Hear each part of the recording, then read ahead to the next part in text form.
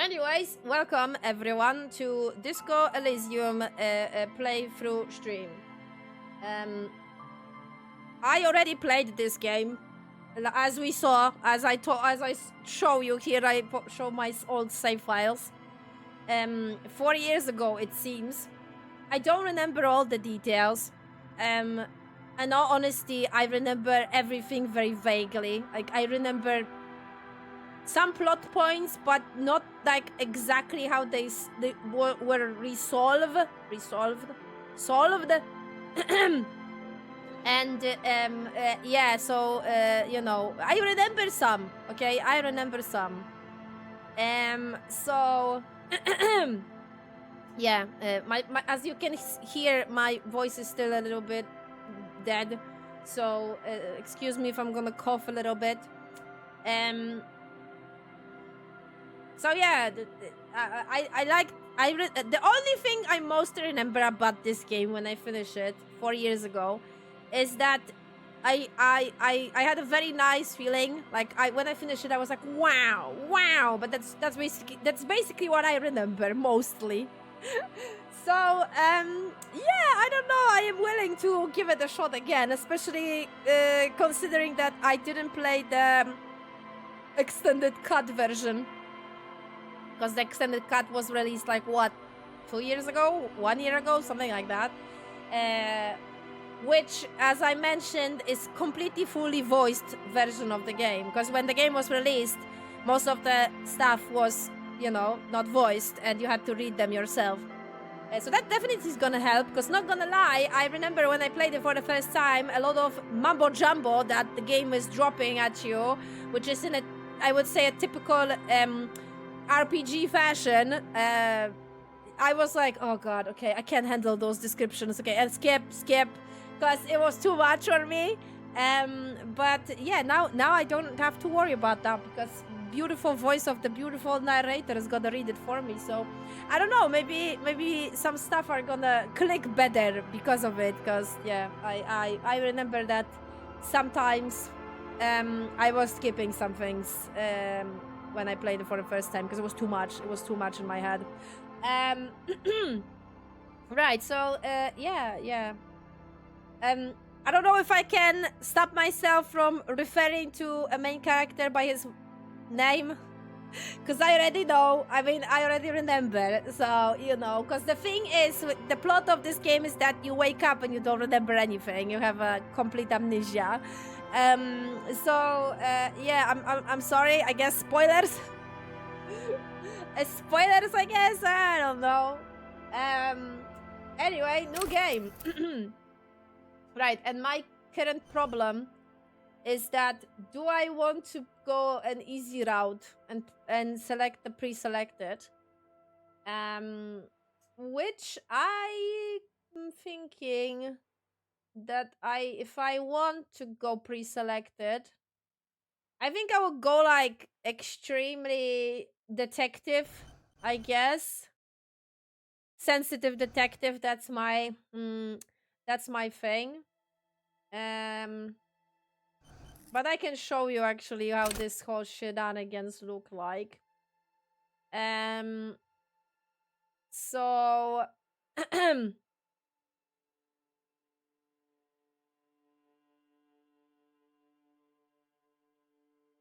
Kim is the man who has his shit together. Yes, exactly, my man.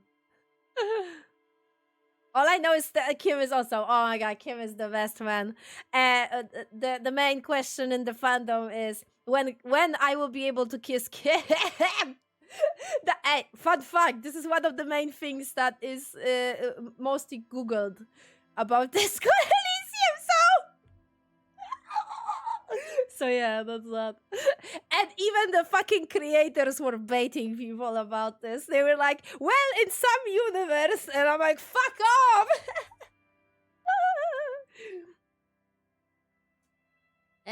Right. So I can get rid of everything? I can, okay. Right, so I don't want to go muscle. So I want... Definitely I want intelligence, and definitely I want... sensitivity, emotional sensitivity. Everything else seems shit. Cause average. Okay, psychic average. No, I don't know. I just don't feel like it. 4422. Pretty. Meh.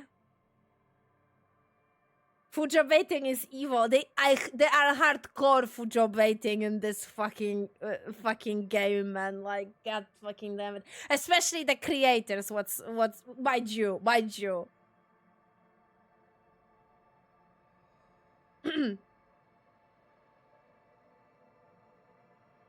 But yeah, I know. I mean, I guess you guys can yeah, see what the fuck. I guess this is not the best approach, I would say, if you see this game for the first time, I would say. Because, like, as I mentioned, I remember something, so... yeah, I don't think I will stop myself from not saying them. I don't remember all the detail, and I don't want you guys to answer my question. So I'm gonna ask rhetorical questions, but, yeah. Right, so I can choose my, like, a primary skill if I'm not mistaken. Which I would like.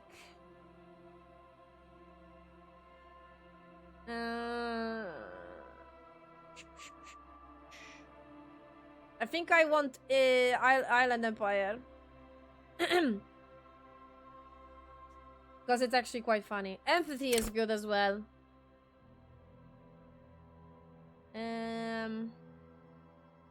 Okay, so logic, educational, rhetoric, drama. So that would be very useful in the, like, detective work.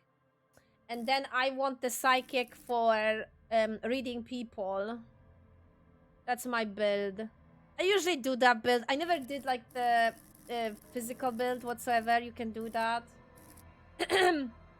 So, you know, you can destroy doors with just a fucking kick and shit like that. Some things are not gonna be, you know, easy for us, but... oh, another thing that I didn't mention. We are not safe scamming. Sorry. But the game has such a funny outcomes if you are dealing with what's happening. And the game has a dice system, so sometimes RNG can fuck you over.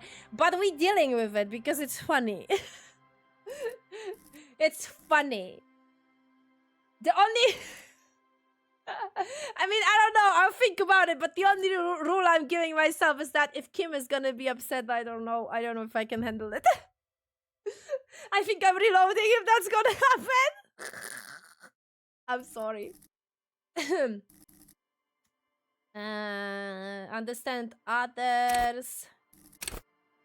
Yeah, I think I don't know. Island Empire is funny because you can like some things that are not real are basically like you can see them. It's stupid. It's stupid but funny at the same time.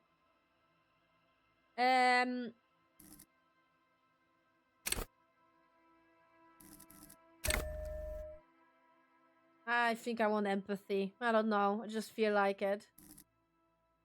So, for example, I can give you an example. If I had Island Empire, my Thai is gonna communicate with me, and I can hear my Thai, which can lead to some interesting things happening. Because your character is like actually talking with a Thai, and you can... I think there are moments when someone can like hear you that you do that, and you know, you can... you can have a throw to basically like hide it, and if you fail, then... it's funny.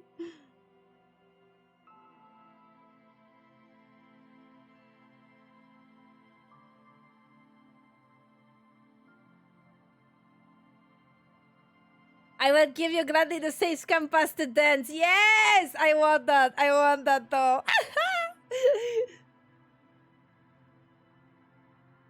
I don't know anything, so if I say something, it's just my thoughts. Okay, good. Because yeah, I will definitely ask a lot of rhetorical questions, and I don't expect you guys to answer them. Like, for example, I don't remember anything about Dora.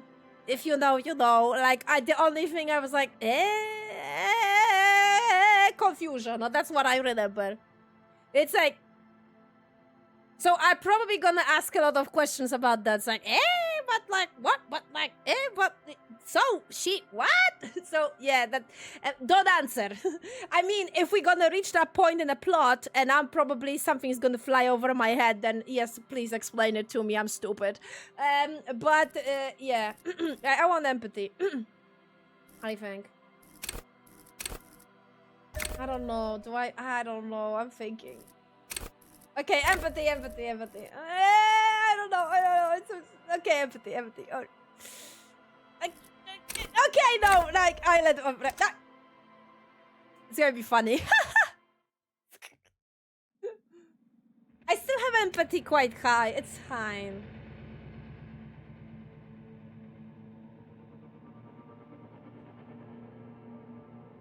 There is nothing. Only warm primordial blackness.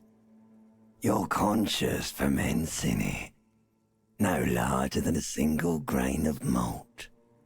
You don't have to do anything anymore. The voice acting is too loud. I'm gonna have to lower it a little bit later, but it's fine. Ever. Never. Isa! Thank you for the raid! Welcome! We just started the game! This is just the beginning! Oh my god, perfect timing! Welcome, everyone! Welcome! How was your stream, Isa? Are you still addicted to... oh god, what's the name of that? The war... Did you... Was it Warhammer? Am I tripping? A Sims 4? Okay, nice. What's your objective in Sims 4? Are you playing with mods? Welcome, guys. Welcome. I'm Kat. I presume you know me. I'm very loud. I just come back from a holiday. I was off from streaming for like a month because, yeah, the dates weren't arranged very well. It was basically quite stupid because I went away. I had to come back to work for another week, and then I went away again. So yeah, in total, I couldn't stream for a month or so, which is pain. And today we are starting a very big thing on my channel, which is Disco Elysium. That's my objective at the moment. Playing Disco Elysium. That's probably gonna be a main thing. I mean, my brain decided a couple of days ago. Yeah, my brain, not me. My brain decided a couple of days ago that it would be nice to replay Devil May Cry again. So that's a possibility. That we're gonna play Devil May Cry 3, 4, and 5 again. But yeah. I hope you had fun on Isa's stream. She's doing 100 baby challenge. Oh no! How are you gonna handle toddlers though? That's my question.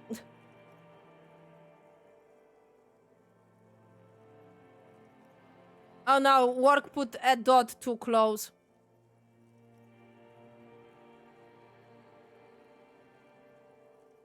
Thunder, hello! In the mortal word of Mel, it's not the beginning, it's not the end. Things will never be the same again. So I actually played the game in 2020. But yeah, I didn't play the extended cut. So an extended cut is fully voiced. Because when the game was released, only some texts were dubbed voice, and then most of the game you had to read it yourself.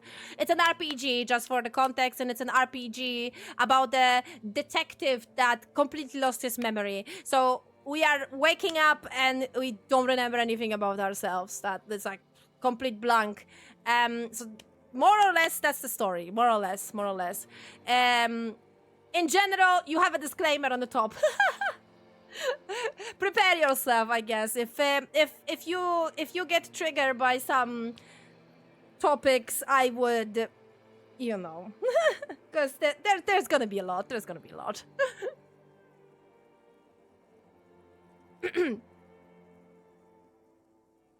Isa had to run to get ready for work, but she sends a hello. Oh, no problem, work, no problem. I really appreciate it. I completely understand. I'm always doing the same thing. I think she knows because I did a couple of times to her as well.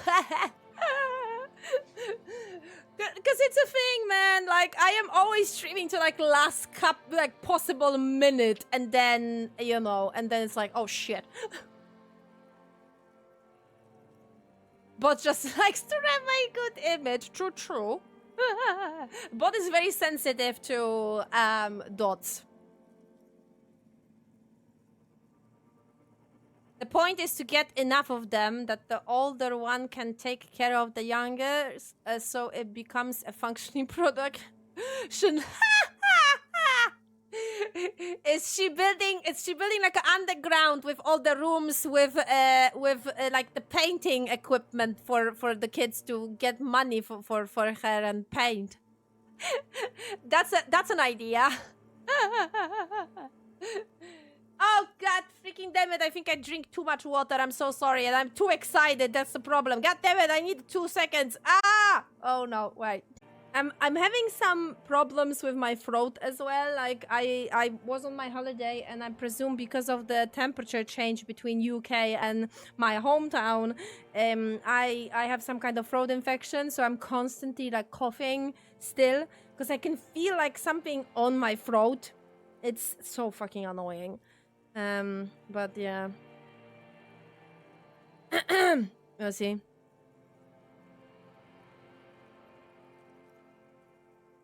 I keep up on Twitter. Glad you had such a nice holiday. Super glad for you. That new boss lady is nice so far as well. Yeah, I am excited. She's planning so many changes, and I'm anxious as well at the same time.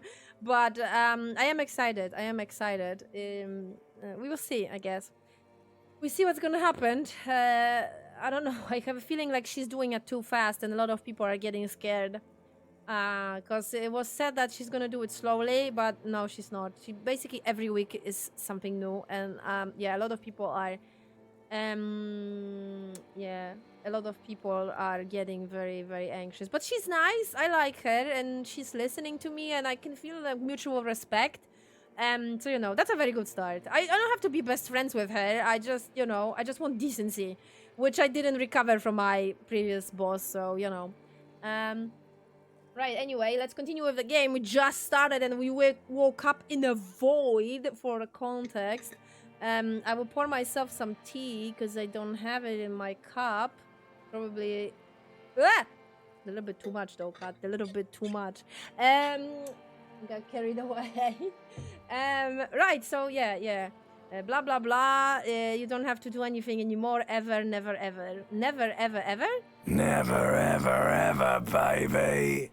I will have to set up the we need to get rid of the dialogue window, and I will lower dialogues a little bit, the volume, because they are quite loud.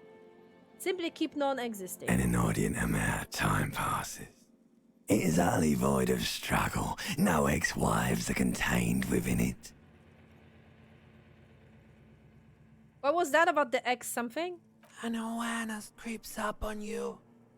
A mass lies hidden in your dead angle, soaking in some lurid acidic sauce. It's bloated and shameful. A ball of meat surrounding you.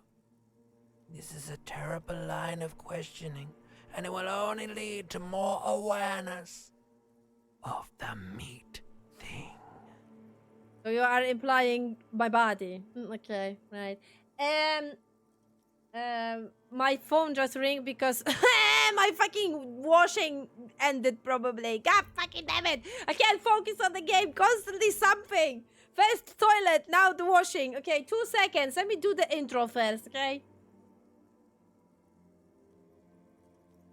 No, I want to know about the X something. Ex-love. Ex-tenderness. It is foolish of you to resurface to the loss. Not after all the damage you've suffered to get here. Some of it irreversible. Stay. Sail with me through the abyss of pelagic zone.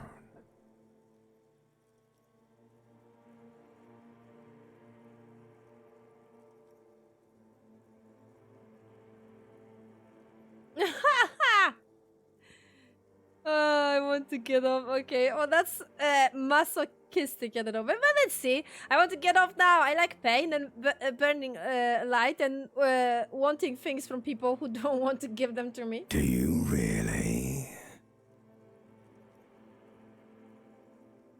I do. Let me off. You wouldn't like it if I told you what was back there. Why'd you think you had to bludgeon yourself into oblivion? Or did you not sense yourself marinating? Poured so much on yourself, got a bit carried away, did we, Chef? Fear and apprehension. You should ask what's out there first. So, okay, so I see it as a poetic way of saying that I fucking drank myself to near death. Lovely.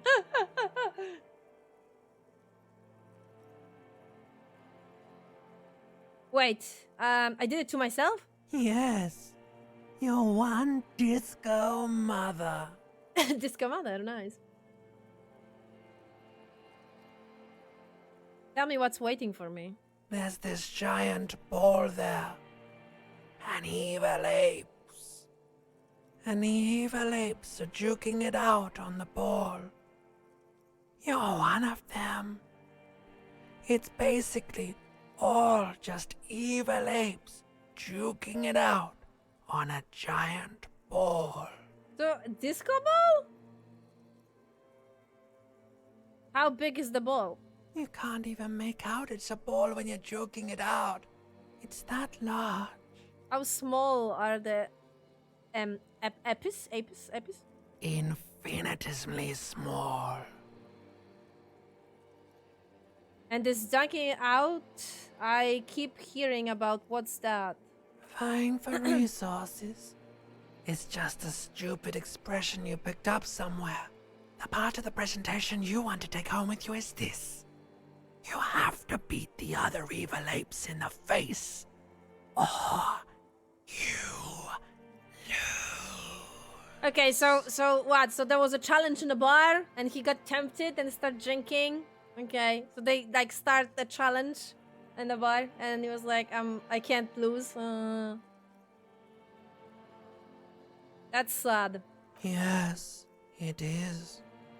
And you drowned in that sadness a long time ago. What do you mean drowned? You lost. The sound outside. You recognize it. It's a Caprice Canena motor carriage.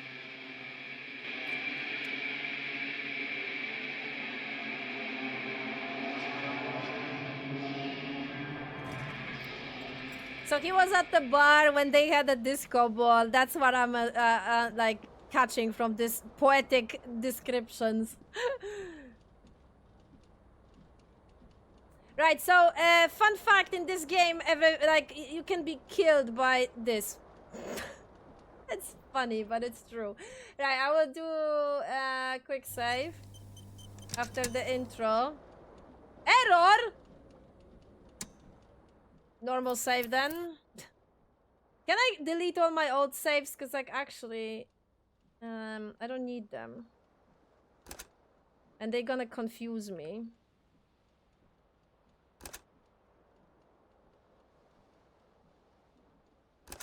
As you can see, those are my first save files. As you can see, 2020. I'm not lying. Or maybe keep like one or something. I don't know. I don't think this would work though, because this is from a completely different version of the game. Oh, wait a minute. It worked, but it didn't work. Like, what the hell? Worked, but it didn't work. Aha. Cool. Right. Well, I will save again. Right. Okay, cool.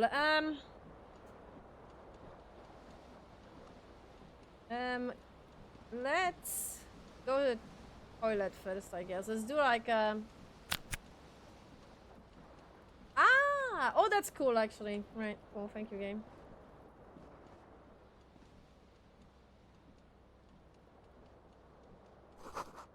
See the bottles in the bathroom? Wine, beer, and sweet for licorice.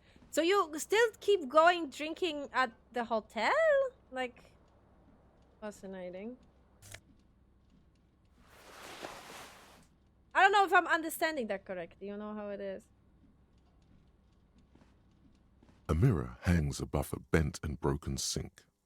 In a fierce discharge of masculine energy, someone has ripped half the faucet off. Hot water sprays from the base and steam covers the mirror. You cannot see yourself, just the outline of a man. Suddenly, you realize you have no memory of the face that awaits you there, underneath the soft vapor. Really? Nothing? Really, all recollection of the person you are, the people in your life, and even the world you're in has drowned in a sea of blood alcohol. This was no mere night of drinking. It was a deluge of world-ending proportions. As you slowly reach your hand towards the surface of the mirror. Abort. You clearly have not thought this through. You won't like what you see there, and you will never unbecome it.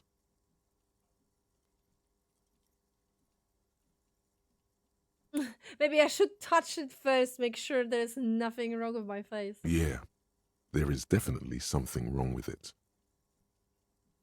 Well, what's wrong? Where to even begin? There is the bloatedness, then the swollenness. It's like there's an upholstery of alcohol underneath your skin.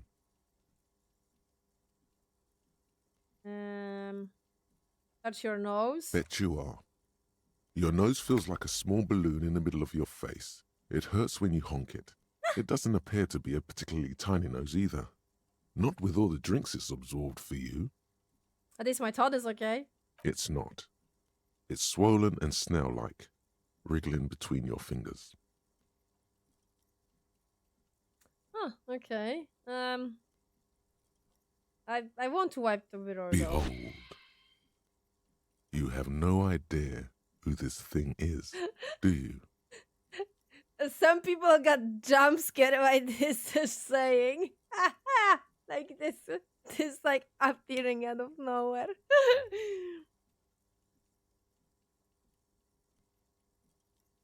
Of course I do. It's some kind of superstar. I think I'm a superstar. It appears you're also dead. There's clearly rigor mortis on your face. Oh wait, is that an expression? Are you trying to make an expression with that face? Why? I think it might be because I'm a superstar. Please stop. It's horrible. You're scaring yourself. No, this is what superstars do. You can't, can you? It's like it's not even voluntary anymore. You have worn that grin into your face, and now it won't come off. What does it even mean? What is the emotion you're trying to convey?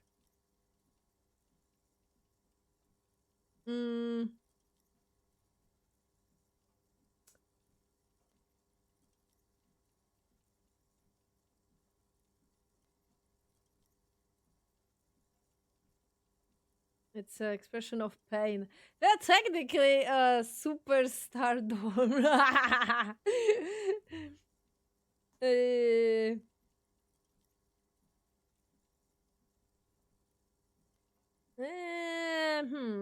Which route I'm going? Think.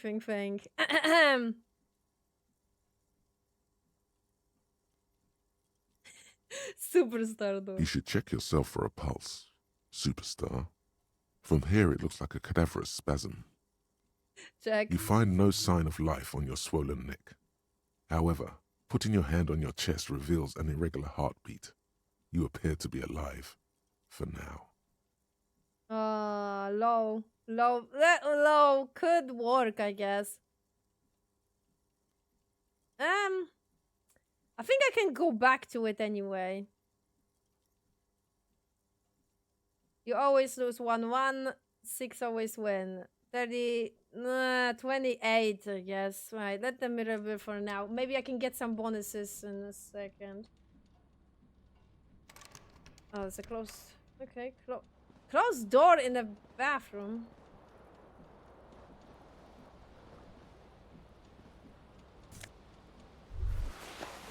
You hear a jingle.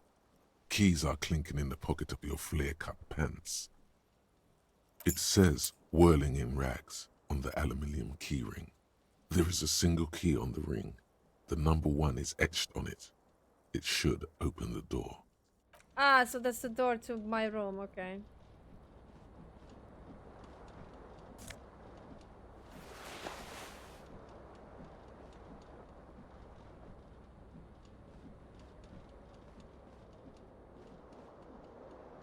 The window stands broken in its frame. Cold wind blows in. The morning light hurts your eyes. It's hazy, but you see the ocean and some war-torn buildings. Ah, white checks you can retrieve. I actually forgot which one you can retrieve and which one you cannot. But the percentage is lowering every time, right? The shards face outward. Whatever broke this window came from the inside. Did I break it with my own hands? A fine web of scarring covers the back of your right hand, but none of it is recent. Oh no! Seriously? That's implied? I didn't even know. What the heck? Wait, am I understanding it correctly? Whoa, that's dark as fuck. What did this then? More likely a projectile than a held object. There are no fragments on the floor from pulling a tool back in after impact. The size of the impact. It is too large for a bullet, yet too small for a piece of furniture. You're looking for something heavy and larger than your fist. Like the green shoe that's on the hat rack in the corner, which, coincidentally, is missing its friend. Congratulations.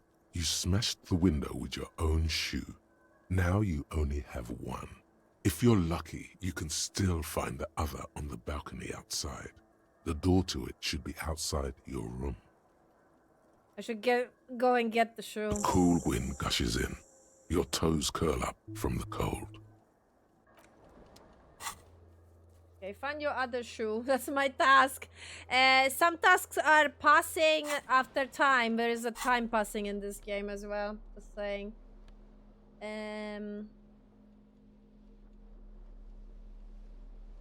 The shirt is stained. Okay, that's why.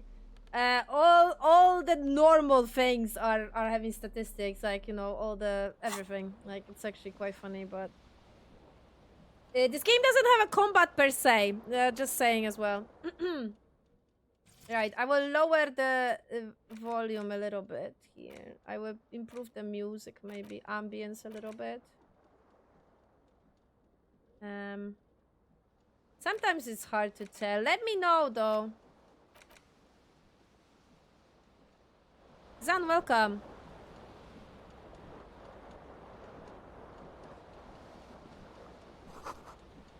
This medium-sized bottle of Como the Red is empty.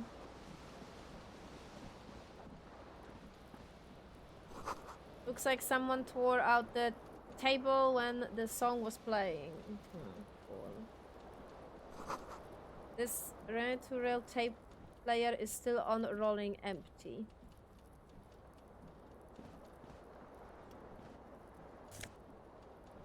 Shoe number 1.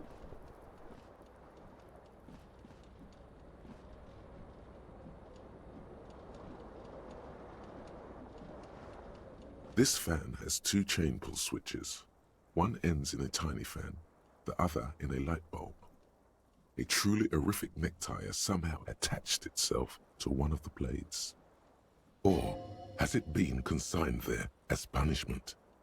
You feel as though this creature is your friend and wants to reattach itself to your neck so that you may continue your adventures together in this strange world. No, my tie is gonna talk. I forgot that I did that to myself. Pull the fan. The blades come squeaking to a halt. It should be easier to reach the tie now. Ah, nice. You swoop up and catch the tie. Snap. It's released from the blade. Warning, warning, the necktie is no longer contained. What you have in your hand is a fantastically colorful tie. with 4 or 5 different patterns. The knot reminds you of a noose. If it's your friend, why was it up there? Who ties their friend to a ceiling fan? Maybe this thing is dangerous somehow. An ominous, foreboding feeling fills you as you look at the tie. Ah, yes.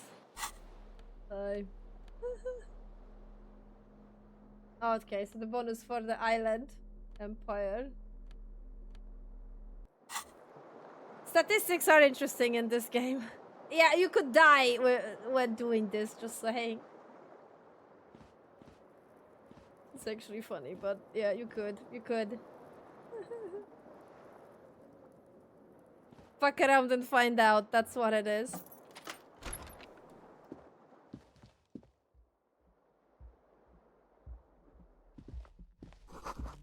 The calendar says it's March, the year is 51.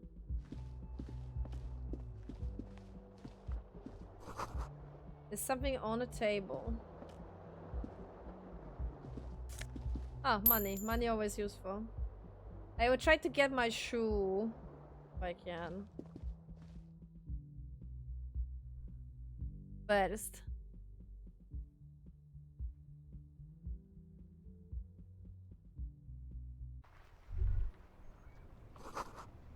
Smell of the sea makes you dizzy.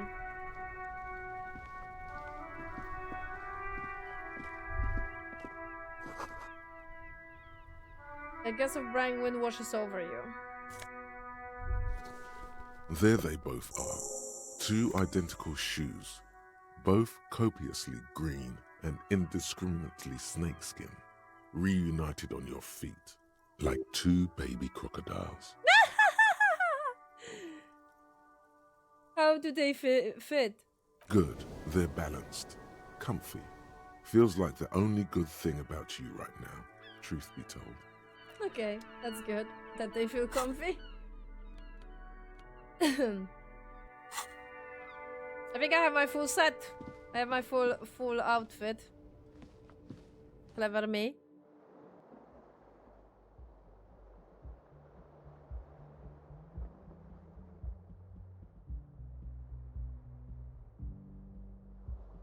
The jump scare wasn't even part of the game. Just went into the dark room with a flashlight. Again, shadow appeared on the wall, and then boo. It was you. I listened to your stream and played the game. It was scary and funny. funny, very funny. I agree. Oh, I can walk like this as well. Oh, nice. It just. Hello, officer. The young woman raises a cigarette to her lips. Officer, am I a military person? No. There's only one solution to this. You're a businessman. Then why did you call me an officer? Because you're a police officer, sir.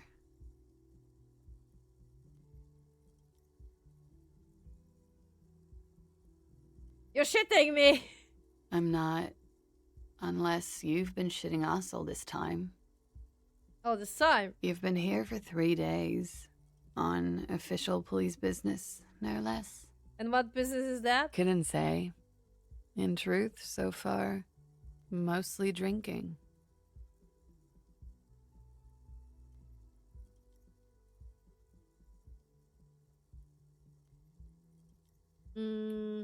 Why don't I remember being a cop or anything else? Could it be because of the drinking?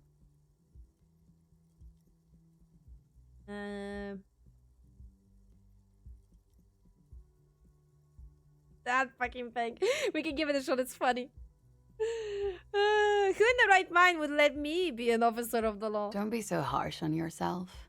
They let almost anyone be a police officer. A glib remark. Don't let it stand. Assert yourself.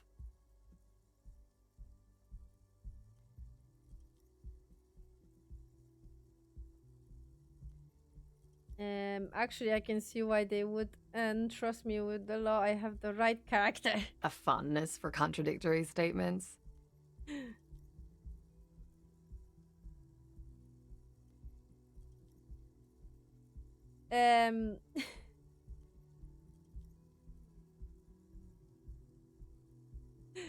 I get those types of information sometimes. Little facts like trivia give me a detective vibe. Of course. She remains unconvinced. Fuck.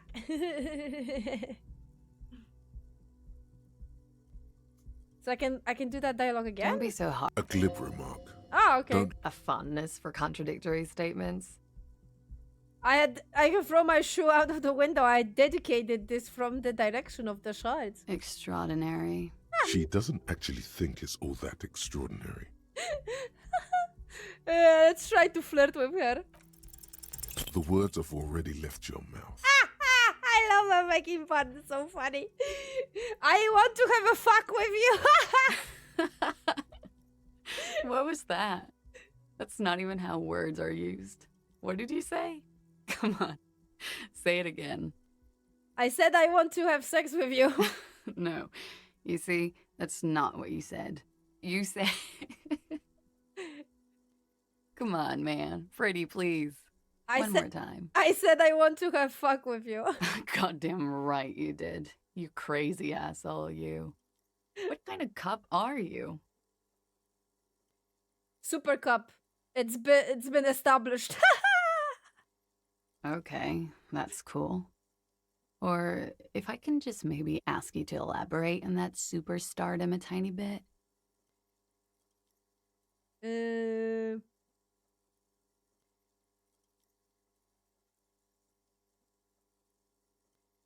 It's a theory I'm developing. It means I am a vaulted old drunk with sideburns and disco pants. If I don't have a joke on my sleeve, it's on me. I have certainly been entertained. Thank you. Whatever you are, you should stick to it. Otherwise, it's gonna suck for you later when you have to interrogate me.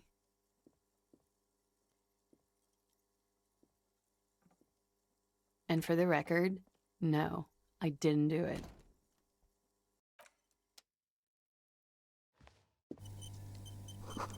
I remember when I was playing for the first time, I was trying my best to be like as serious as possible with this. So this time I really want to fuck around if I can.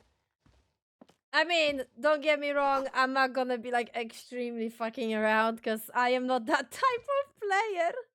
I am too scared. The door is closed. Knock. There is no answer. You hear the shower being turned on. Somewhere inside, a tremendous loneliness comes over you. Everybody in the world is doing something without you.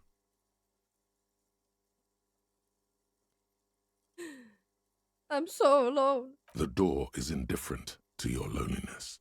The world does not care. Still no answer. Still nothing. Nah, it's not gonna. Right. This door can only be opened with a key or from the inside.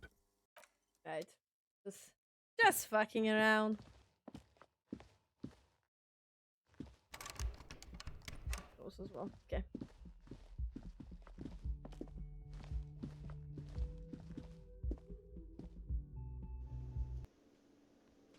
My boy. My boy's waiting.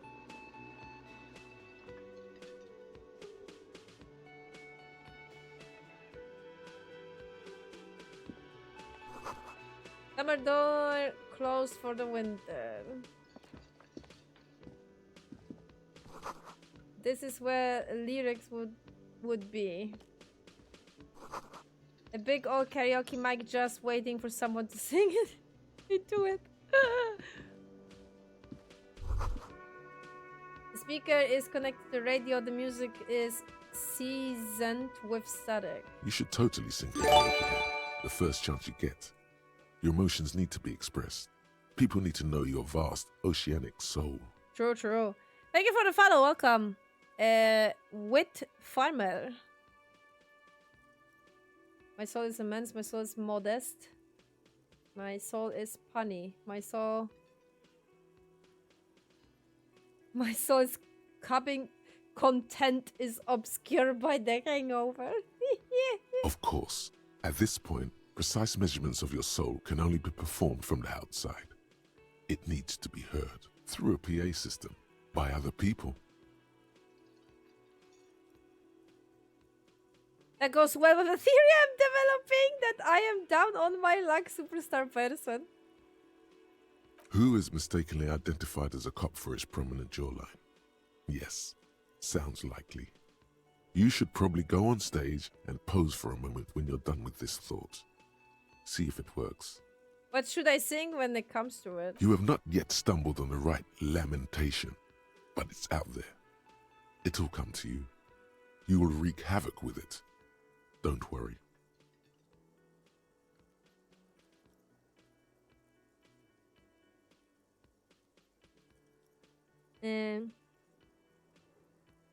I was thinking maybe I could sing something happy, get the people going. No. Don't sing the happy song. It's stupid. Sing the sad song. It's profound. Okay. You have to find something tragic to sing first, though. Need to find a song. Alright, cool. You need to find a tragic tape, then play it on the boombox to memorize the lyrics, then ask the cafeteria manager to perform. Get hold of a sad tape. Sure.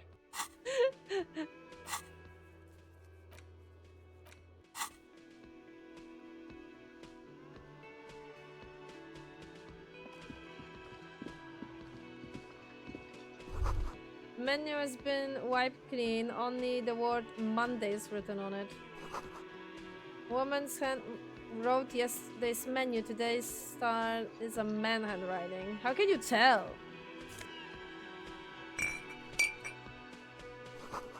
This is a water cooler, a large bubble is rising to the surface.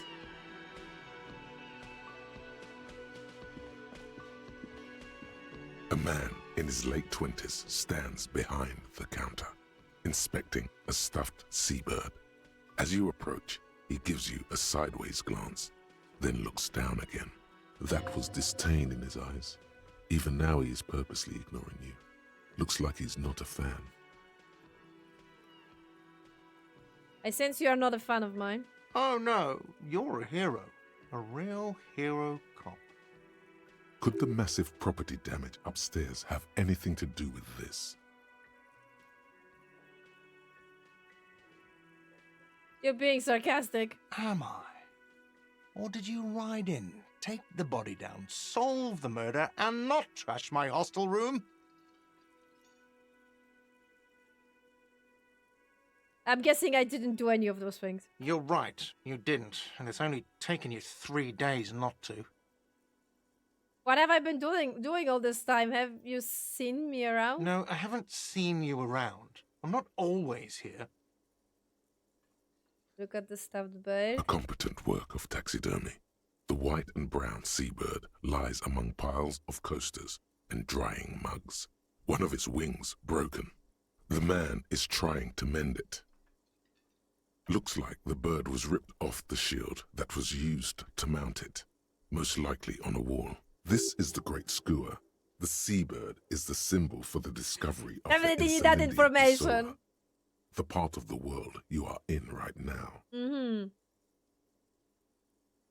Something about it makes you feel bitter.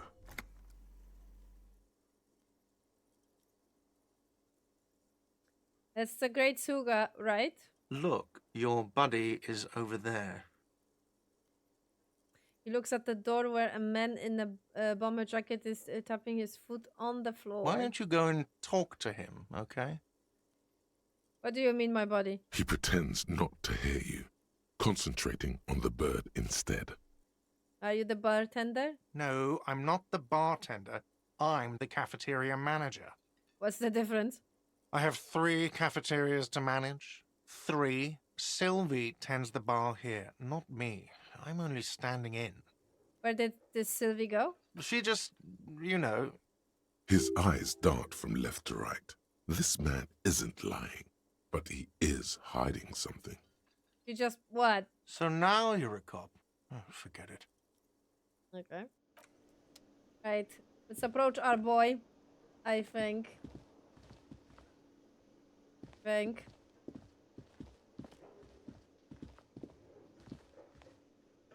A bespectacled man in an orange bomber jacket Oh, cool. is tapping his foot on the floor. Looks like he's waiting for someone. As you approach, he narrows his eyes and extends his hand in greeting. If an assault were launched on this building right now, if the windows came crashing down and the whole world descended upon you, this man would hurl himself in death's way to save you. You are sure of this, but why? Hold on, who is he to me? He is your half-brother. Shake his head. Hello, I'm Kim Kitsuragi, Lieutenant, Precinct 57. You must be from the 41st. You realize he's waiting for your name. Uh-oh. This is your chance to come up with a really good name for yourself. Get creative. Conceptualize. I can do it, I guess.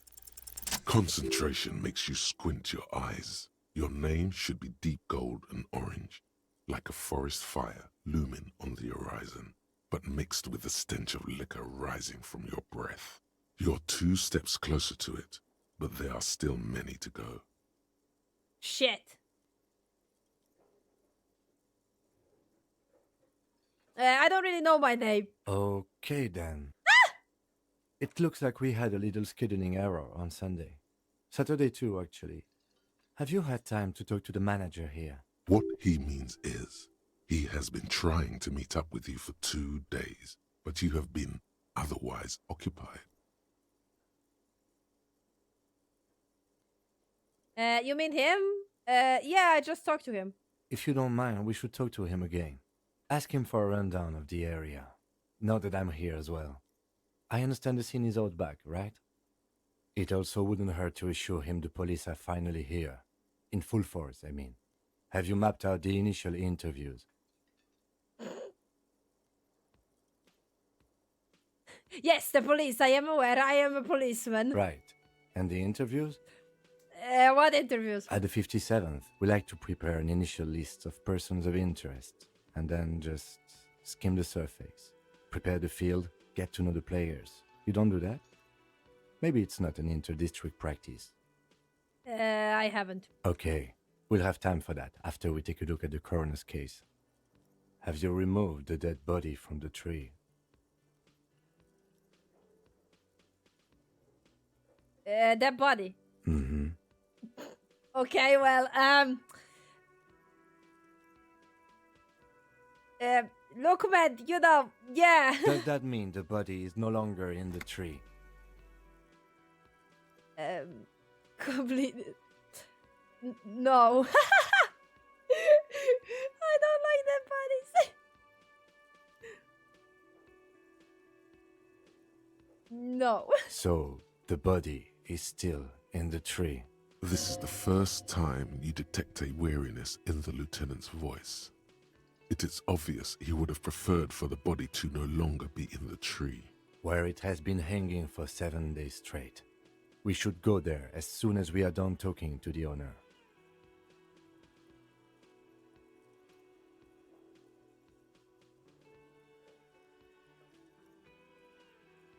What were we supposed to do again? Talk to the manager.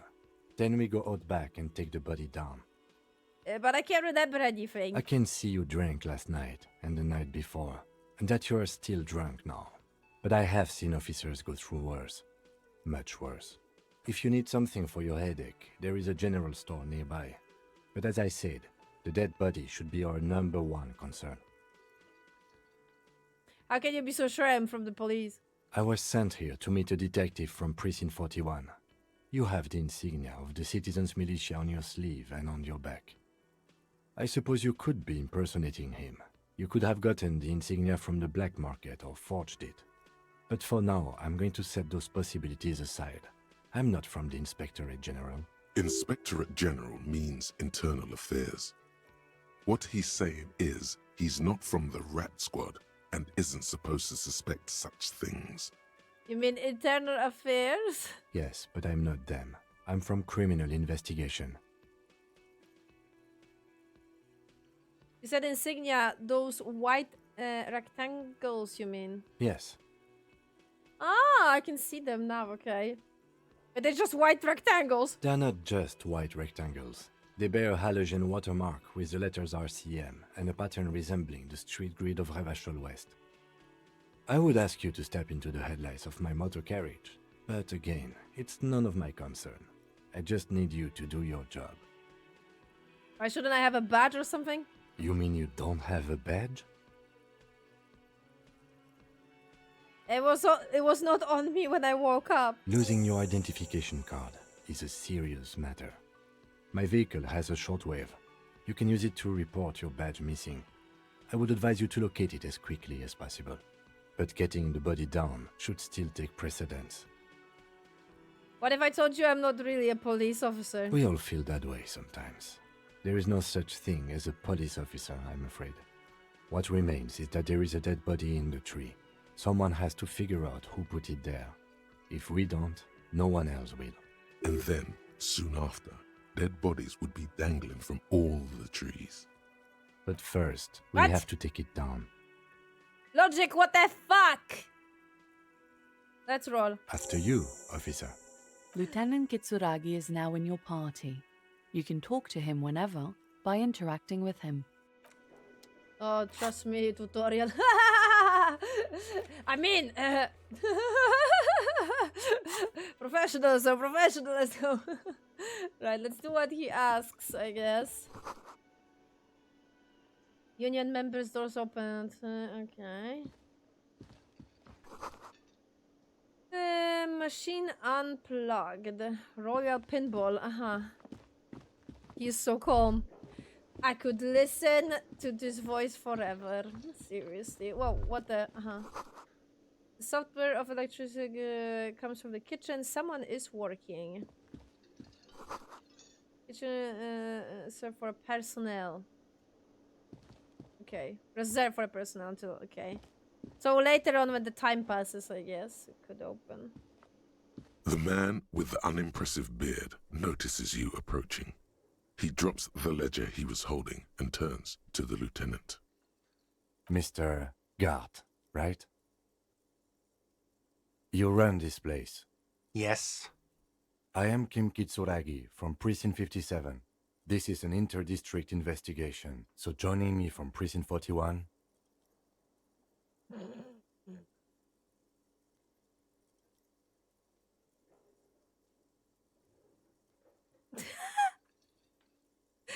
I'm currently in between names. Fantastic.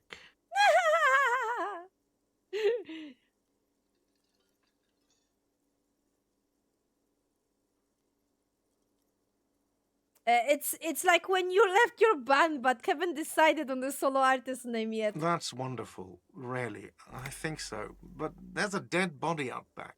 No one wants to work in these conditions. It's been a week. Sir, I understand your concern, but we are here to do a job. And for us to do it, I need you to stay calm. Yes, of course. For a moment, the cafeteria manager fidgets under the lieutenant's gaze. Then he gives in. I know it took us a while to arrive at the scene, but it also took you a while to call us. It was you who placed the call, correct? No, I only just got here. It was probably Sylvie who called you. She usually works the bar here. I'm only temporarily taking over her duties. Do you have her number? As a matter of fact, I do. You said you just got here. From where? Are you a local? What, of Martinez? No, I live in Jamrock. I only sometimes come here to keep an eye on the place. This is just one of the many, many cafeterias I manage. But you still know your way around, yes? In case we need directions. Yes, I know where some things are, but as I said, I don't live here. I just used to work here. And I'm not going to start working here again, if that's what you think. I didn't imply that. Detective. He probably means this is where you step in and ask your questions. Who, me? Mm-hmm. I have everything. You?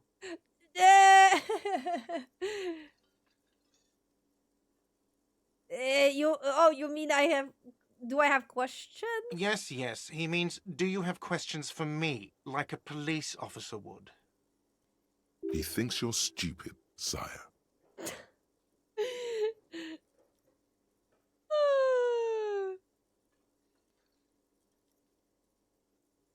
Why did Sylvia go away? Haven't you asked me that already? What is it with you and this woman? She has nothing to do with this. Now, before I ask you where, now I'm asking you why she left. Okay, you got me. She went away because of the dead body out back. And because I asked for her number. That's why Sylvie went away. I hope you appreciate that. Wait, you ask it in like a flirtatious way or some shit? Thank you. The lieutenant says he opens his little notebook at the cover. The number is safely tucked away in a small pocket. Didn't go well? I asked an employee out. She didn't want to come, but felt obliged to. It was a bad idea. Now, what is so goddamn fascinating about that for you? It's got nothing to do with the lynching.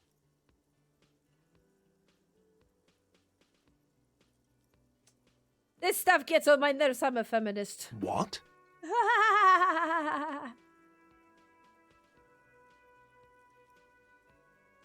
That's right. If there is one thing I know about myself is that I am a total ringing feminist. Is that so?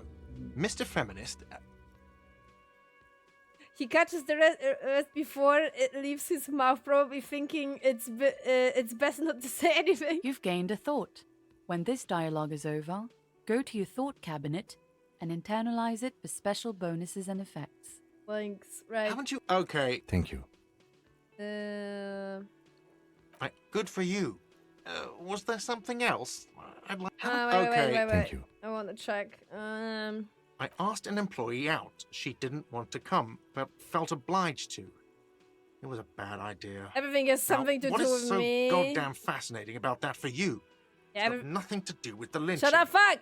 Everything has something to do with what to do with everything. Good for you. Okay. Was there Let's have something that. else? Okay. I'd like to get back to what I was doing. Who was killed? No, who killed him? Okay. I don't know who killed him. I'm not the police. That's your job. Did you kill him? What are you, crazy? Of course I didn't kill him. Where exactly is the body? Behind this building, there's a courtyard.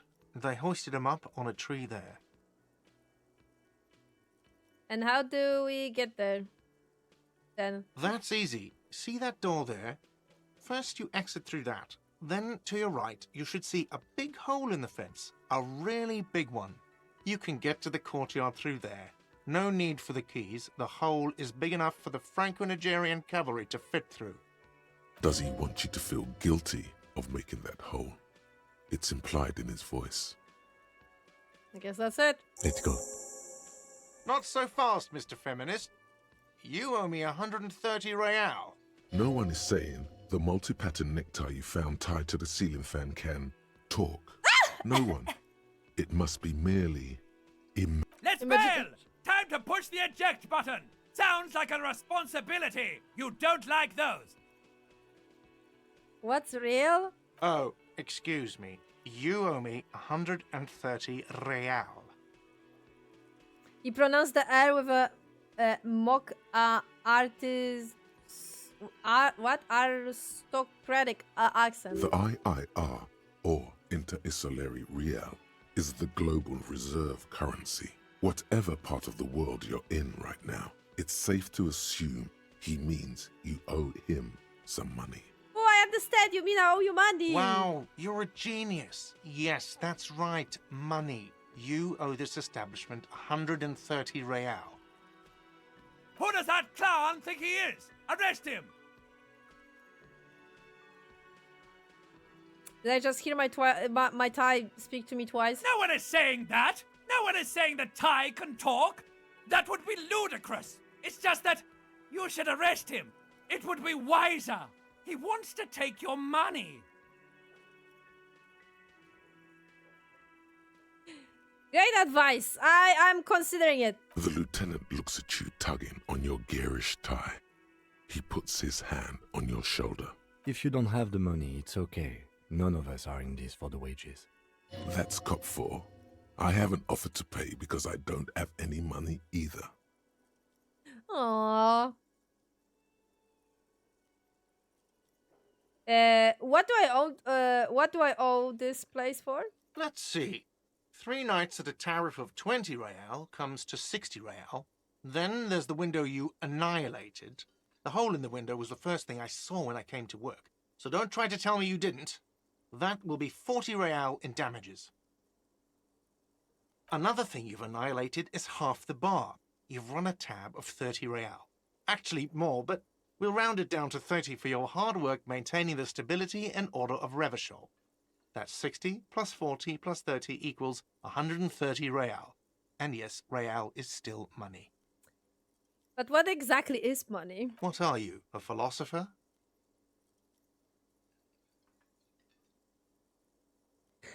Actually, I might be. Money is what grown-up people use to pay for things. Things like this hostel room or 8 bottles of potent blend and 9 packs of Royal Extra. We use it for everything, really. Interesting. Where do I get it from? Are you serious?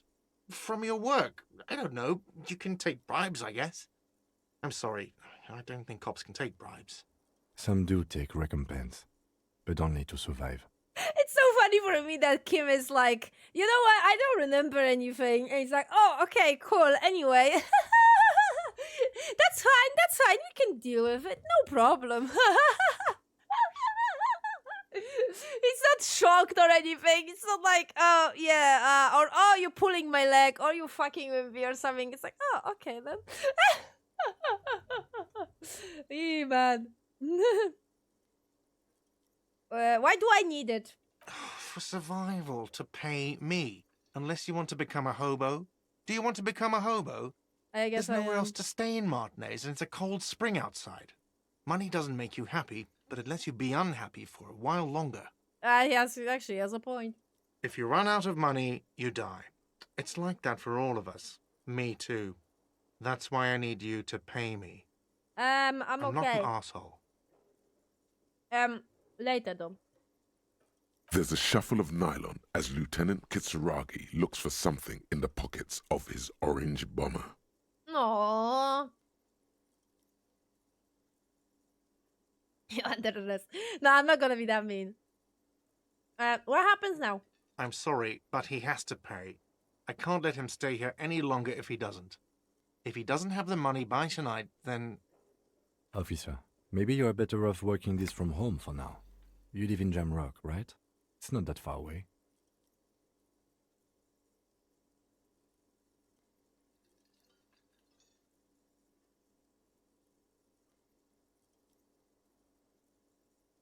I don't have a home. Officer, you really need to take this up with your station. I have a shortwave radio in my car. Call them, ask for assistance. We have to get this investigation started now. Good luck. By the way, where is home? The address is coming up blank, and this place sure isn't it. As I said, I don't think I have one. But you've been at this hostel cafeteria for only 3 nights. Where were you before? You had to be somewhere. Up on Mother Hill? Why did you say that? Lieutenant Katsuragi, do you have a place? Do you know a place called Mother Hill? No. But isn't that an expression, not a place? Oh, an expression. A saying. Up on Marvel Hill, a great high place. One that is impossible to climb back to. That doesn't sound like somewhere you can stay if you run out of money.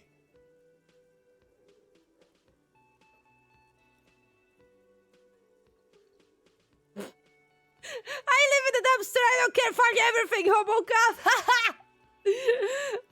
Could I trace the way back home? To the exact street, the exact number on the building. You can try. Run some addresses in your head when you get the time. Maybe a street or an apartment will appear. Okay.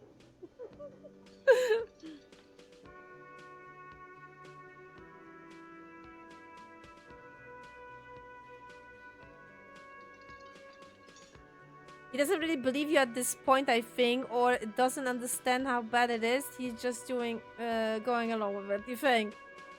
Sorry, I'm moving a chat and game is moving at the same time.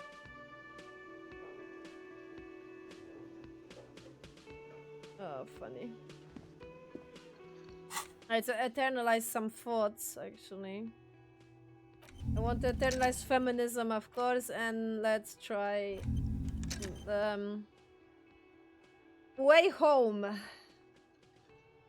think some of them give you some little bit of penalties, like, oh no, authority against men. Authority against men +2. Yeah, so this is like a system here. You can eternalize the fault, and then some stuff are later gonna unlock, and those are like buffs. I guess I could explain it that way. Some of them give you penalties, some of them don't. The PNG. Pay for the damages. Call Sylvia using him shortwave to ask where she made a call. So our witness. God damn it! I didn't have that. Oh, I could do that funny thing, and I didn't thought that I will lose it if I choose a dialogue. I thought I could do. Ah, god damn it! Sadness. Can I help you?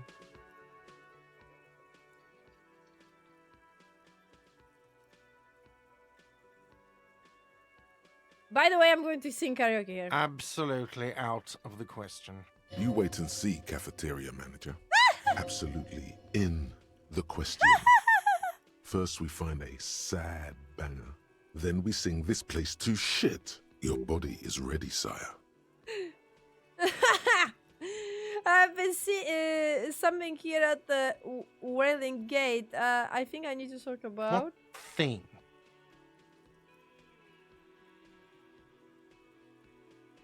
I saw the sign that said the mess hall is reserved for Union. Yes, not the whole damn Union, thank God. Just the nastiest and loudest faction. They come here in the evenings. Dumb, unruly types. Think they're big shit. But they're good customers. They place big orders and always pay on time. He hates the union, but grudgingly recognizes its power over him. So he's directing his frustration at you instead. Retaliate.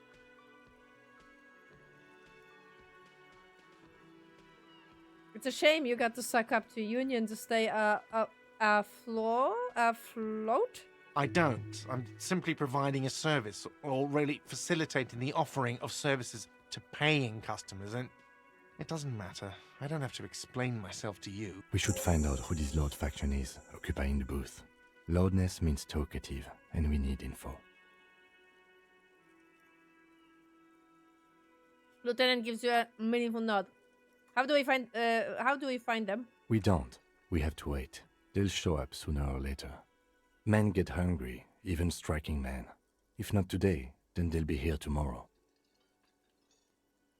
There are these things called days. You sleep between them. He's saying they'll come after you've slept. Just making clear you got that. Sure.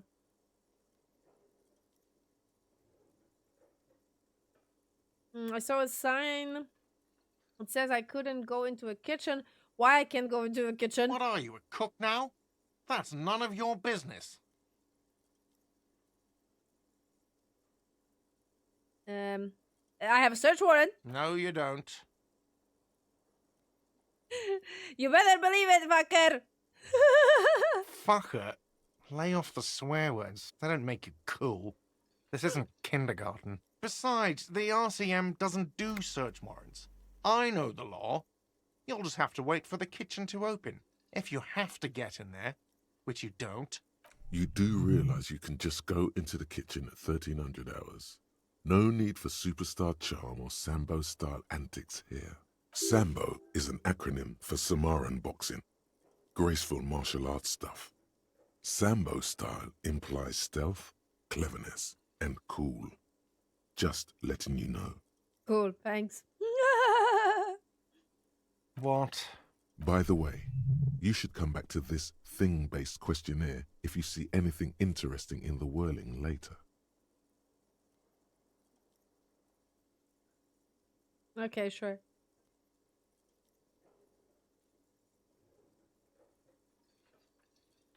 Logic is a good boy. I just fucking can't.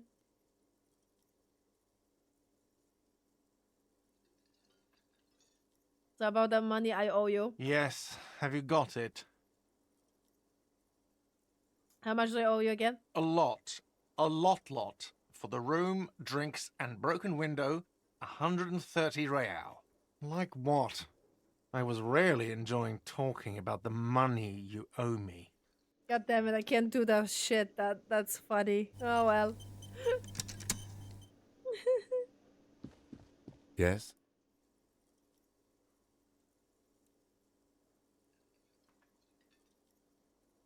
Tell me about the case. What do you want to know? Um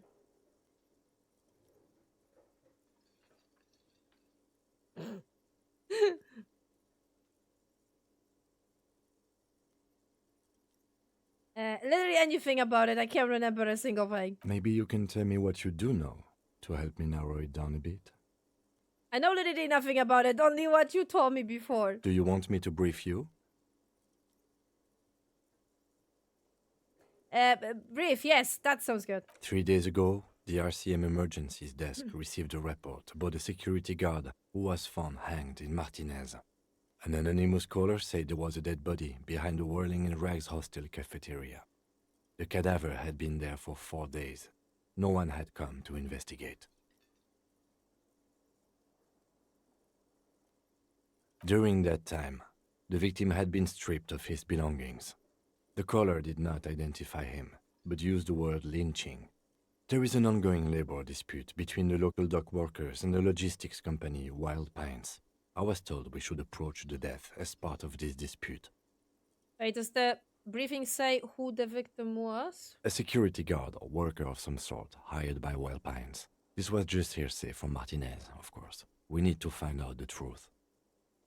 Why didn't we know anything about the caller? They didn't identify themselves in any way. The tone was muffled using a device of some sort. The desk could identify neither the caller's age nor sex. Why hide themselves? There's a strong prejudice against involving the RCM in what's seen as union matters. The dock workers' union is the de facto police in Martinez. Now it appears they've started executing too. We cannot allow that. Hold on, and the RCM is? That's us, the Revachol Citizens Militia. We're the police in this city. The RCM, or the Revachol Citizen Militia, is the police force you and him are part of. Thanks. A self-organized peace corps of the occupied city of Revachol. The RCM operates within a legal twilight, yet its authority is rarely questioned. It's super useful to know this. Of course, yes, I understand everything. Just to be clear, we are police officers. It's our job to find the killer. That's the case. Uncover and arrest the killer. Yes, I add that up. Yeah, cool. Thank you for telling me. Would you say this is a mysterious case? No, it's not a particularly mysterious case. Why not? The deceased is a security guard for a corporation involved in a labor dispute. It doesn't take a DeLorean polymath to put the pieces together. I just don't see the case getting more mysterious than that.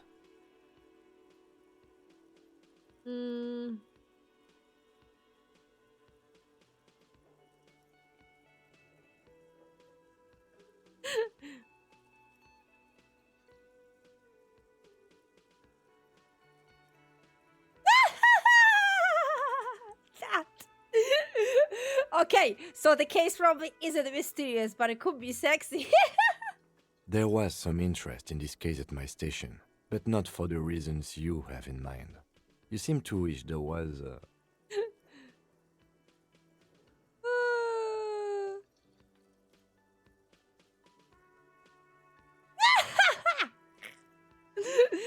Are you sure there's not some sex angle we should be considering? Good point.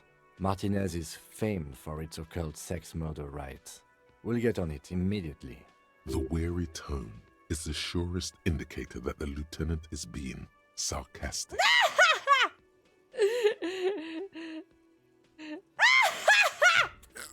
Sorry.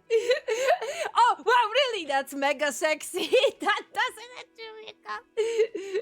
Oh. It doesn't have to be a murder. It can be. It can just be sex. Oh my god. Fucking answers, man. Do I want to approach him like for real? It's like, are you being sarcastic? Are you? No, wait. Are we playing dumb detective?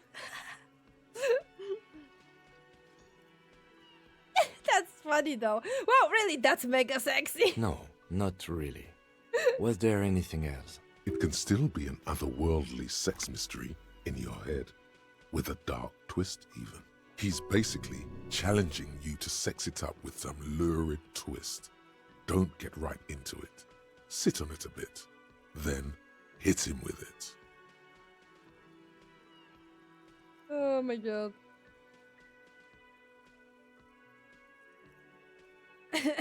So wait, what? No, I can. it's not a particularly mystery. The deceased is a security guard for a corporation involved in There was some interest in this case at my station, but not for the reasons you... Good point. The weary So you tone can't. is the surest think. indicator Oh, no, you that the can. lieutenant is being Sarcastic. sarcastic. Yeah. You're being sarcastic, aren't you? Extremely.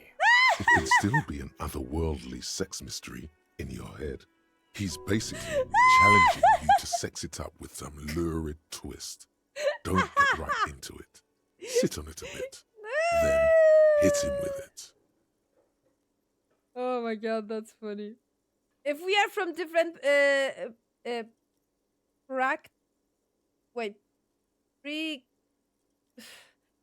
easier word, please.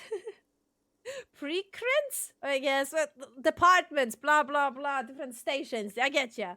Why are we on the same case? I'm afraid you and I are pawns in a pissing competition. His disdain is clear. This man would not use such an expression otherwise. What do you mean? You don't know? I assumed you were in on it.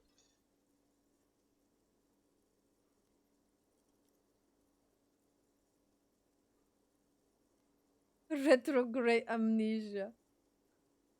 I don't remember being on anything. That's good.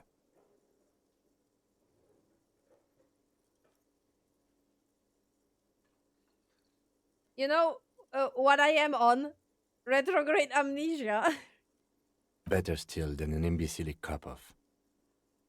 The cap off? It's just stupidity. We shouldn't waste any more time on it. If you want my take, ask me after we've inspected the victim. You should tell me now. It seems relevant. Later. Was there anything else you wanted to know about the case? Actually, I have all I need for now. Good. So what? Convince Kim there is a sexy dark mystery twist in the case. Funny, 2% success. Oh my god. Oh man. Right, later. Later, because time is passing. Let's check that body first, I guess. Let's do what the game is asking me. Actually, what's here though? Pay for the damage. Find out who is the union box. The pissing competition. Yeah, what the hell? Apparently, there was a pissing match between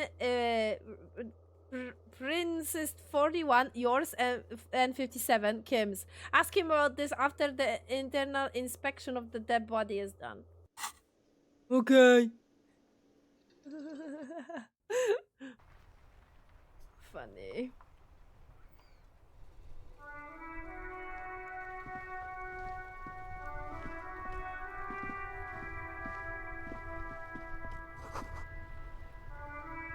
Snow melted in the well. Okay, I will go first where I'm supposed to go.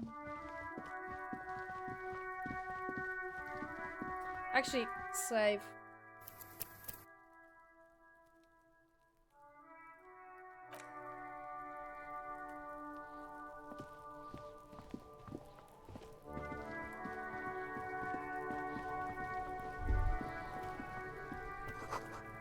Smells like spoiled meat and okay, a human being decomposed.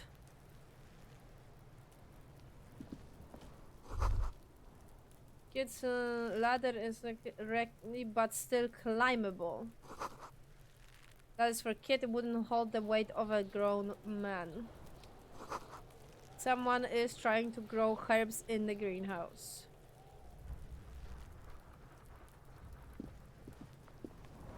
Kuno's got this. The boy throw rocks at the dead body, can be older than 12. If there ever was such a thing as an ugly kid, then this is it. He's almost exquisite in his ugliness, like a gremlin. Oh yeah, Nappa Gumpy, Kuno!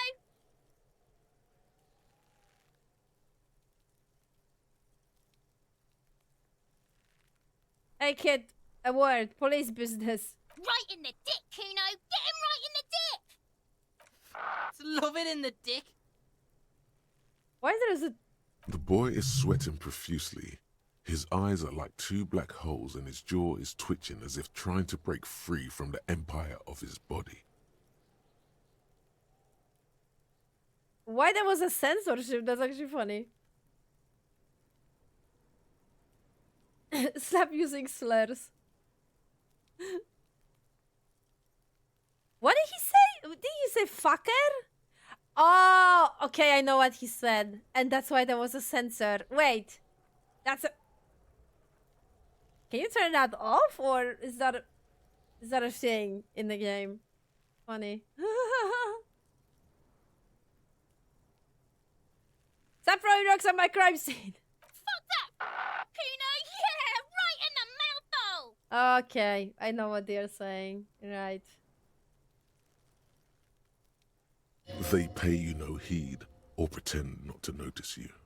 Oh, come on. Seriously. I mean, you are doing such a controversial things in general in this game, and that's a problem? Really? Shits himself. The rake, Kuno! You should throw the rake at him, Kuno! The fuck? Does Kuno know what a rake is? Kuno's not a gardener.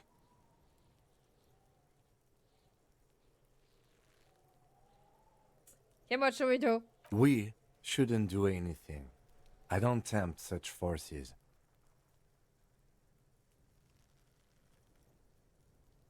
I see what you mean, but we have got a little choice here. Just take it easy. He says with what seems like a excessive what? Excessive caution? The language these kids are using, pure unfettered id. There will be no reasoning with those creatures. True. I have a question. All right, entertain the Kuno. Show me what you got. What you got there? What you got, huh? Show me what you got. Irregular speech patterns, overconfidence. Could this kid be on drugs? This warrants further investigation into this Kuno.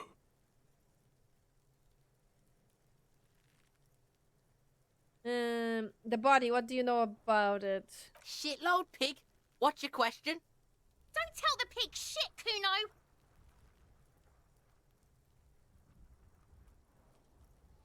Kim, help me out here. What do we want to know? If I were to want to waste my time, which I do not, I would ask them who he is, how he got there, and the usual. The usual being, have you seen anything out of the ordinary? Or have you seen anything suspicious?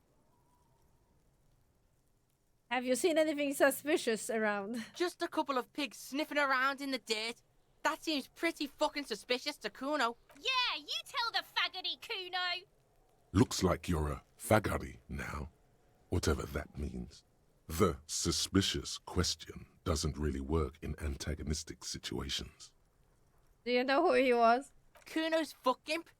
Kuno uses the fuck imp for target practice. He's trying to hide the fact that he doesn't know. I meant who he was before he died. Kuno knows what you meant. Kuno's not a snitch.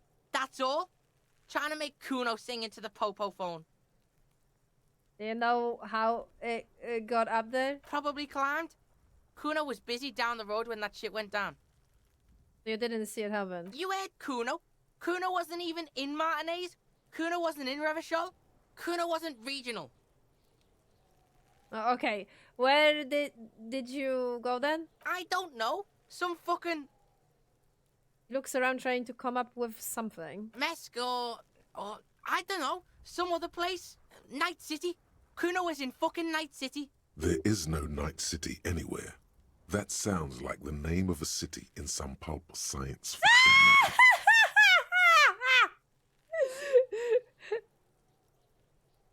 There's a fictional city named Night City doesn't exist. Why you gotta be riding Kuno's ass?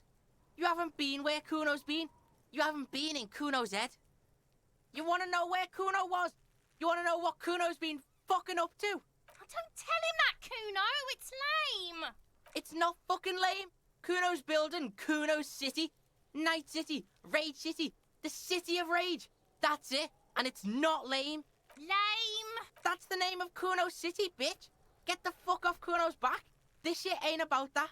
It's impossible to deduce what it is about, Yeah, at least exactly. for the moment. If it's important, it'll come up later. Focus on the case. True.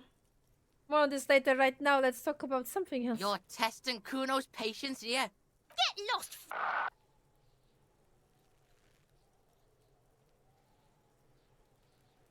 About the crime scene, you kids often play in this yard? Right, pig? This is where Kuno plays with his little wooden choo-choo. Fuck do you want with it?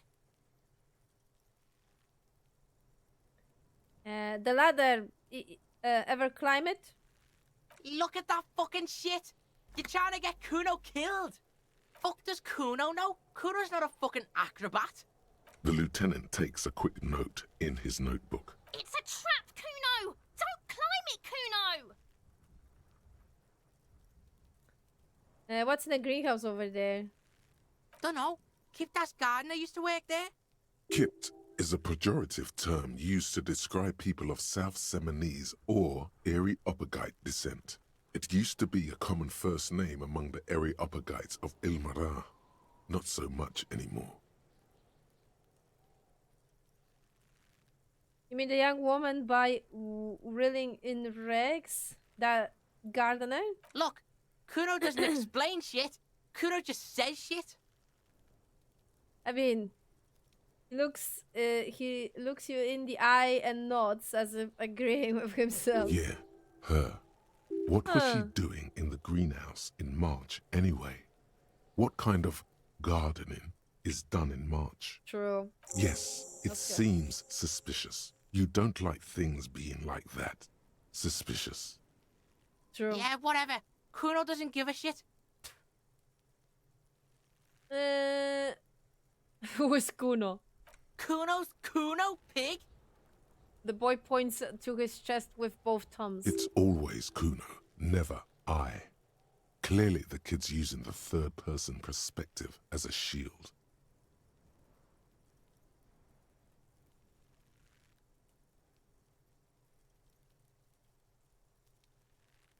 So you refer to yourself in the third person? The fuck are you calling a third person? Kuno's the fucking first person? He looks slightly confused, but proud he came up with that retort. But right as he's getting distracted, you hear a malevolent hiss from behind the fence. Watch out, Kuno. He's trying to fiddle you. He's gonna put his hands on you. The thing behind the fence starts squealing and violent like a fire alarm. Help! Pig's got Kuno. Help! Rape! What the fuck? Where did she get that conclusion? The song gets loud as a child shouts at the windows overlooking the yard. Help! He's got the Kuno, help!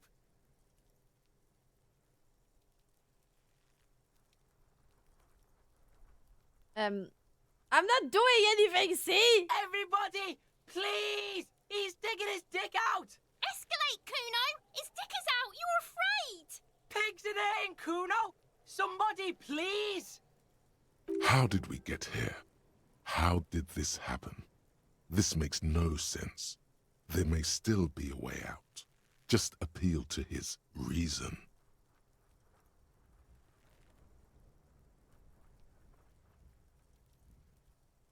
I would love to, but I don't have it. Are you high right now? Help! Misters, help! He's having the time of his life. Total ecstasy. Fuck the pig. He's flashing Kuno! He's showing his genitals! If you don't help Kuno now, it'll be too late! Be logical, kid. I haven't done anything. You can't be logical with him. Fucking logical! Help! The logical pig is fiddling Kuno! Okay, that I like the delivery. That was funny. I want to punch the kid, but this is not gonna work. What is this sick charter? No! Get off Kuno, you sick fat fuck! The nearly psychopathic way they could slip in and out of the act implies you're not the first victim. Uh-huh. Who put you up to this? No one. Kuno's doing this because he likes it, pig. This is where Kuno establishes dominance over you. Change your plan. You can't let that happen. It will make things harder Change your down the plan. line. You may end up missing crucial information. Help! The pig's gagging him! Kuno can't speak! I don't think anyone believes you guys. Should we give it a shot? I'm gonna try and give it a shot. But at the same time, if I'm gonna punch him and it's gonna succeed, then that's gonna work against me, I think. Right, okay. Guys, what do you think? Decide. Decision is in your hands. If the extension for this Elysium would work, then I would do the voting now on Twitch. But as far as I'm aware, the extension is not working anymore. They're not supporting it anymore, so yeah. I still have that option in settings of the game, but it's not working. Kim wouldn't approve. You're actually right. You're actually right. You appealing to my logic here. This is the most important thing, Nick. You're right. You're right. You have a point. Okay, you convinced me. Look. For emphasis, a ghost is saying this. A shit-eating psychopathic ghost with an ace up his sleeve. I know you wanted to hit me. You got that I'm gonna fuck that Kuno up look that Kuno's dad gets. The murder look. The rage look. Relax. He can't read your mind. He doesn't know you were thinking that.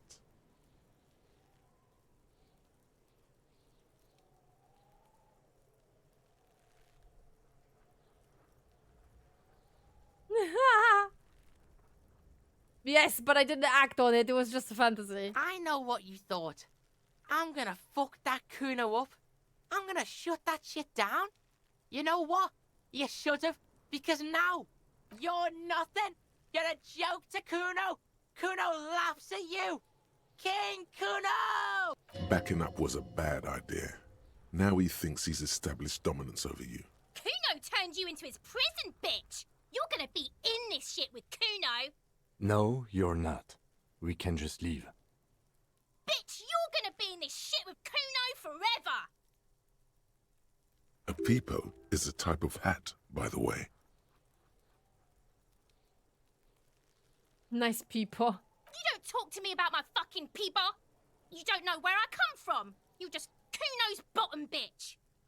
Whatever, I have some questions about crime scene. Okay. Kuno is kind to his bitch. Ask your questions, but remember, this changes shit. Click, click, click, click!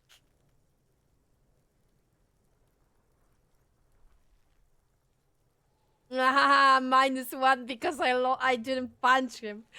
Backed down from Kuno.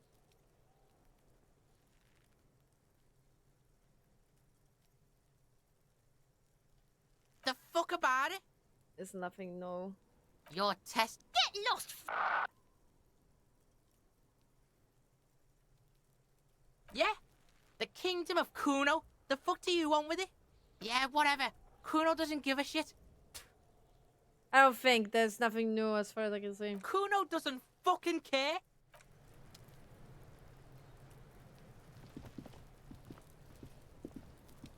There are several footprints in the mud, left by work boots. Anywhere from 6 to 12 pairs have walked here. What kind of boots? Heavy workers' boots with reinforced toes and hobnails, all over the yard. Isn't this something an industrial worker would wear? Lieutenant, workers' boot strikes. Noted.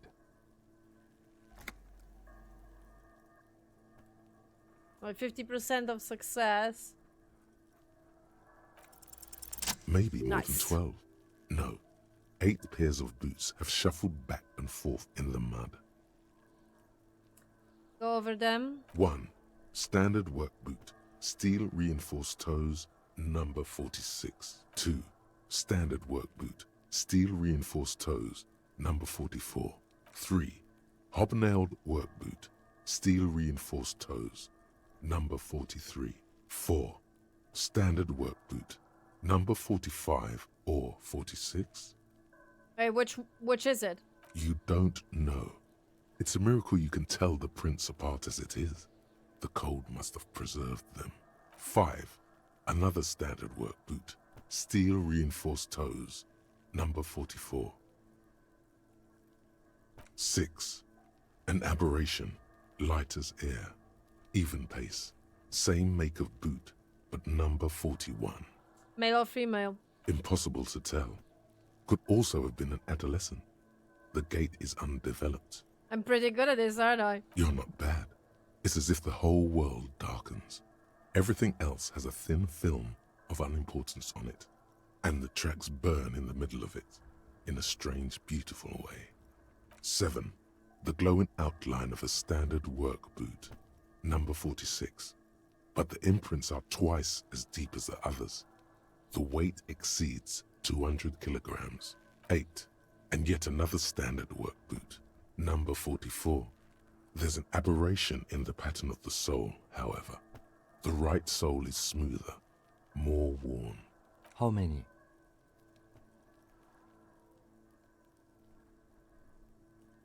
Eight. I was pretty off then. I counted 20. Way off, way!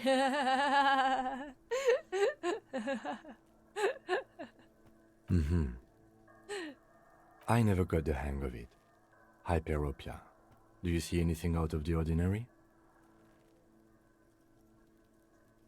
Light step, number 31 shoe. A woman? Or a kid? I don't think there is any way to be sure. Understood. Anything else? Heavy one, 200 kilogram imprint. 200? Could it be the combined weight of two people, one carrying the other who's tied up? Let's say a heavily built worker carrying a similarly built, soon-to-be-dead man. He might be right. 200 kilograms of living weight is unlikely. One of them was carrying him over. Possibly, yes. A lieutenant marked something down in a notebook. But why? You thinking why did they have to carry him? Yes, they could have used a makeshift stretcher or just march him up to the gallows.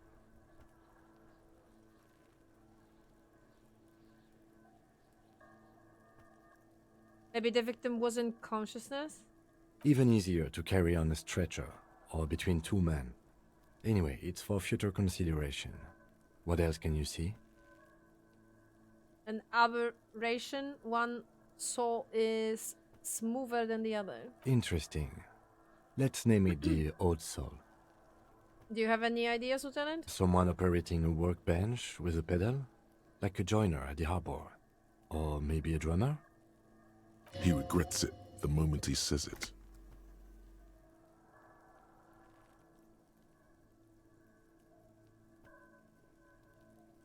So one of the people we are looking for is a drummer. No, it's not. Forget I said it. We are not looking for a drummer. Perhaps it could be a driver. A driver would wear out their right shoe before the left. The accelerator is on the right. I was actually thinking the exact same thing. He doesn't seem to hear you, looking south toward the traffic jam instead.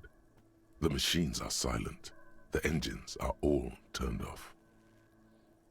We should keep our eyes open around the traffic jam. See whether anyone strikes out as a potential suspect. Seems prudent, no?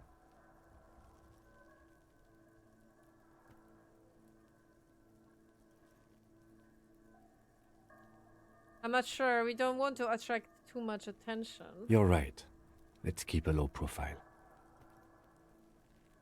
How old do you think those tracks are? A week, maybe? 7 days would fit the time frame provided to us by the caller, who reported the hanging. It is not impossible. How do you know? I pulled last week's forecast for coastal Havashol. 7 days below freezing.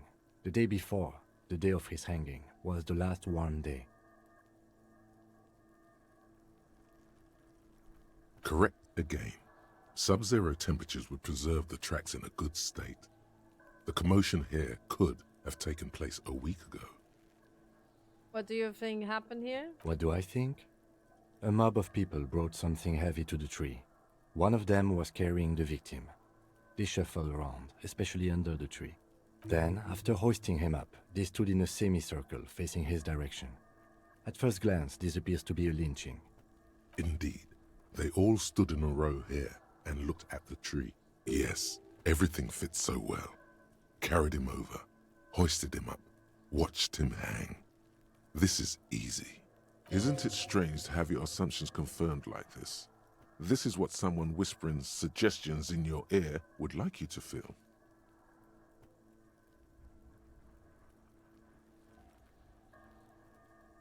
I think we have a frame understanding of what happened here. The lieutenant's eyes narrow. He's thinking to himself. I doubt, perhaps, it would be unprofessional of him to be sure of himself at such an early stage of the investigation. Either way. What else? We've been through all of it. Okay. So that what they hanged the body? I think he was already dead when they hang him.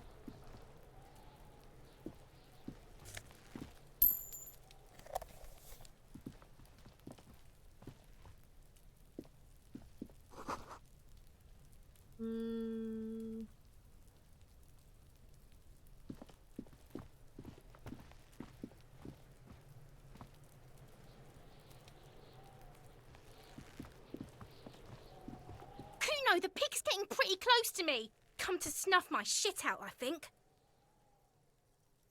Take one step closer. Looks like it's time for me to go, Kuno. Pig's come to take me in. I was gonna ask some questions. I'm going away for a long, long time, Kuno. Going away for life. What's going on there? Fuck are you trying to pull, pig?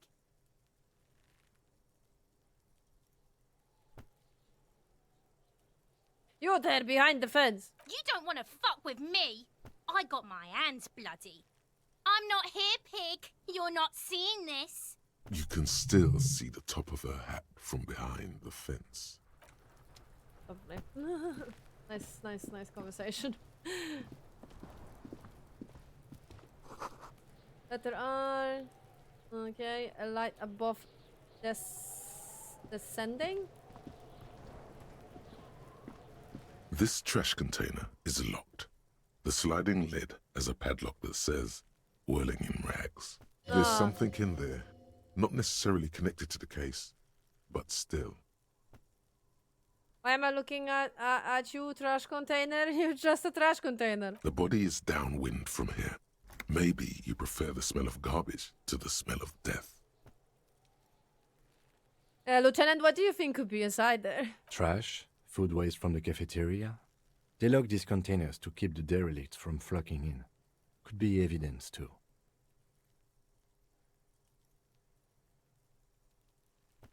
Seems like a reasonable assumption. Mm-hmm. How do we get the lock open? We could try using a pry bar. There's one in my motor carriage, or... Or? Or we could ask for a key from the manager of the Whirling in Rags. He probably has one. He might also have information. This is better than the pry bar idea. Yeah, true. We could ask him. Right, save, because that's actually a pretty good outcome, more or less. Can I do quick saves now? Okay, now the quick save worked. Weird. Okay, 2 saves. Thank you.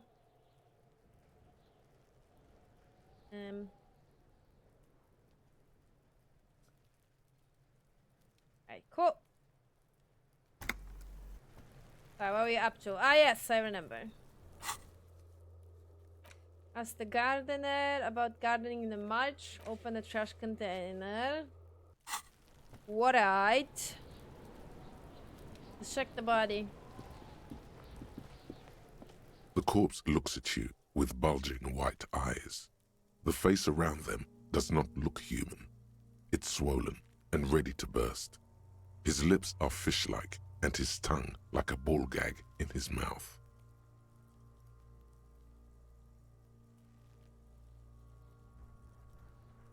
You seem to be holding your breath. A cargo belt twists his neck at an unnatural angle. The body below appears stiff. It's letting out an ungodly rot. The smell seeps in, even through your clenched nostrils. God, what is that? Why is it so bad? Active decay. It's okay to throw up, officer. No one is judging.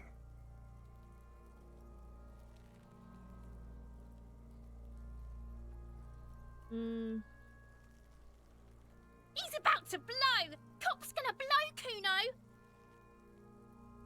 Well, The smell is repulsive. It pushes in from your mouth, more instant and more familiar than anything you'd expected. More fever than odor. It fills your mind, flushing you from within. what spell was right about again? Try to walk away.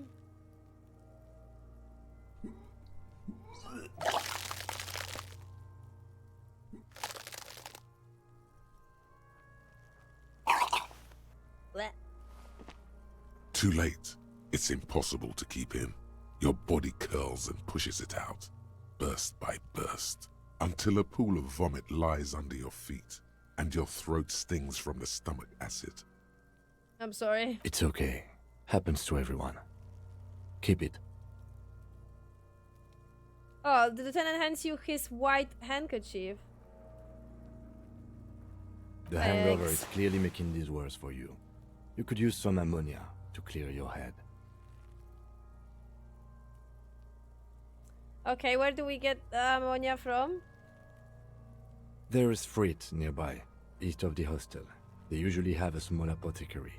If they don't, He points to the greenhouse. there's a greenhouse here, and a gardener with a wheelbarrow on the corner of the Whirling in Rags. If she works here, she might have something for the smell. Pretty clever. Acquiring ammonia will provide a modifier to the white check. Modifiers make checks easier and allow you to retry them.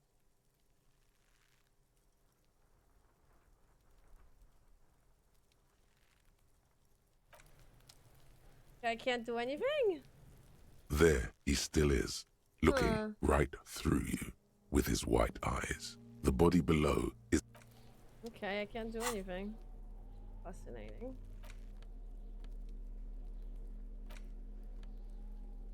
Handkerchief given to you by Lieutenant Katsuragi. One corner is adorned with lace and tiny embroidered portier.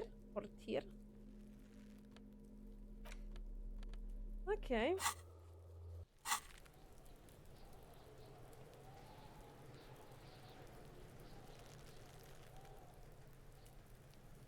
If I'm not mistaken, it's a joke about the forgotten lingerie. I didn't forget. I had an alarm and I was like, oh, I need to wait until the prologue ends. I remembered. I'm glad that I didn't You know, I didn't forget completely. Right, let's do what they said actually, because you can get confused quite easily.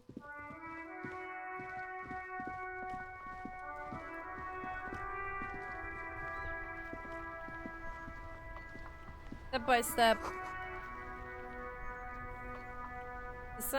Fuck the police. Oh no. Fuck the police coming straight from the underground. in Martinez. What can I help you with? You sound surprised. We don't see a lot of police around here. That's all. I have some questions for you. Of course. What can I help you with?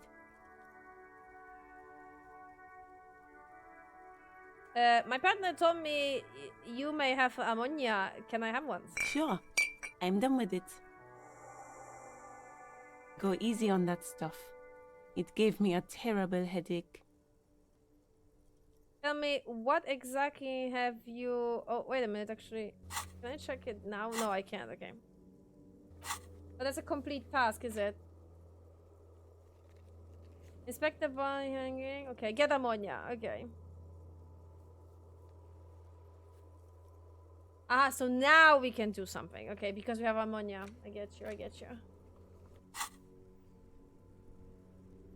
Not exactly laundry day. I just decided that it would be nice to wash the bed sheets, because I do it in a system that I get rid of the ones, I put the new one on, and then the other one goes to the bag, right, of the laundry basket.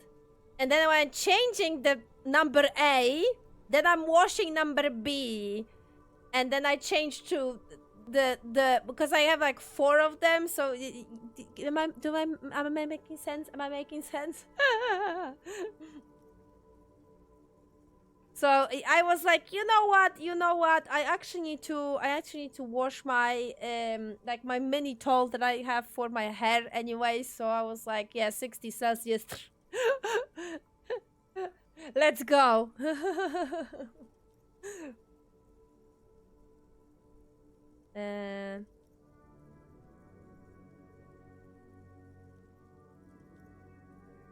What is the fuck the police business? Excuse me? Doesn't understand. She's uncomfortable. Maybe you should drop this line of questioning. The street sign says fuck the police. Oh. Well, I didn't write it there. I'm just sitting here. It's alright. I didn't mean to startle you. Okay.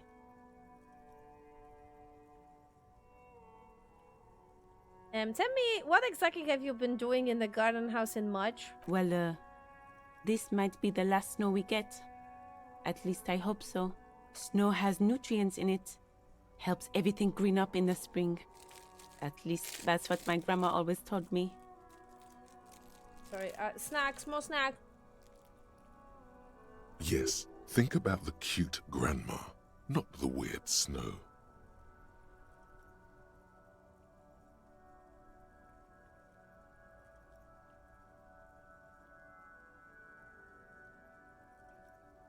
Squint your eyes.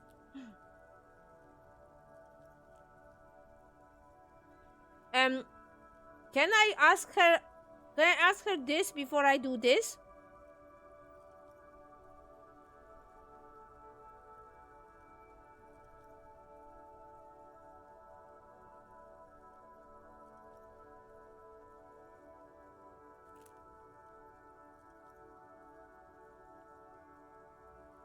That's why I put the alarm, man. I have common sense.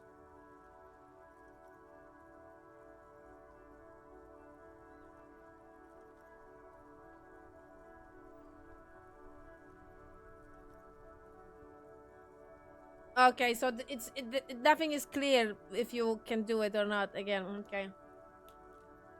I thought maybe the color is implying or something.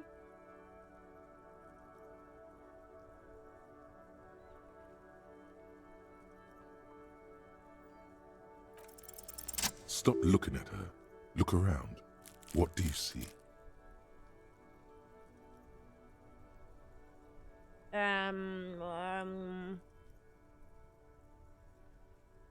Entrance to the yard. That's right. And the canal, the bookstore, the harbour gates. This is a great vantage point for keeping an eye on you. Noted, but I would keep it to myself. Glad to have been of service. Now you know the locals are keeping tabs on you. Mm.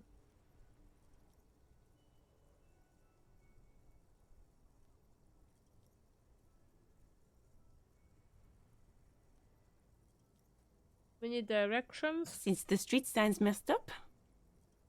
Okay. What do you need? Where am I? What do you mean?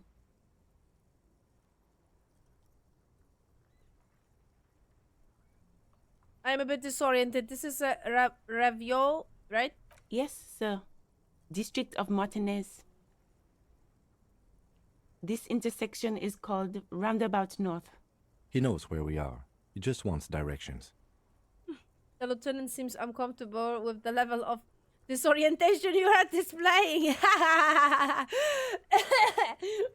What is up in the north? There's the pier, the Cape Side apartment buildings, some more tenements. Not a lot, really. No problem, Gray. Thanks for stopping by. What is in the east? The harbor gates.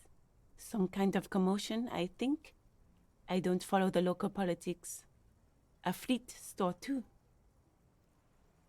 Yeah, that's what I'm confused because there's like you just like Gray just said. Sometimes you can like dig the dialogue a little bit, and then you will get more bonuses. And sometimes they are straight away disappearing, which is confusing.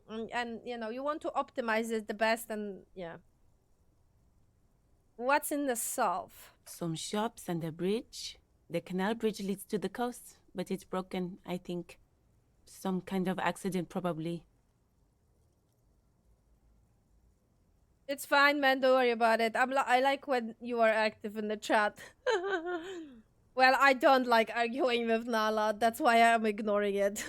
Because this is not in the topic. This is not in the topic of the game whatsoever.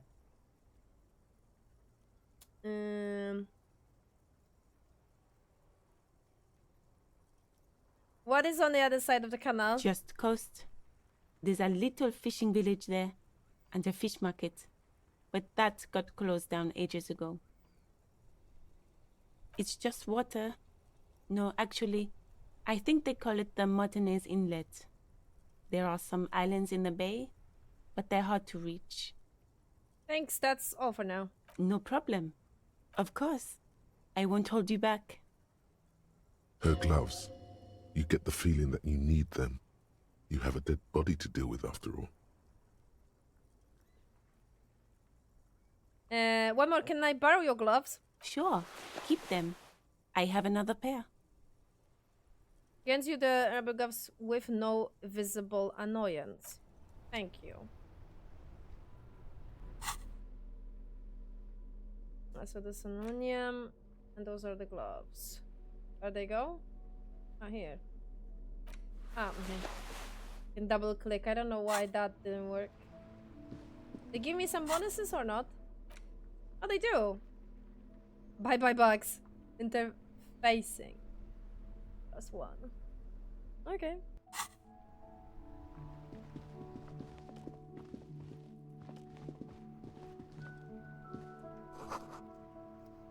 Bottles inside, you can pick them up if you had a bag. Oh yeah, we need to find that bag. The bag is important. But later. I think I really even remember where it is.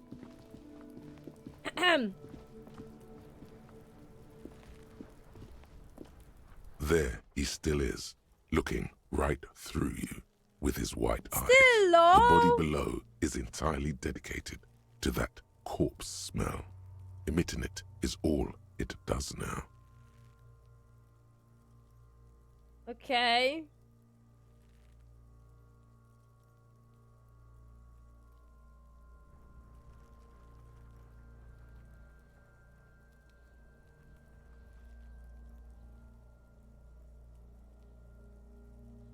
Yeah, this is a little bit annoying, Nick. I agree. What the hell? It's only 8% success? That's fucking shit.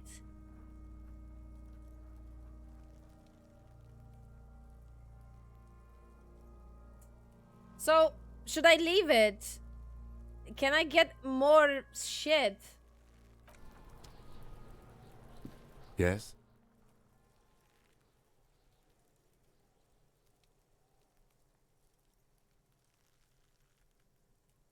I want to talk about you. Me?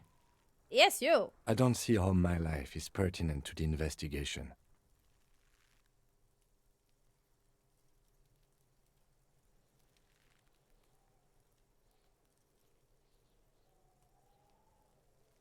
Oh my god. Come on, Lieutenant, open up a little. Ah, if you insist. What do you want to know? You don't look like other people around here. That's because I'm half Seolite, or quarter. My father's father was from Seoul. So was my grandmother, but from my mother's side. It's not an interesting topic. What is Seoul? It's a part of the world, officer. A geopolitical entity and a geographic division. I told you it wouldn't be interesting. Seoul is a protectionist, isolationist, pan-Isolari state west of the Insulindian Isola. Oh. Actually, it's quite interesting. Some would even say mysterious. You're only making it sound uninteresting. I still want to know more about Seoul. Seoul? You're barking at the wrong tree. I don't speak a word of Seolite. I've never met either one of my grandparents, and I've never been to Seoul. I'm a regular. It's like Seoul, Seoul, but Seoul, okay.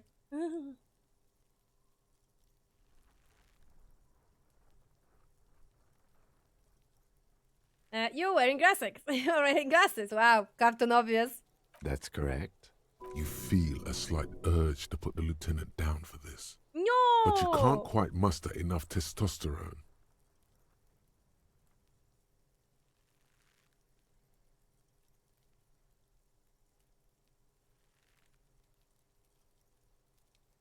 No, I don't. What does it mean? Just observing. I guess you don't need glasses, then.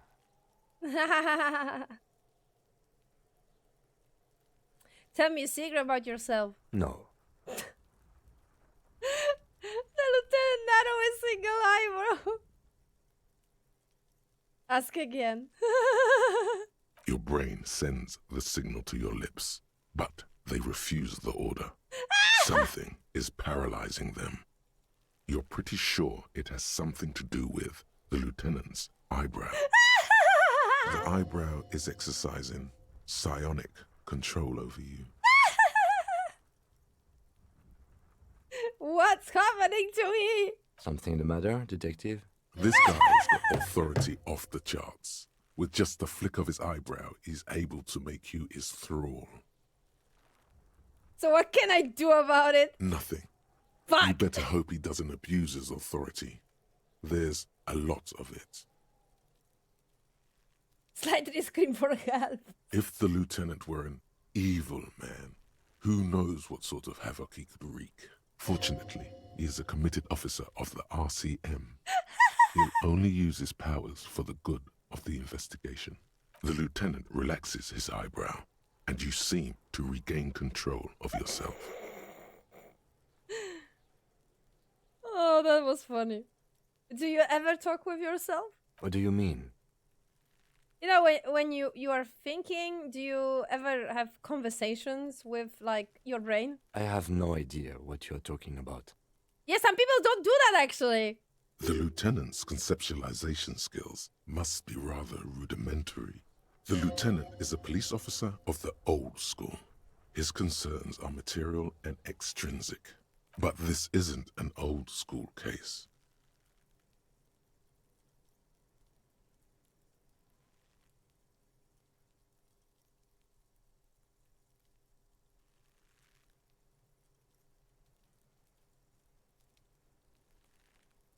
I get it. You're one of those old school detectives, not respectfully. So what? That makes you the new school? God spare us. For real detective work, nothing beats a good notebook by your side. The lieutenant produces his small blue notebook and idly thumbs through a few pages. That's where his conversations with himself take place. Ah, okay. We all have our different mediums. His is written. Sure. Oh my god, I love that. Tell me a secret about yourself. Oh, so fucking funny. Can I have a different approach? No. Towards that? Oh, but, The lieutenant nods. oh, okay, so you can back off like that. Okay. No. Your brain sends the signal to your lips, but they refuse the I order. just realized that they are Something doing is an paralyzing animation them. here, and I didn't You're realize pretty it sure it before. has something to do with the lieutenant's eyebrow. The eyebrow is exercising psionic. Something the matter? This guy's got authority. Nothing. You better hope he doesn't abuse his authority. There's a lot of it. Okay, so that's it. Oh, The sadness. lieutenant relaxes his eyebrow, and you seem to regain control of yourself. Good. Let's change the subject. Funny. That fucking thing. 50, nearly 50 though.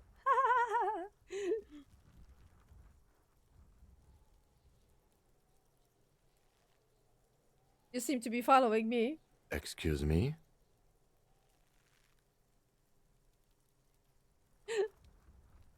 Nothing, just an observation. You have a distinctive way of walking. If I were to walk in front of you, we would surely collide. What do you mean distractive? I hope you don't take this the wrong way. It's just a collegial observation. In the 57th, we call it the Jamrock Shuffle. Officers from Jamrock's 41st Precinct tend to move a bit erratically. How is that? They say it's a scene-clearing technique developed by one of your lieutenants for gathering evidence. It's erratic, yet thorough. Prioritizes containers.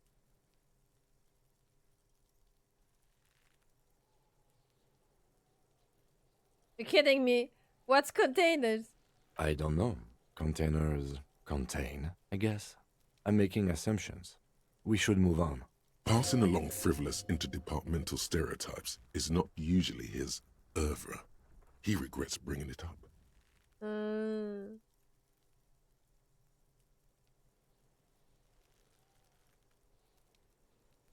I think you should know that I can't remember anything. No response.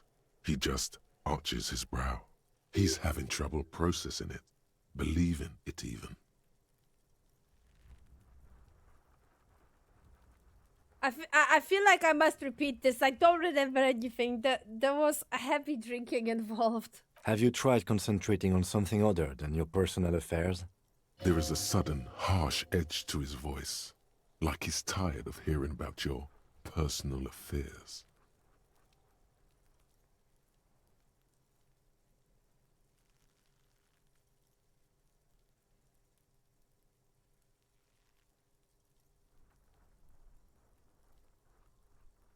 What's wrong with personal affairs? Oh no, oh wait, so what should I concentrate on? Try work, the case at hand. It can work miracles. What's wrong with the personal affairs? Not a fan. It's just the nature of lieutenancy. The RCM deploys a self-styled structure called the Decomptage as its chain of command. Every lieutenant is responsible for 2 sergeants and 8 officers. That means the average lieutenant has to deal with quite a few personal affairs. Even you know this.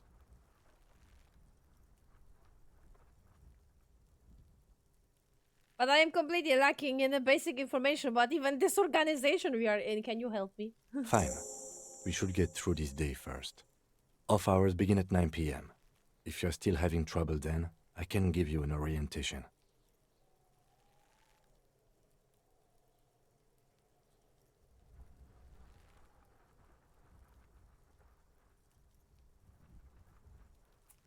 Fine. Focus on other people's troubles, not your own. That is a relief. Okay, forget it. A moment passes. The lieutenant glances at the sports watch on his wrist. Okay.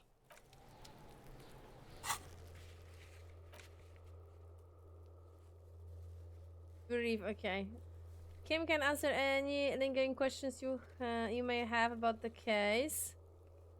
Join him on the balcony before when you are calling it a day. Okay.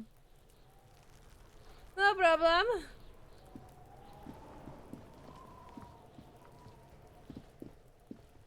Maybe I can find some kind of tool, maybe, or something. I don't know.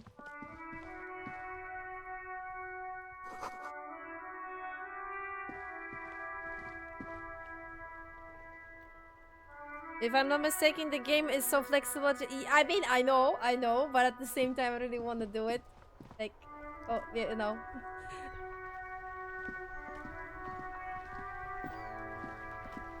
This Post Lavantorie mail collection box has been heavily vandalized with graffito. A closer inspection reveals 2 bullet holes in the front. Good mail delivery box. Put the box!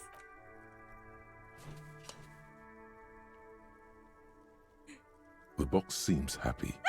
Eat shit pig, fucked by the coon, and St. G with a crown have been scribbled on it. Jenny is a whore, and best set mailbox also.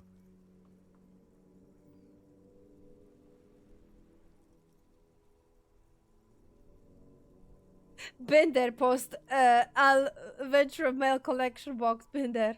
The mail collection box seems cathartic, thankful even. So do you. You shudder. Then you swallow. That cheer me up. That's funny.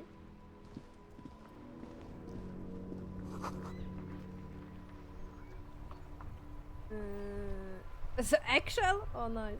The worn and beaten wooden planks of the bench do not look overly comforting. We can sit on benches after we've solved the murder. Let's go. You can revisit the bench if you ever need to pass the time when Lieutenant Kitsuragi is gone. Ah, that's how it works.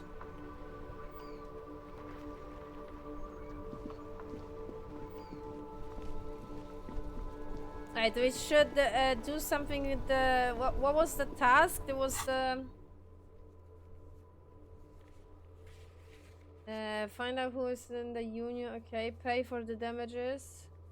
Report your badge missing. Okay, so that's what we need to do here.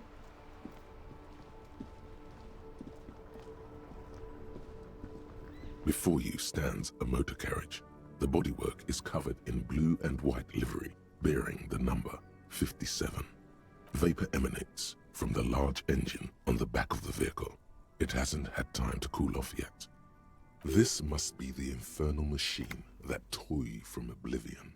The Caprice Kinema motor carriage. In the cabin, you are welcomed by a set of steering levers, a radio microphone on a hook, a pull-out toolbox under the seat, and the soft glow of the fuel preheater gauge. Maybe we're gonna need that toolbox later on. A metallic drawer slides out from under the seat. So I'll have and it. Clicks into place. The tools inside are neatly organized. Take what you need, officer. It's going to be a long case. I'm not protective of my tools, like some men are. He's clearly a little protective of his tools. But what can you do? Work is work.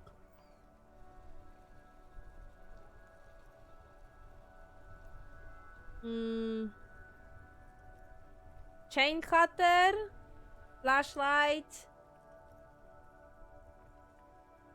I want the chain cutter. The handles are long and sleek. I can have Snap, everything. snap, though the cutter's in your hand. It's robust, weatherproof, and well-made. Police issue, blue. Lets you see things in the dark you would otherwise miss. The pry bar feels nice and cold in your hand, heavier than you'd think. Useful for opening all sorts of doors and lids.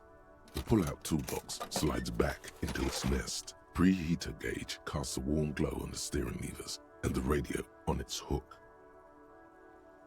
The frequency tableau lights up and the green button labeled Prime Line glows like a feline eye.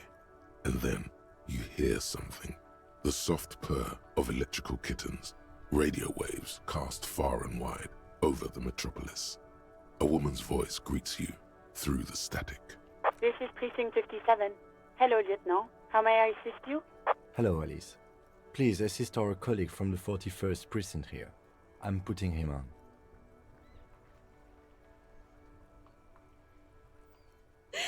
Come on in dispatch, come on in dispatch. Come on in Delta 10, this is my copy. I'm doing this one. Come on in Delta 10, there's a firewalker copy. This is Officer Alice Demetri, Precinct 57. How may I assist you?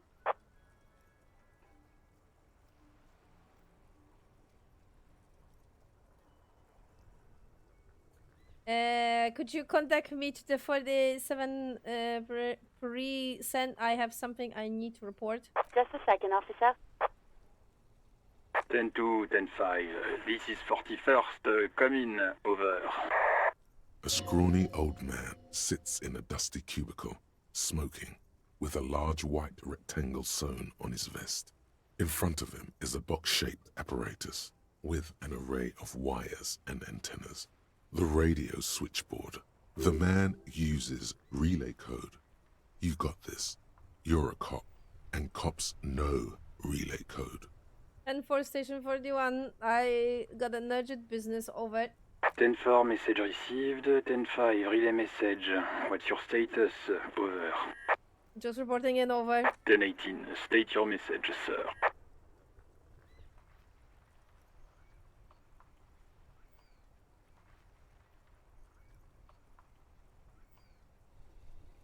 I need to report my badge missing. 10-9, over. My badge, I can't find it anywhere. Basically, it's over. It's 10-4, gone. message received. This is a very serious situation. I need to 10-22 the captain. Over. Is it him? What does he want? Says he lost his badge and needs to report it. He what? He lost his badge? Hey, who is this? This is Communication Officer Jules Pidieux, sir. Over. No, the other one. You mean your partner? Over. What is he saying? He's asking who you are. I'm his goddamn partner. It's your partner, Satellite Officer Vitmar, sir. Over. Did he lose his memory along with his fucking badge? The man in the background sounds like he's losing his patience. Who lost his badge? Dick fucking Mullen. Who do you think? It's Officer Dick Mullen from the bestseller Dick Mullen and the Lost Identity. Dick Mullen is not your name. It's the name of a fictional detective who would not lose his badge. Defend yourself. Immediately. They're laughing at you.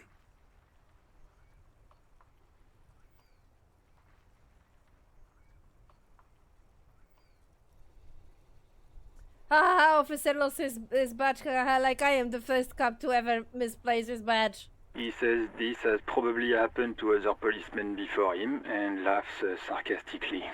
Oh goddamn it! Is he fucking kidding? The whole station's gonna be dicked for this.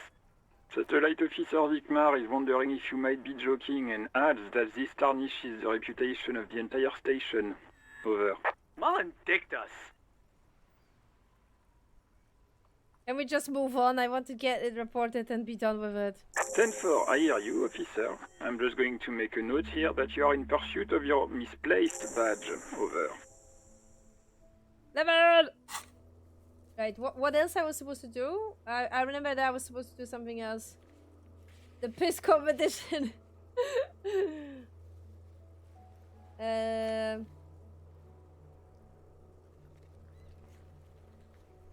Okay, so that's...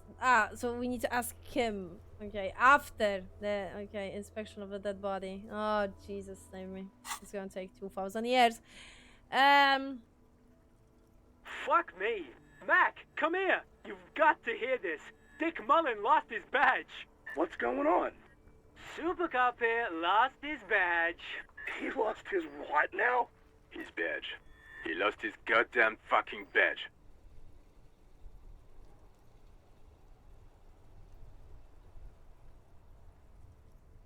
Enough with this one, I have other things to discuss. 10-9, come again. I didn't get that. Over. New heights even for Captain Sober. Ask him. Ask him if he's lost his gun too. Sergeant Orson wants to know if you lost your gun too. Over. Check your pockets. Check your... Holy fuck. You don't know where it is, do you?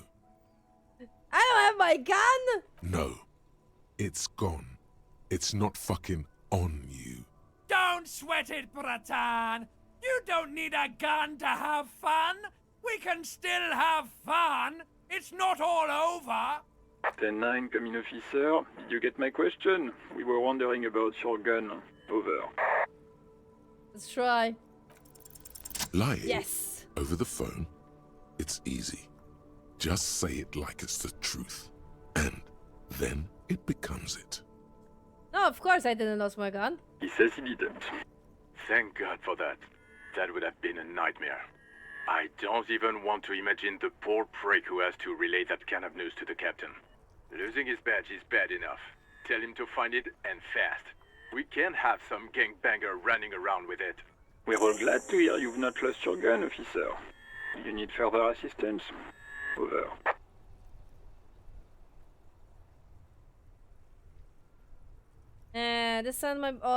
This might sound odd, but there is personal details I'd like to discuss. Okay, 10-4, sir. I hear you. Relay your question. Over. Wait. Before you say anything stupid, think it through. I need information, not fear. Be smart about this. Ask if he's there alone. 10-4, sir. I'm not hearing your question.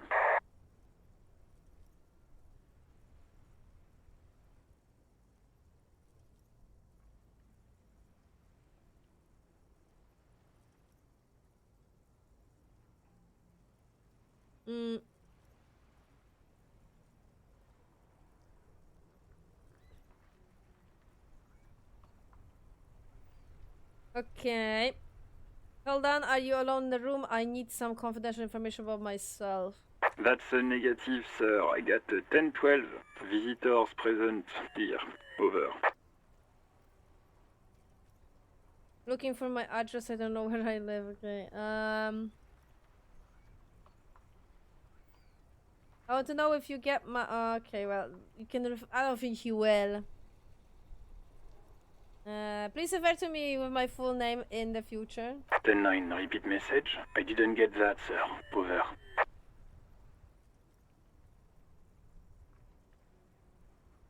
Stop calling me sir, I just use my real goddamn name, will ya? What? What is it? What can he possibly still want from us?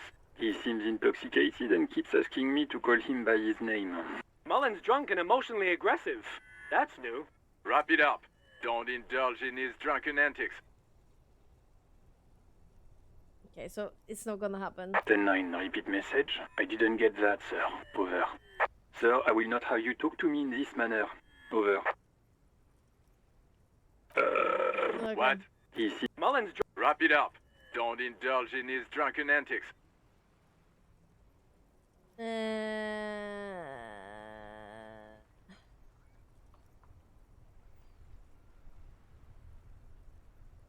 I'm looking for my address.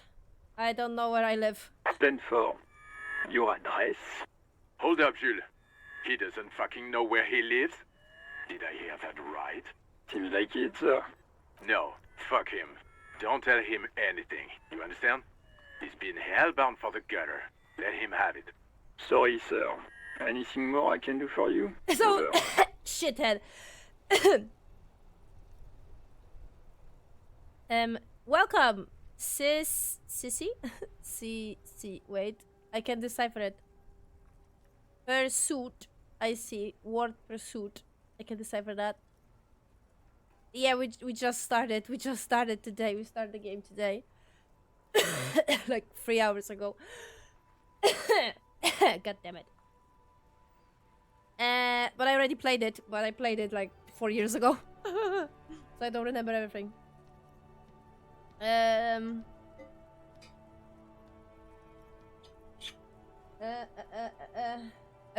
played it before the update of everything being voiced. Well, that's a refresher for me. New experience.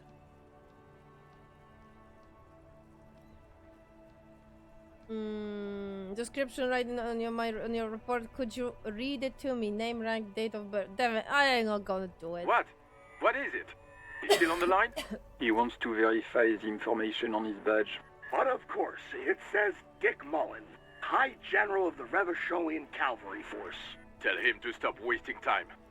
What do you need, sir? Over. My family? Any news about my family? Excuse me, sir. Over. You probably don't want to continue on this road. I just thought you might have heard of them, that's all. No, sir, I haven't. You're not really keen on mentioning your home life, so I've always assumed things weren't that good on that front. Over. Have I ever told you about my life before the RCM? 10-4, well, that's, Does he actually want something, or is he hell-bent on disrupting our work?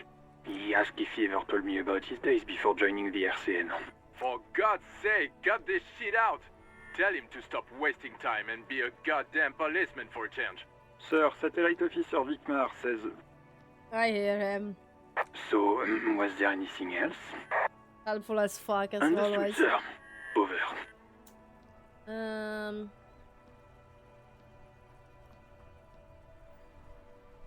Hey, nothing. Basically nothing. 10-10 over in... Roger that. 10-10. Over and out.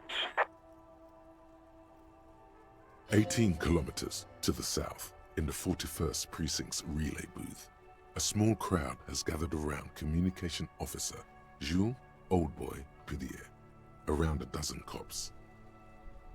The small room is filled with cigarette smoke, abuzz with laughter, when Officer Judith Minot enters. Her left arm is in bandages, and her hair trimmed short. What is going on here? Did something happen? She asked, startled. Jean Vic, I have no clue, turns to her and says, What happened is my partner made contact, and it's not good. He's lost his badge. He seemed confused, delirious even. He steps to reflect. Mac, the torso Torson, is finger-fucking his fist, laughing hoarsely and apparently telling some dirty story to his partner, Chester McLean, near the entrance. Yeah, Mullen was fucked, alright. Sounded fucking drunk to me. Yeah, Mac's right. That was some gnarly shit there. Enough! None of this is funny. It's fucking sad. That's what it is. He's a cop. He's one of us, goddamn this. We must help him. Minot looks down at her nearly polished black shoes. There's a quite grimness to her voice when she speaks. Yeah? How do you fucking plan to do that, huh? Get him off the drink? Go jogging with him in the morning and get him on carrot juice? He's a lost man. I just know we can't give up on him when he's at his weakest. He wouldn't. The crowd in the room has started gathering uncomfortably. What's hard? Someone's trying to slip out unnoticed. Mac, man the door. You know what he told me? I don't want to get better. I want to get worse. Those were his words. He signed heavily and turns to address the room. This shit does not leave this room. Not a word of this to the captain, or anyone else. We'll give him a couple of days to pull his shit together. I guess I can hold off the report for a few days. Old boy lights another cigarette. Good. Okay, everybody. Nothing but a prank call here. We all got our laughs. Now get back to work. Far north, on the other side of the motorway, the officer quietly hunches with his hand in the motor carriage.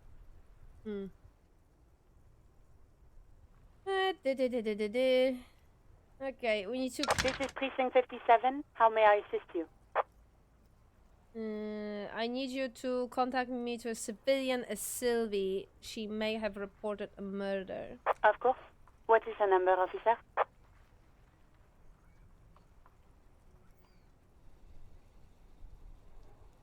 Kim didn't great give you a service number. Right? Yes, hold on. Her number is 005 1944 298. Received. Hold on, officer.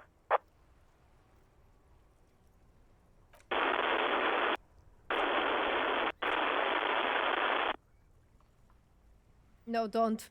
Lieutenant Kitsuragi slowly begins to tap a little rhythm with his right foot. Quite a lot of time has passed.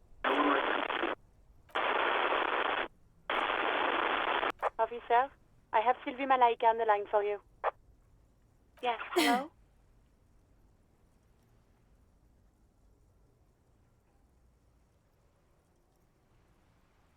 Sylvie, I believe we met before. This is me, a detective from the Whirling in Rags. Oh, right. Hello, officer. What can I do for you? You can hear resentment in her tone. She's not thrilled to be talking to you again. You quit your job at the Whirling. Why? You mean, why did I leave the bar? Honestly, I'm not really comfortable discussing it with you, sir. Why not?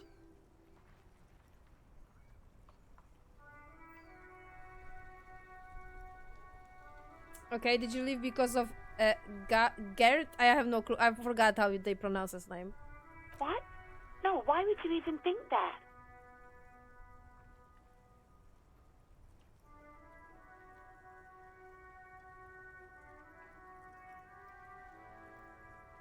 Sylvie, don't be afraid of that pig. You have to stand up for yourself. Please, don't bring Gar into this. It's none of your business.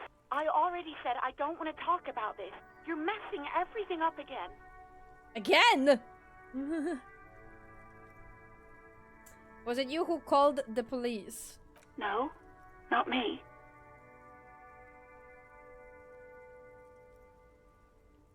But why didn't you call? Didn't a corpse behind your workplace bother you?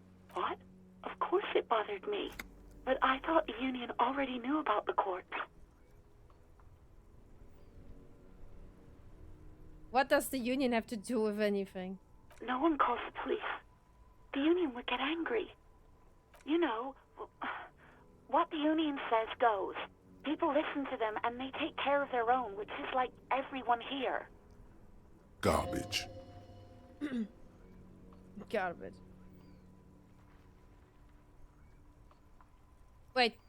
Wait, Kim, is she speaking truth? The union is the law around here?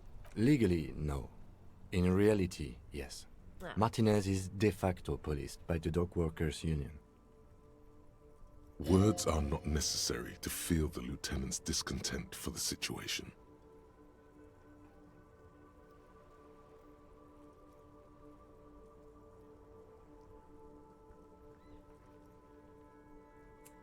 Tell me, why exactly did you let the corpse hang in your own backyard for weeks instead of calling us? I didn't want to get in trouble with the others. Push her further. Show her the error of her ways. No, don't push her. It sounds as if she's about to cry. What others? The other people who live around here. Local people. I didn't want trouble. Her voice is resigned and weak. What trouble?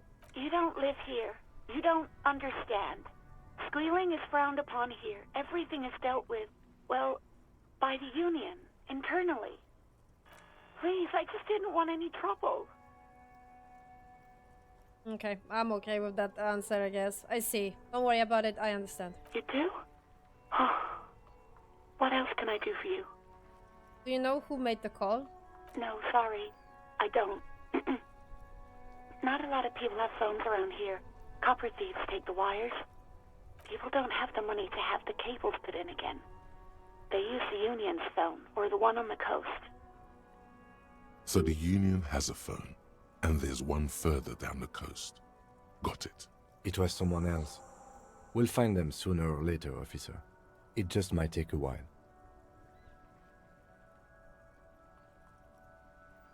Okay. Yeah, go on. That's not a good one. Have you seen my badge? Yes, I know who you are. You're a police officer. The law. This exact conversation has happened before. Establishing authority before this young girl seems to have been important to you in the past. Don't go there again.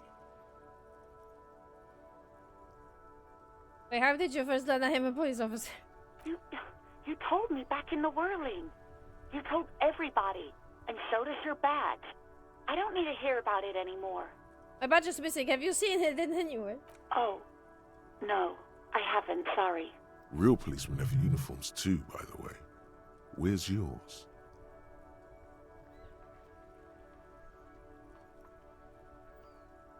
Kim doesn't have a uniform and he seems real to me. He's in plain clothes, voluntarily.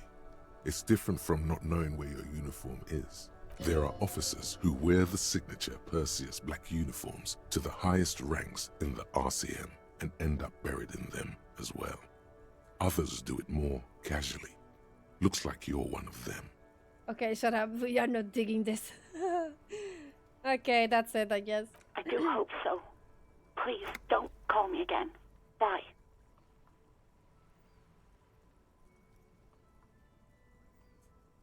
It's a feminist agenda. Wait, why does she seem angry with you? Yes, you have obviously done something to upset her at the Whirling in Rags, when she was still working there. Wait, before you go, you're mad at me, right? Tell me, what did I do? I can't remember anything. I'm not mad, it's just... You were so drunk and so emotional all the time, and then the skua thing happened. It just made me want to quit. What skua thing? The stuffed bird. The great skua. You threw it against the wall while screaming, "Fuck that bird," and laughing like a maniac. Oh. I think you said it had been giving you shit ever since you got there.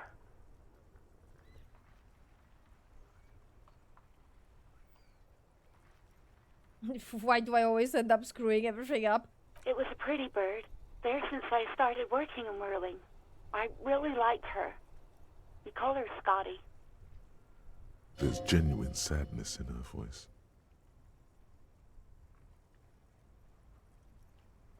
So you're telling me that I was the one who made you want to quit? Yes, obviously. You were the worst client I've ever seen. And I have seen so many assholes in this place. Whoops. I've had sailors fighting, union guys grabbing my ass, kids stealing booze.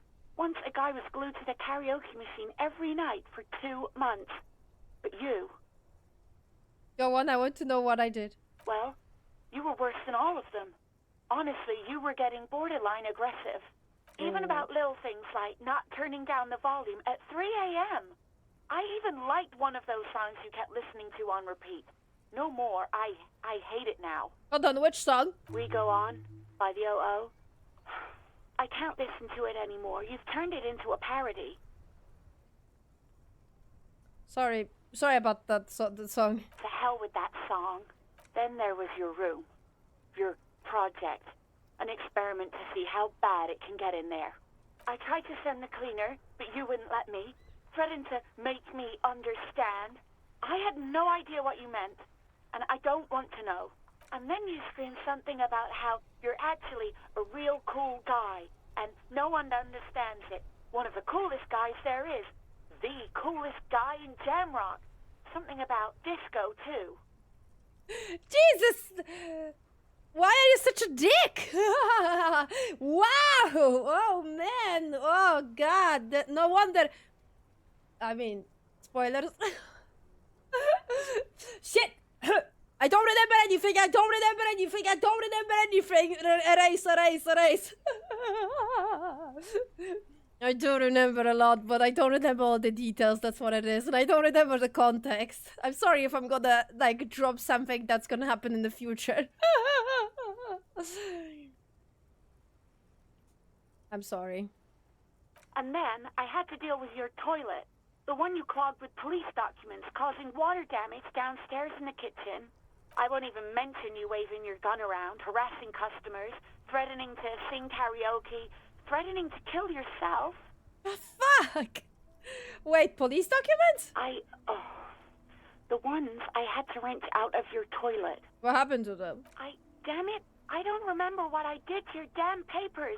I don't remember every little thing I do. Especially when there's a hurricane loose. It's your fault for losing them, not mine. Something in you wants to immediately forget about this, as if there was a reason you threw them away. Oh, okay, I get it. It wasn't a very good tenant. I wasn't a very good tenant. No, you really weren't. You were simply the worst.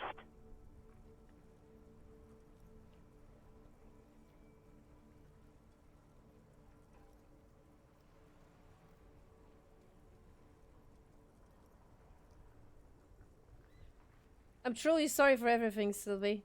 God, I knew I shouldn't have brought it up. Just try not to call me again, and let's pretend it never happened.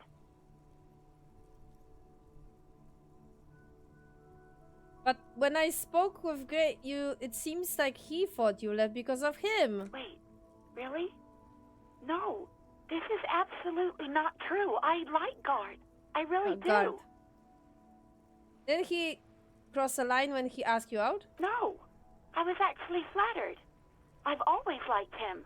Oh. It was just bad timing. With the corpse and all that.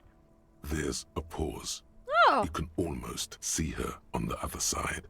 The telephone cord coiled around her index.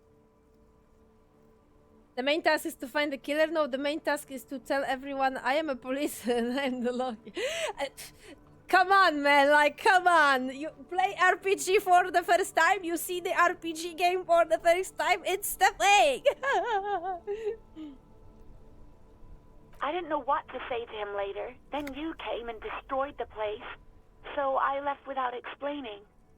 I should have told him, maybe. I can tell him. Okay, but please don't mess it up. Please don't take out your gun or something. I don't have it anyway. What else did I sing besides the I am looking for a song. All sorts of things. From disco, rock too. So much disco and rock. Let's go! Maybe you can help me identify this one particular song. Which one would that be? One that was really sad. Sad? I think the one you mean is the smallest church in San Sans. Butchered that right up. Interesting. You still have to find it, however. Fuck. Right, thank you for talking with me. Take care. You hear a sigh of relief on the other end of the radio. Wordless, the call breaks. Then, the already familiar voice. Anything else I can help you with, officer? I'm done with the radio now. 57's over and out. In the cabin, you see a set of steering levers, a radio on a hook, a pull-out toolbox, and the soft glow of the fuel preheater gauge. I mean, I understand spell because the English accent on the French it is difficult. That was one of the main accents that I had problem in when I was at uni. It is. I now I am used to it. To be honest, like completely at this point, I am completely used to it. But I understand. I understand your feelings. Look at the subtitles. That helps. Run of the fingers. I don't think Kim is gonna like that, but I will. Run fingers over one of the steering levers. The white suede feels luxurious under the touch, and the metal clutch handle so very familiar in your palm. Tap to the fuel preheated gauge? As you tap on the gauge, the indicator pin jerks as if startled. It's in the large orange sector, indicating the engine is warm. Next to the gauge is a red switch labeled heat. There's no use pressing the heat button. It won't start without the ignition key. Translation. We're not going anywhere right now. Alternative translation. Don't even think you can drive my MC.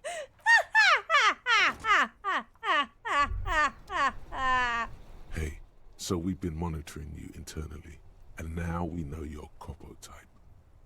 Wait, what? Wait, there is a Copo type? Yes. Guess what's yours? Cool cop. No, you're the sorry cop. The cop who's sorriest. Let's Oh, make shut it the official, fuck up! shall I we? want. Shut up! I want to be supportive and nice. She said I was a dick, Huge motherfucker. lack of enthusiasm going on in here. Okay, but what are the other cop types? Oh, you know, Apocalypse, Superstellar, the advanced interesting cop, Liquid Shadow cop. But you're too sorry to say those things. So, here we go. Wouldn't the other cop types be jealous? What? Jealous of the sorry cop? I think they'll be fine. Don't worry. They'll be super, super fine.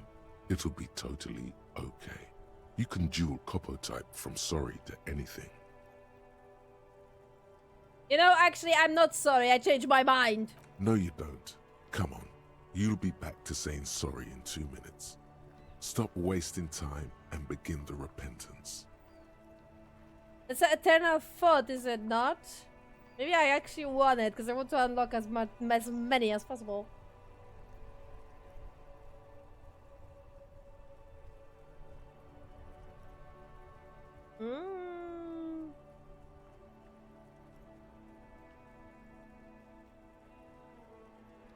Of course you are. It's Yeah. okay. See if you can get something out of this, like info. Or maybe every time you say you're sorry, you get $1 million. That won't happen. Fuck! Motherfucker. Okie dokie. What do I want? What do I want?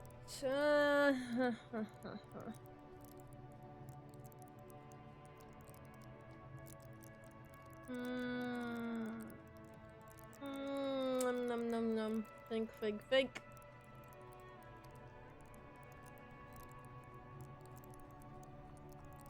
Maybe authority? Not a bad idea.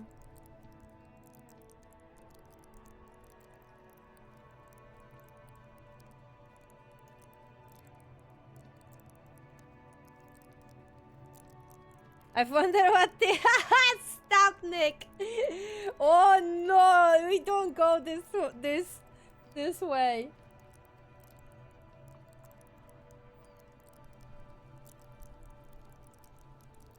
I think I want authority.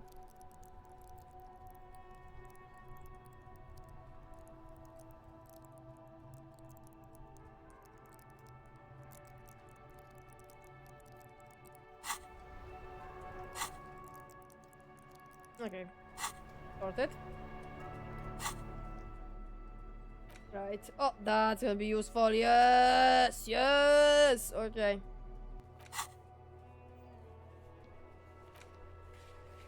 Keep searching for the color. Okay, and obviously this might take some time. Okay, lovely.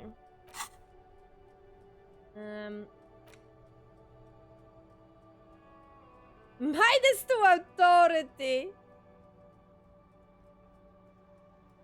Embarrassment to the party. Research time 6 hours. You're one sorry piece of shit. A cop, and then, oh my god. This is not the right line of work for you. You should be groveling at the feet of the federal lord, providing lewd evidence against yourself at the Mazavil show trial, or ripping the flesh from your back with a cut of 9 tails. Whatever you may... whatever made you this way, you can be damn sure it was your own fault. Do it. Really criticize yourself. Who knows? You might uncover something of importance from your guilt-ridden past. Fuck up! Okay, well, I level up my authority and now I'm back to default because now I am... Okay, right, lovely. Fucking fuck.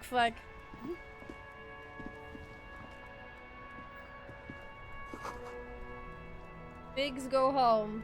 Okay. Right. So I can okay, take down your Track down your gun, track down your badge. Talk to Garrett for Sylvie.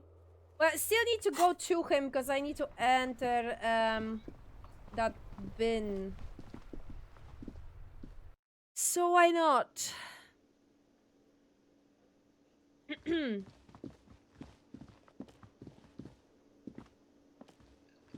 I help you? I talked to Sylvie. She left because of me, not you. Wait, what? But what about the bird? The bird? Yes, the bird.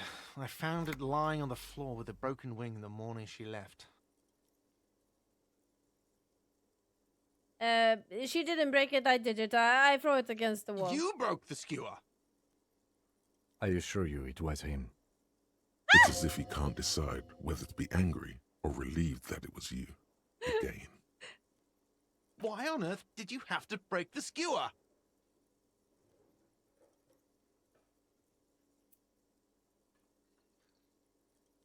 It's a mystery. I can't believe it. I was so sure it was Sylvie. Even worse, I thought she was trying to send me a message. Symbol of hope and all. A tender type of hope. Something stirs in you. Perhaps this is why you broke it. All right. Did she say anything else? About me, you know? Did she say anything about me?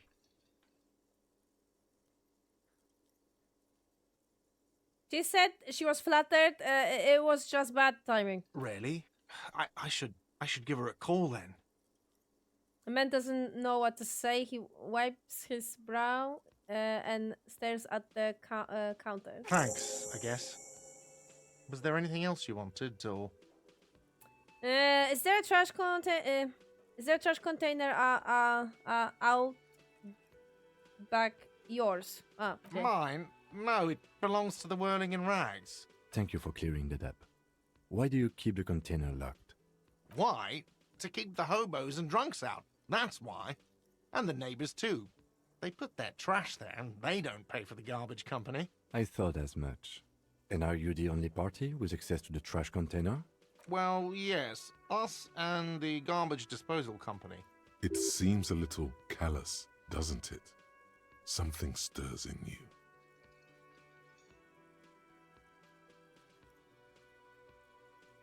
I wonder what this feeling is. Prod at him and find out.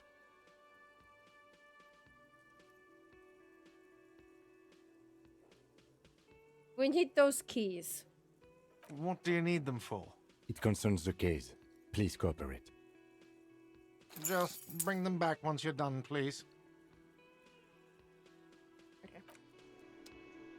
Sure. The union stuff is gonna open very, very soon. Time is passing every time you have a dialogue, so that's how it works.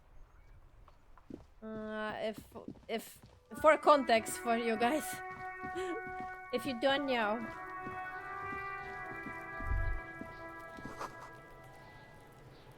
Yeah, I know. Game. This trash container is locked.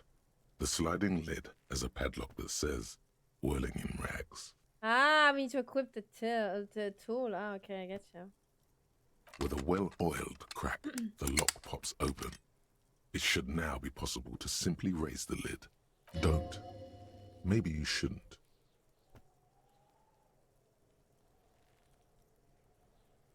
Didn't I just have a permission that permission that there's something in there? There is, but you won't like it. Oh, shut the fuck up. Sweat forms on your brow. Your hand is still on the lid. The smell of rotten food rises to greet you. You see soggy cartons, dirty rags, and organic waste. We're just in time. This hasn't been emptied for over a week. Okay, look under the box of carton. You see milk and egg rest with one broken egg in it. Some pasta wrapper. Picking up the soggy packages somehow feels familiar. A box falls into pieces in your hands. Batiste Soleil cereal. There are plastic pasta packages below. And turbo noodles. Nothing of note, however. Pick at the rags. Among the threadbare kitchen towels, something catches your eye. A pair of denim trousers, As the legs of the slime-covered jeans begin to unspool from the garbage, a rank corpse smell fills the air. The victim's clothes? Cadaverine odor is faint. If these belong to the deceased, they were removed when he was still in the early stages of decay. Drop them in here, officer. Okay, plastic bag. Okay. Guitar marked blue jeans. Pockets empty or emptied. He wore them with a belt, too, a white belt. The loops appear stretched, but Looks into the container. the belt is missing. That's it. Do you see anything else in there? I have another bag here. A belt. Something slimy catches your eye. A drab, long-sleeved shirt, olive-colored, appears from the food waste, dripping with pus. Back the shirt. This is a military-type overgarment. No label or serial number. This is the kind of rib-knit shirt that's worn over light armor to conceal it in an urban scenario. Anything more? The rest of the rags are just kitchen variety waste. A yellow old mug that catches your eye. But other than that... The throw old towel, a mug, that's all. All right. We should go to Gart again and ask if he knows who put the clothes in the trash. It could be as simple as someone from the hostel cleaning the yard. Or that one. I'd advise against confronting that force. You think someone from the railing might have been involved, maybe? Not really.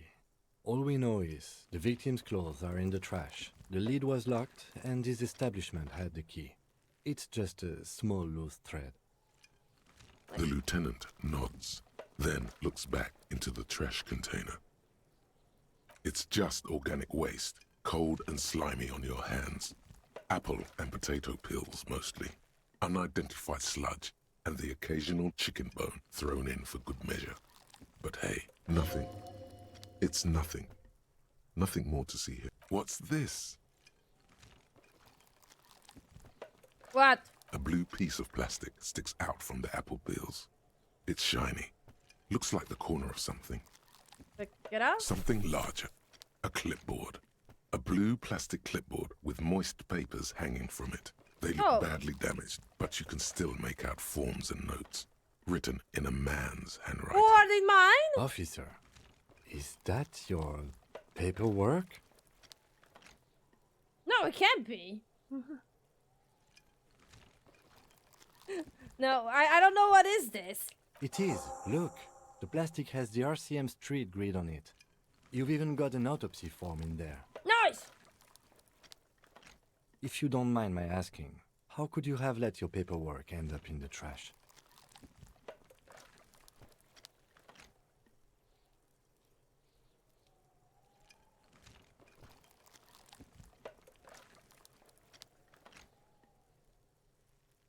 I think I didn't want to be a cop anymore. That's why I tried to flush my cop life down the toilet. Well... His eyes express a rare condolence. Then he picks it up. Lucky we found it. You should take stock of what remains, just to be sure some has not made it into the hands of the RCM's adversaries. Organized crime and the like. There might have been police secrets in your notes. Okay, I'll do that. It would also not hurt to start taking notes on the case. Now, tell me what your eagle eyes see. Or are we finished? Some items, such as the ledger you found, are interactable.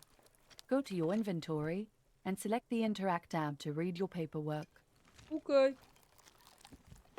I'm getting the mug. You pick out a broken mug with an oddly racist depiction of the yellow man frolicking in saffron.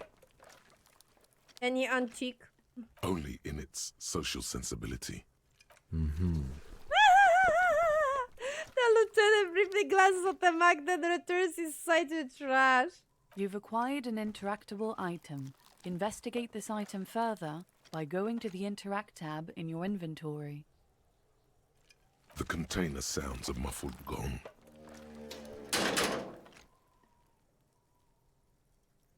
That's one thing off the list. I think we got it all. I think so too. Yeah, let's see.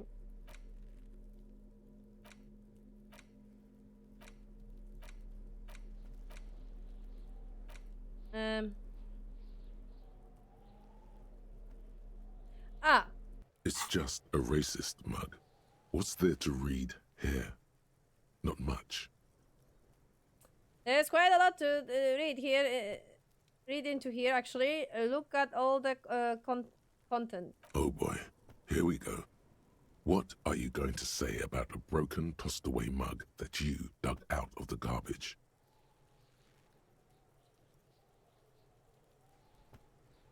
I'm going to push it into the face of every merchant.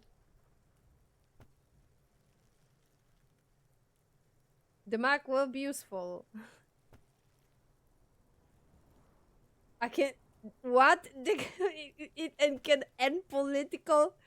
Caption to make my badass. The mug didn't belong in the trash. It was just a funny mug. Can anyone laugh anymore?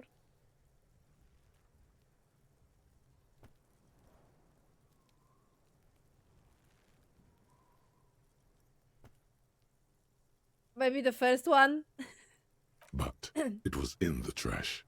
Why not just call it out when you see it? Or do some volunteering work. Just finish your case, detective. But why? It's the legend found in the trash. A pitiful cabbage of white and yellow papers hanging from plastic board, barely held together by a metal clip. This sad display is made complete by the faint smell of urinal cleaner. Anything else? There's a piece of toilet paper, or is it cleaning tissue? No, it's toilet paper, desperately sticking to the back of the blue plastic clipboard. It's a metaphor for you. Below the pathetics, terror. Do not look into its blue heart. Inspect the clip. An aluminium block runs the width of the board, biting down on the paperwork. Its crocodile teeth are the only thing keeping the papers together. A regular pencil, the tip worn down to nothing, has been attached to the clip. The surface is interrupted by a silvery sticker. It's rectangular, sparkling with iridescence. You don't know how you didn't notice it before. It is similar to the RCM watermark on your blazer the lieutenant mentioned. Didn't he say something about the headlights of his motor carriage? That you can read these there? Lieutenant, is this one of the hologram watermarks you mentioned? What? Yes, halogen watermark used for adding information to RCM property. Interesting. What kind of information? It depends. Aside from an anti-counterfeiting stamp, mine has my station number and address. The information varies by date of issue. Maybe yours will have how many cases you've solved. How many years you've been in force, he's thinking. It'll have that. How can I read it? Any capable light with the right wavelength will do. You mentioned the headlines of your Kinma. Yes, RCM vehicles have headlights tuned especially to reveal halogen watermarks. This means you can read the watermarks if you just turn the lights on. Ah. That's all, thank you. Okay. While a bunch of sodden papers sag from the clipboard in your hand, it's a sorry sight. Those are the white papers. They're not exactly white. They're yellowed in patches. Shut by up! sunlight and alcohol. Details! And covered in dense blue handwriting. Ink escapes into watercolor patterns, reaching its tendrils across entire pages. The paper itself is checkered, with faint red lines, forming short paragraphs. Once in a while, there's a red stamp that exclaims, "Case files commit to paper." The case files themselves are plenty. You count more than 100 sodden, crumpled up, earmarked pages falling apart in your hands. They appear to be sufficiently organized and extremely dense, if mostly illegible. What is there? What are they about? Work, strife, poverty, the Jamrock Quarter. These are handwritten logs of investigations dating back to January 51, this year. The exact number is hard to estimate, due to missing pages and an odd naming convention. But there are at least 20, maybe 30 cases Undertaken. Not completed, mind you. It's the middle of March. You have attempted 2 cases a week on average. Is 2 cases a week a good case load, Lieutenant? Huh? 2 complex cases to undertake is a lot, yes. You really have to push yourself. I would not suggest it, lest you start making mistakes.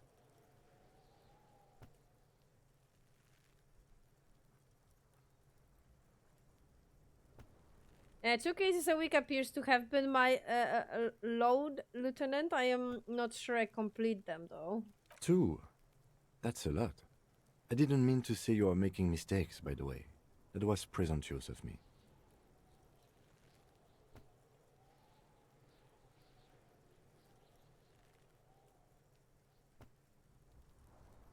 I'm sure I made plenty of mistakes. It's okay. We all make mistakes. God knows I've made my share. He tries not to think of them. Like a fan of girls, the checkered papers dry in your hand. The handwriting is extremely dense, if mostly illegible. There was a mention of a naming convention here. Yes, it appears you employ a, shall we say, robust yet literary system. Each investigation has its case number written on the margins. Yet, still more tellingly, most are accompanied by a name, a title, one might say even. One that draws inspiration from snoop fiction and vespertine cop show staples. And they are writing in capital letters too. Yes, all caps. One is called The Next World Mural. Another, The Square Bullet Hole Murders. Another yet, The Unsolvable Case. More? Others appear more light-hearted. The guys on a couch in an unexpected location, and the murder at the Ukar parlor. Even the rare article-free collapsing tenement. Murder features prominently throughout. It's going to take an effort to piece these case files together, but it can be done. Once you're done inspecting them up close. Here my case appears to employ some kind of naming convention. You mean the alphanumeric? Officer, precinct, time of arrival at the scene? No, I mean non-numeric one with titles. Oh, you mean the titular? Yes, well, so do I. In our defense, almost everyone in the RCM does. Why is that? It's a holdover from the early days of the RCM, right after the revolution, when the organization had little idea how to do things. It persists in an unofficial capacity. Officers use these titles to refer to their work among themselves. Oh, like a cipher, okay. I seem to have named a case the Square Bullet Hole Murder. Again, in your defense, I seem to have named one the man with the hole in his head. That was a real person. His death was real. Still, I named it that, to amuse myself. I pray his loved ones never find out. What happened to him? Rail spiked through the head. He died. It was a workplace accident. I have to open an official case. Is there room? Up the pages, okay. There is, for precisely one more. 15 pages near the end remain untouched by the damage. The checkered grid forms a structure of passages, breaking the case into subtasks to accomplish. Once all the tasks are accomplished, the case is complete. Commit to paper. Sadly, the ledger only comes with an old, worn-down lead pencil. It's unfitting of this monumental event. Game, do you have a pen? The lieutenant looks at his blue notebook. 2 fat, shiny pens hang from the binder, like large-caliber bullets on an ammo belt. He is not really saying anything, just standing there, looking at them.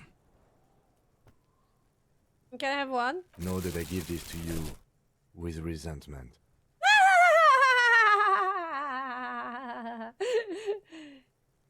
With this beauty, commit to paper. The tasks you've completed flow out of the blue oblong pen in a brash freehand, uncannily similar to the rest of the letters. The wording comes easily. It's almost robotically simple, a language developed for mental rigor and simplicity. Inspect the victim's body. Interview the cafeteria manager. It's not exactly poetry, but poetry would be out of place. Cross out the one you already finished. A satisfying slash sounds across the paper. You're done, it seems to say. And you, and you. Things to be done and things already done. The composition of reality. This is an extremely useful tool for a detective of the citizens' militia. Now all that remains is to name the case. Lieutenant, have you by any chance named our case? No, actually. Any ideas?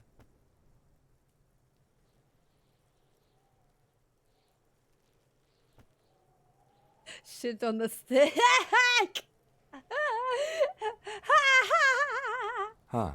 Yes.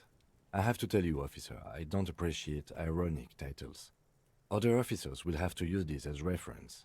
If it's idiot or cockfinger, they're not going to get it. They're going to think an idiot and a cockfinger were on this case. So, do you have something less funny? Fun is outlawed with this guy. What a knock! Shut up, Ty.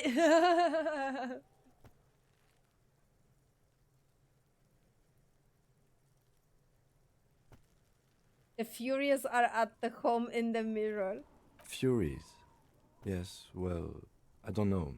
I have to be honest, I'm not experiencing the internal strife that it refers to. And also, could you make it less poetic somehow? Just a normal case name, you know? Think, what would that be? A good normal name? Yes, yes. You know what that normal name is. But it's so plain.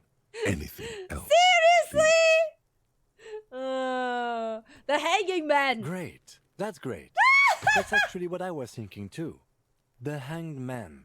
Good, strong name. We have a very good name for the case now. I'm going to start calling it the Hanged Man. It's good we sorted this out. So basically, I was gaslighted to name it exactly like you wanted. Okay.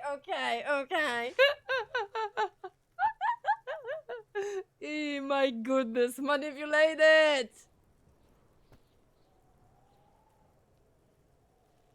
You don't exactly close them, so much as distance yourself from the smelly papers. They're a little further from your nose now.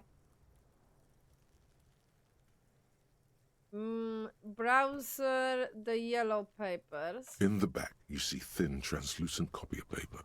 Some neon yellow, some bright red, all covered in boxes, like marching armies. Oh my god. These look like official forms, waiting to be filled out.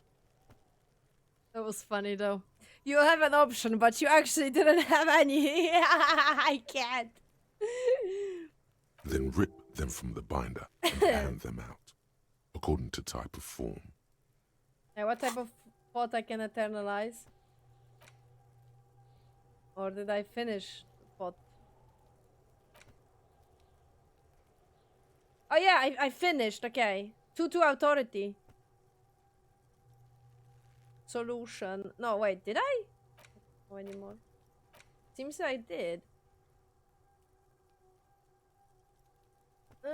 Okay, 2 seconds.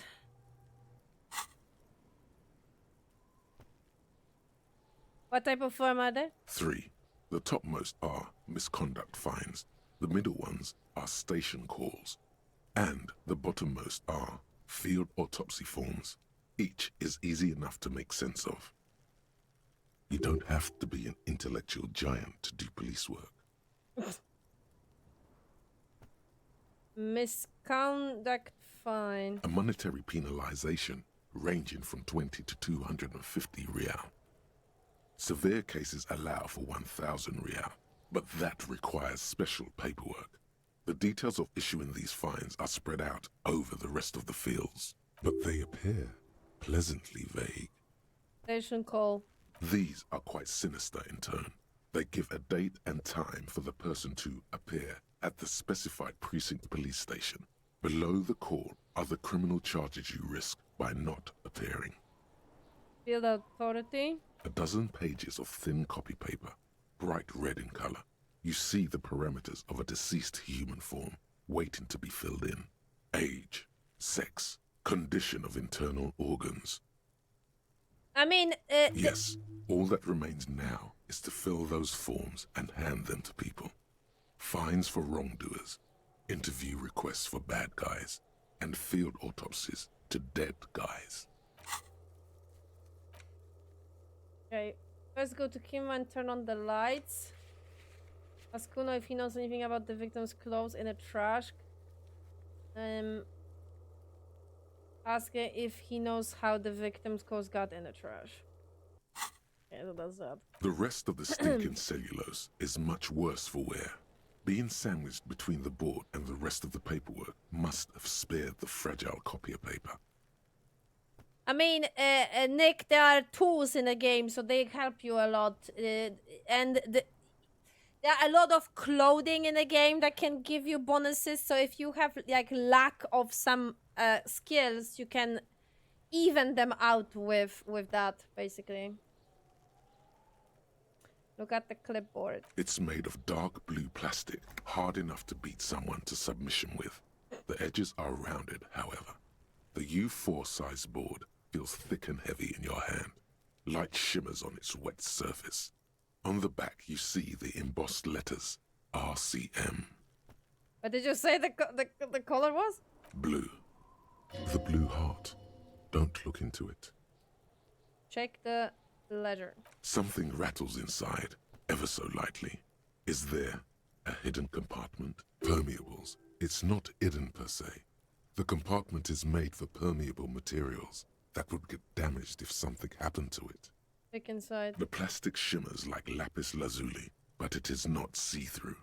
You cannot see to its center. How can I open it? With your hands, U4-sized pages hang from the clip, screwed to the top of the board. Shit. Loosen long way home? Why did I get minuses for that? Is that the eternal thought? Oh. I can stop myself for now. Then.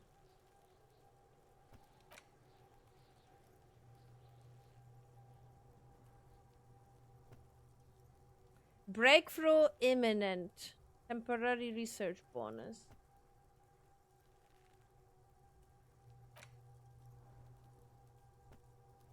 Okay. So now so I can undo it now, and now I need to wait here? Is that the case? I have a level. Fuck my life. The acidic stench of rotting food is rubbed off on the cellulose. It now forms the base of the experience. I can technically this do it. This base surrounded by a faint air of spoiled meat, the stuff of death itself, and then sprinkled liberally with the citrus zest of toilet cleaner. Awesome. Right, Yes, you can piece them together using the alphanumeric code on the margin. It always begins with HDB41, then date of initialization and time of arrival on the scene, followed by the title. For example, HDB 41120111700, the next world mural. wait, HDB41 weren't those officer present? Why, yes, your precinct number is 41. And HDB? Every last alphanumeric in the files begins with it. And my name. These are your case files. It's safe to say HDB are your initials. Oh. oh, right. I mean, nothing.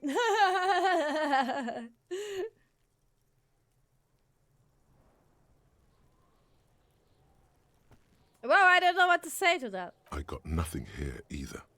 Logic really isn't the best faculty to have this conversation with. True. But it's the one you got. So sorry. That's fine. Yeah. We're staying out of this business for now. HDB is bad news from yesteryear. Uh-huh. It's shit, honcho. Honcho! How long does it take to read a case? It takes about half an hour to piece one together, using the system you've devised. Where do you want to start? Later then. Not much has changed in the meanwhile. A bunch of sodden papers still sags from the clipboard.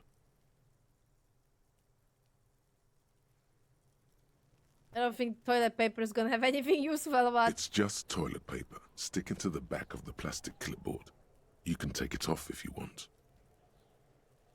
I'll take it off. Still wet, the toilet paper peels off the plastic easily. All you have to do is shake it off with your finger and voila! The ledger now Voila! looks marginally better. Yay. I got an XP for that. Right, we need to do this, but... It's the ledger you found in the trash. Fucker! This is a permanent bonus now!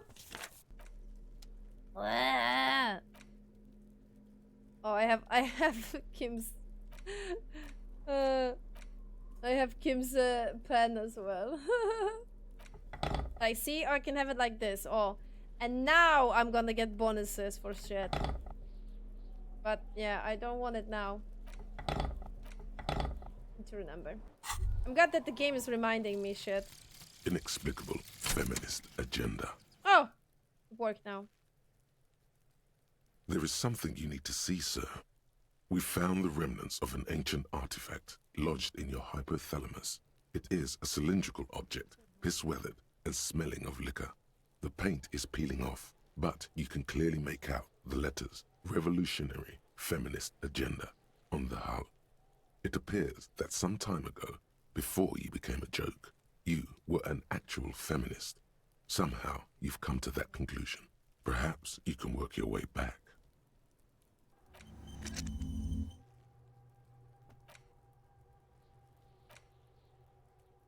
Okay, so I still have electrochemistry. Bonus from the thought. Empathy could evolve into RFA. Would have to quit drugs to get there.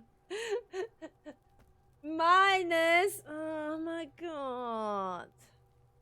Sure. So what happens when I forget?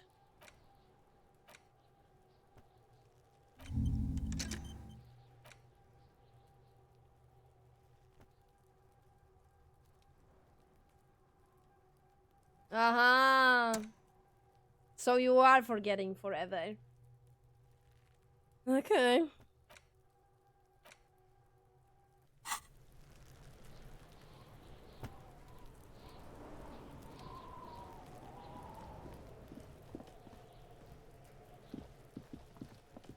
Alright, I'm gonna go and ask the guy for the thing.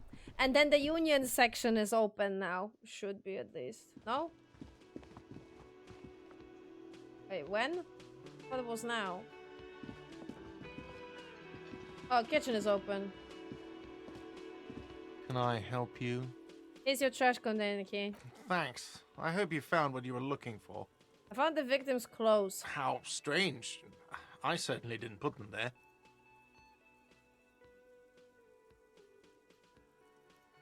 Who else has keys to the trash container? The trash collection service? CS Municipal. I don't see why they would put anything in the trash, though. Ah, the elusive CS Municipal. I doubt we'll be able to track down who was sent here last and when. This will have to be one of those little threads that solves itself down the road. Thank you anyway. Could someone on your staff have put them there? Sylvie had the keys before I got here, and I can vouch for her. I can vouch for all my staff. None of us would tamper with the crime scene. Maybe you don't remember putting them there. Maybe you were sleepwalking or in fugue state. I think fugue states are more your forte, officer. True. Thanks. Let's talk about something else. Yes? I saw another thing at the... Okay, what thing? Another thing. Great. I love those. Okay, so when? Yes, not the whole... They come here in the evenings. Dumb, unruly types. Think they're big shit. But they're good customers.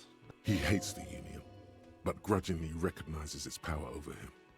So he's directing his frustration at you instead. Retaliate. We should find out who this Lord faction is, occupying the booth. Loudness means talkative, and we need info. We don't. We have to wait. They'll show up sooner or later. Men get hungry, even striking men.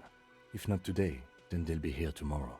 There are these things called days. You Yeah, sleep you mentioned between that. them. He's saying... Yes? So maybe the next day in that case.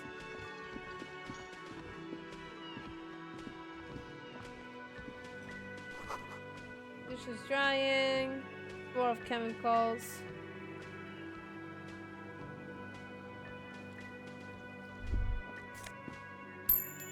Oh, I'm stealing money.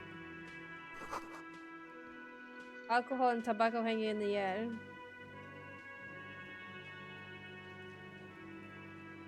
A thin man is smoking below an exhaust hood, occasionally sipping from his mug. This must be the Whirling's cook. Spell.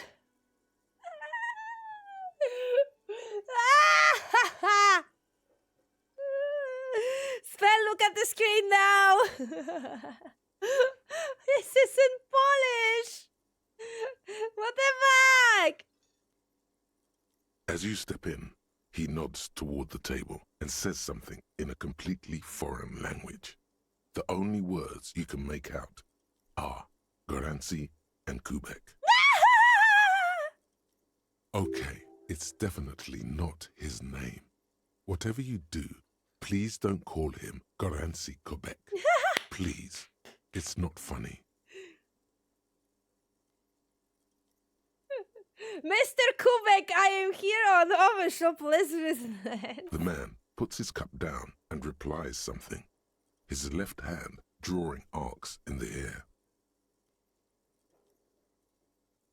You got some impressive pots here. There. He smiles and bangs his ladle against each of his pots in turn. It's almost like music, especially with the sounds of assorted dishes boiling and simmering on the stove. I don't think I need anything else. Stay masculine. What the fuck? The man ponders his cooking utensil. So, the guy is from Poland. Lovely. You see a heavy steel door with a prominent dimple lock. It's painted blue. You immediately feel drawn to the color. Blue is for mystery. I wonder where this door leads. You do? It's a door in the back of the kitchen. Why do you care where it leads?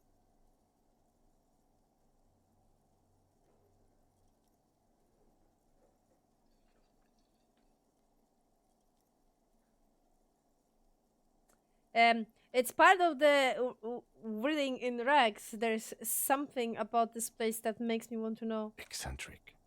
But okay, I suppose we could look into it.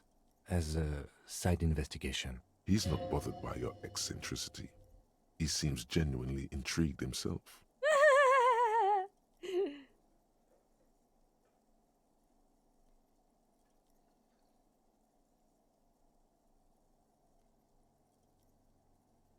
Yes, a mini side investigation. Gart is the person to ask about this. The cafeteria manager. I have to push the door. The door does not budge. Eccentric. Eccentric, but he will indulge me. Oh my god. Can I help you? Another thing. Great. I love those. There's a mysterious blue steel door in the back of the kitchen. Oh, yes, that door, sure. There's nothing mysterious about it. It's just a door. Do you know what's behind it? Do you have? No, I don't have a key. I don't know how to get there. And I don't care either. It's not like I've been wondering about it for 10 years. It's just a frit warehouse, probably. Or some boring storage space with a bunch of old junk and dust. Junk and dust. Wait, you own the bar, you own this whole property, and you are completely ignoring the locked door that is at the back of your kitchen. What the fuck? He's attempting to maintain an air of indifference. It's absolutely not convincing. I think you like to know what's back there. Fine, okay, a little. But my job doesn't leave me time for wondering about one locked door in one of the cafeterias I manage. So I haven't opened it. I have cleaned the whole place 100 times over, though, after the animals. And I haven't found a key, so good luck with that. Oh, man. Yes? Find a way into a secret passage. Are you fucking kidding me? Can I not use tools? Can I not fucking break it with my beautiful tools from Kim?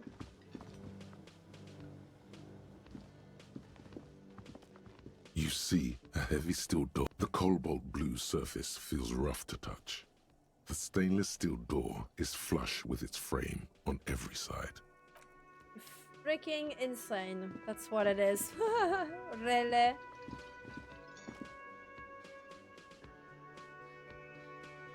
Maybe, okay, maybe that's not open on the day one. Maybe that's the problem.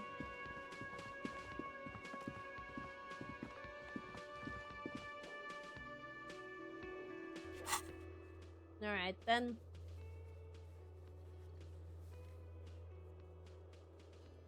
Pay for damage, find out who is the union box. Okay, so it says that they will eventually show up, okay? That as well. Ask him about okay, oh my god, so I need to take care of the body first. I think I'm gonna try to spam, because it's technically a white check that I can redo. I'm gonna puke a lot, probably.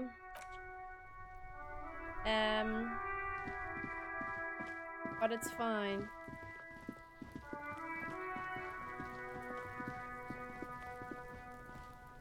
There he still is, looking right through you with his white eyes. The body below Wait a is minute. entirely dedicated But it's only to that 8% corpse chance. smell. Emitting it is all it does now. Oh god, okay, never mind. I will leave it for later. I thought there was more. The fuck?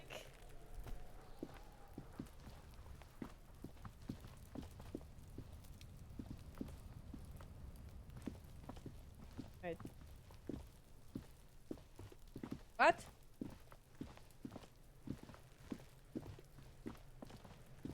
Are you gonna walk yourself? What's the deal? What's happening? Okay. I think that's gonna get on my nerves.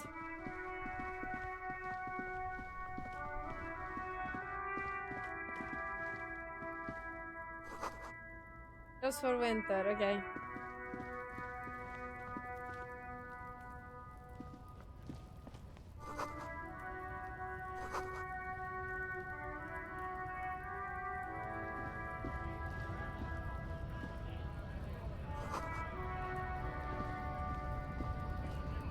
Oh, money.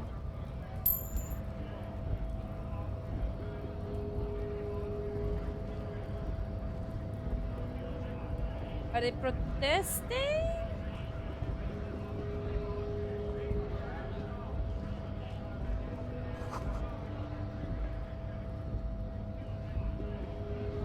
So that's the union? Bastards! We have a right to work! What's going on here? Hold up and stay frosty, everyone. Cops are here. You here to fuck with us? Beat the honest worker down. Why should I? We're here to fight for a cause. Stripes usually have problems with people who have causes.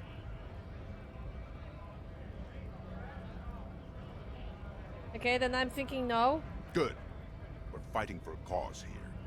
Right to work! Right to work! Besides, we're not that different. It helps if people see us talking, cops and strikebreakers together. Shows authorities are on our side. Builds confidence. What kind of cause are we talking about? Rights of people. Rights of workers. To have gainful employment. To make a salary. And feed their families. His manner of speaking is wooden. The tone of voice bland and uninspired. Almost as if compiling replies from a set of learned phrases. Regardless, I have some questions for you.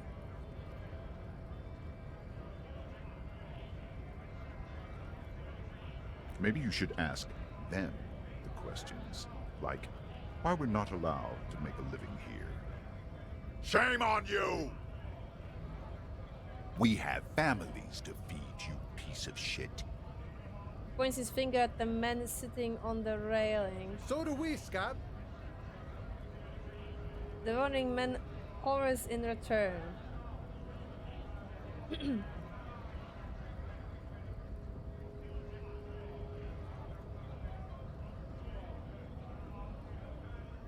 Who are all those strike breakers?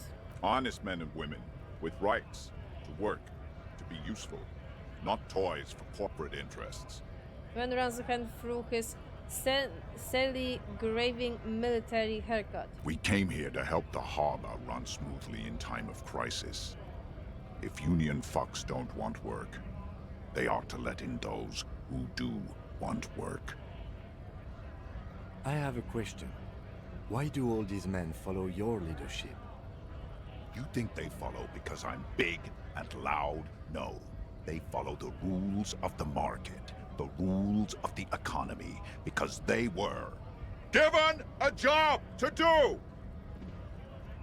What exactly is your goal here? We were promised work.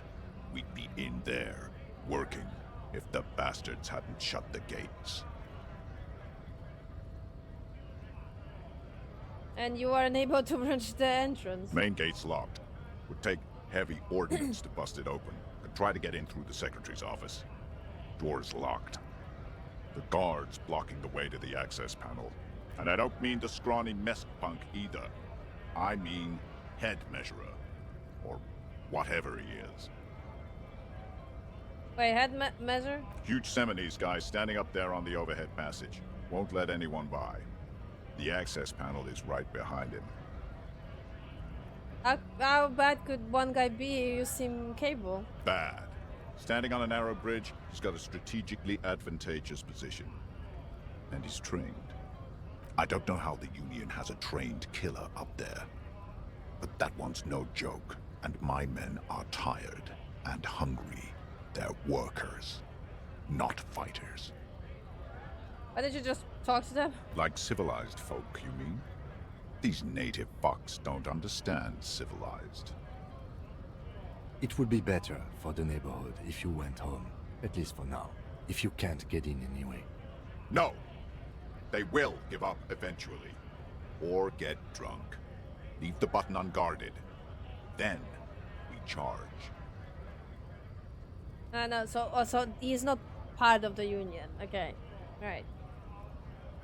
What is a strike? When a bunch of ungrateful, lazy cockroaches can't get their act together, decide to block honest work for other people. He shifts uncomfortably in his workers' overalls. What did the strikes... What did the strike went? Beats me. They mumble nonsense about boardrooms and workers' rights, while we have the right to work! They are There's outside something of the odd Union. in the way he carries himself. His set of clothing looks vaguely mismatched. The different pieces of the attire seem ill-fitting. So people from Union get the work and people from outside, they don't get the work. I think that's what this is implied. I think. Nicholas, welcome. Is this a rhythm game? Yes, exactly. You press 1, 2, 3 in the rhythm of how much he yells. Exactly. Little fit? What does that mean? His shirt is far too small and an unpleasantly tight fit, while the overalls, held up by a belt, seem to fit a man with much more corpulence. You wearing new clothes? He ignores your question, choosing instead to turn to the emaciated workers, raising both fists in the air. The clothes are obviously not his. Silence is the answer. Oh. There's something off here, but he won't say what. You've been talking to him for quite a while now. Something is off with this guy. Ask him where he's from. Okay, I gotta ask, where exactly are you from? What's it to you?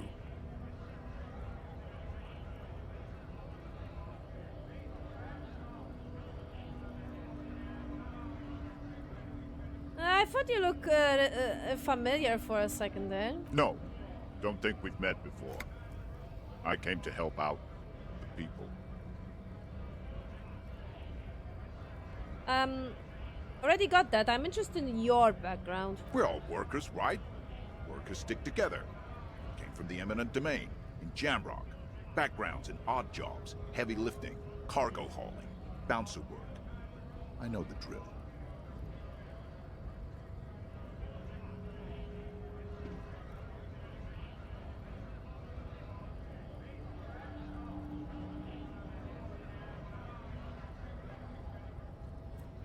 I don't. Okay. A bouncer. Where? I figure a lot.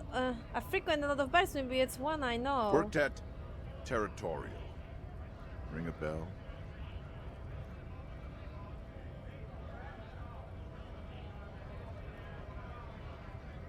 Never heard of it. Are you lying? We're done here. I have a strike to break. Right to work! Right to work! Shame on you! I wasn't done asking questions. Things are busy enough. You're going to waste less of my time? Maybe. The hulking man oozes stark skepticism. What's it to you? Maybe I can dig. Am I a suspect? Done no crimes. I only fight for the rights of people. We're all workers, right? Workers stick together. Came from the eminent domain in Jamrock. Backgrounds in odd jobs, heavy lifting, cargo. Worked at Territorial. Uh-huh. It was a long time ago. Okay, weird. Fascinating. Okay. I want to get to Harbor too. Have fun. Union shits are on full strike. Don't think they're going to let you through the gates. I'm trying to meet their fat boss.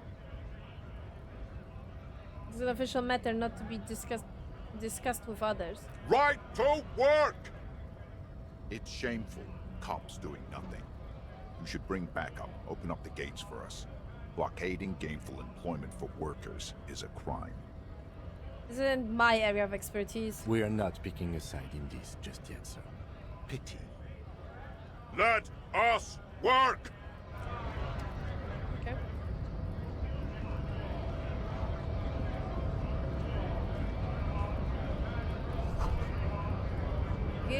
GREH? Great Revolving Industrial Harbor.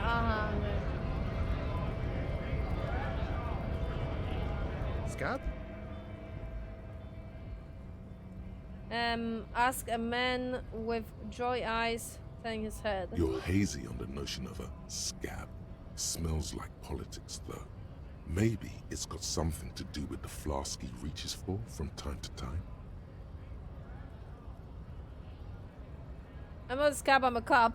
I was just messing with you. No one's ever seen a cop scab. Imagine, you cops going on a strike, but then another cop comes in and says, "Let us cop for less money." Speaking of, what brings the RCM here? To the Wild North? Come to see the strife?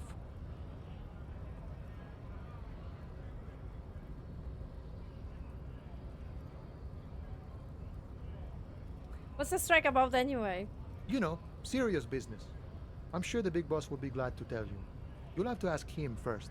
He's a chatty guy. Wants to talk about the strike. Return once you've met the union boss and are on a better footing with the organization. Okay. I've come to Marisif investigating a murder. Murder, huh? That sounds like a lot of hard work.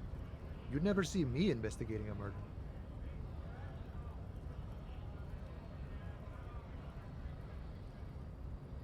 I have no idea what I'm doing. No, okay.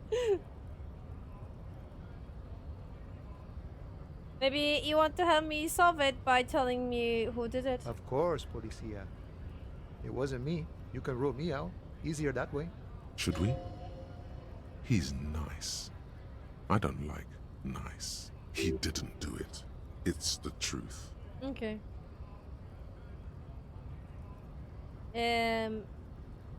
I said I'm gonna fuck around, but it's not gonna lie, it's so hard for me because I want to be serious.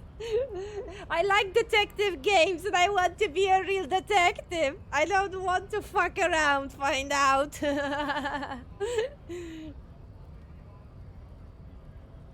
I want to know what's behind those gates I am exploring. My friend, I respect the right to roam. The open range awaits. Does that mean you can let me through the gate? I don't operate in that capacity. I'm not a granter of passage. The passage grants itself. If it's so simple, why did the scab leader warn you of the guards blocking the way? That's simple. I just walk in. Aye. Walk right past Measurehead and go in. Past Measurehead? Yeah, the 2.5 meter tall Semini supremacist there. Walk right past him, then press the button to unlock the door, then go past him again, and you enter the arbor through the office. Está.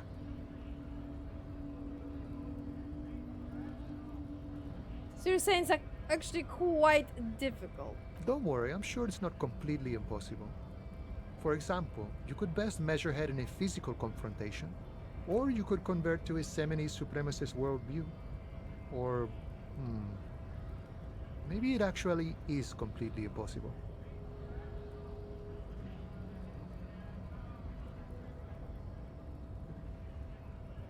Is any of the scabs tried convinced to his worldview? Jean-Luc himself would say the philosophy has proven overly heroic for the scabs to convert to. Not enough intuition. Has anyone ever versed him in the physical confrontation? Not yet, no. He's incredibly strong. Got it. Another thing. Sure. Yeah, I don't care. Nice talk. I gotta get moving. I will leave that for now.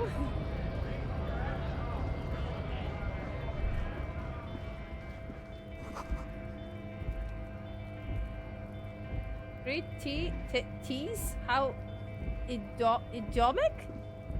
Where?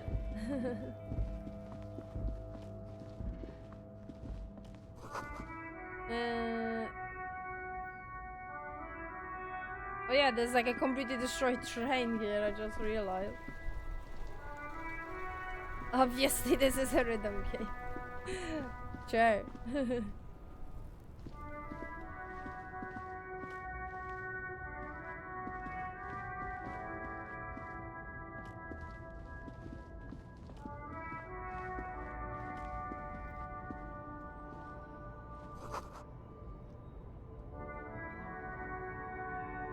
Monix?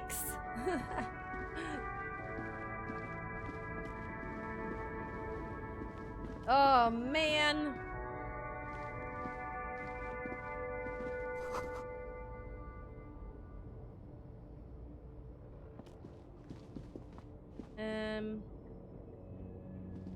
But my tie talks to me randomly, as far as I'm aware.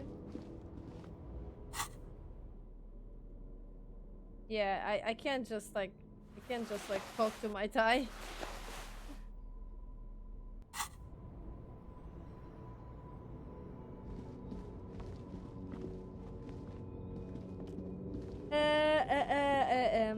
Right.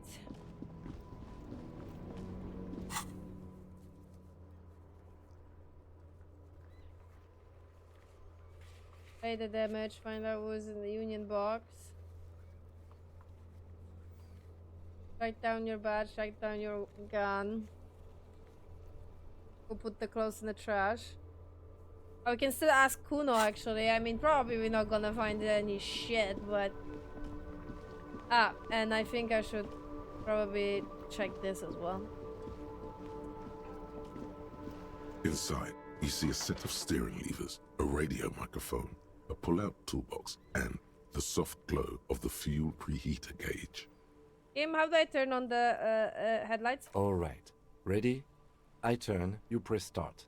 It's next to the preheater. He's downplaying his excitement. The lieutenant is more than happy to show off his precious carriage. The dashboard lights up with orange glow. The rounds per minute gauge jumps, and the engine of the Caprice Canadian comes to life with a whiny growl. Fuck off! It's fucking loud as The hell. lights unfold with a little click, casting electrical light onto the ground before the vehicle. There you go. I'll turn them off from the remote once you're done. We just need to stand in front of the machine now.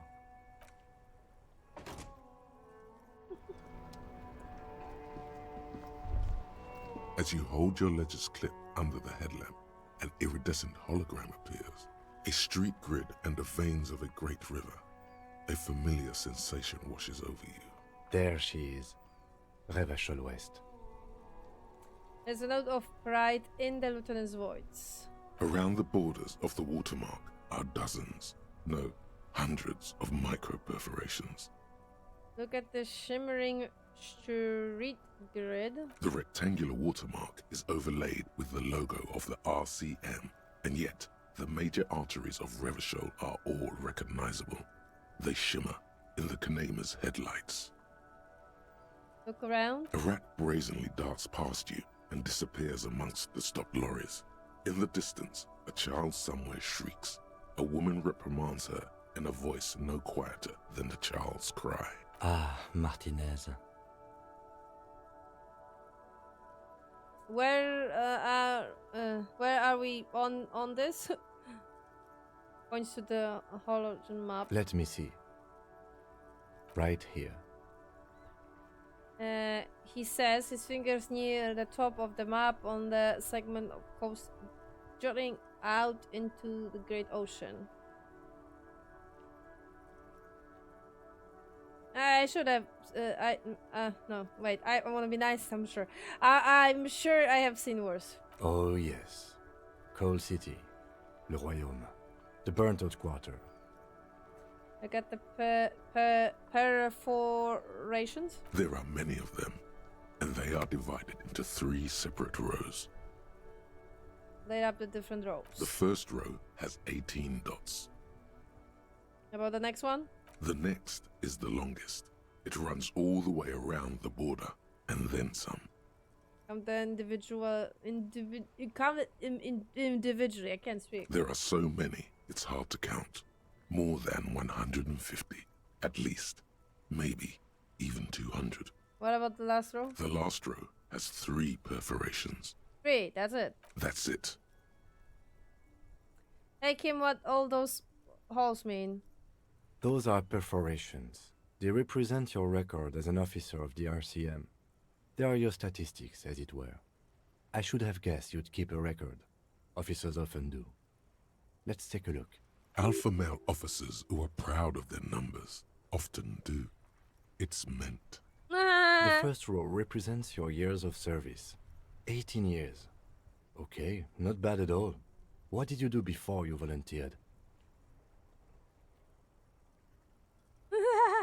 Wait, 18 years I have done this? That's what it says. I might have guessed even longer based on your age. What did you do all those blissful years of your youth?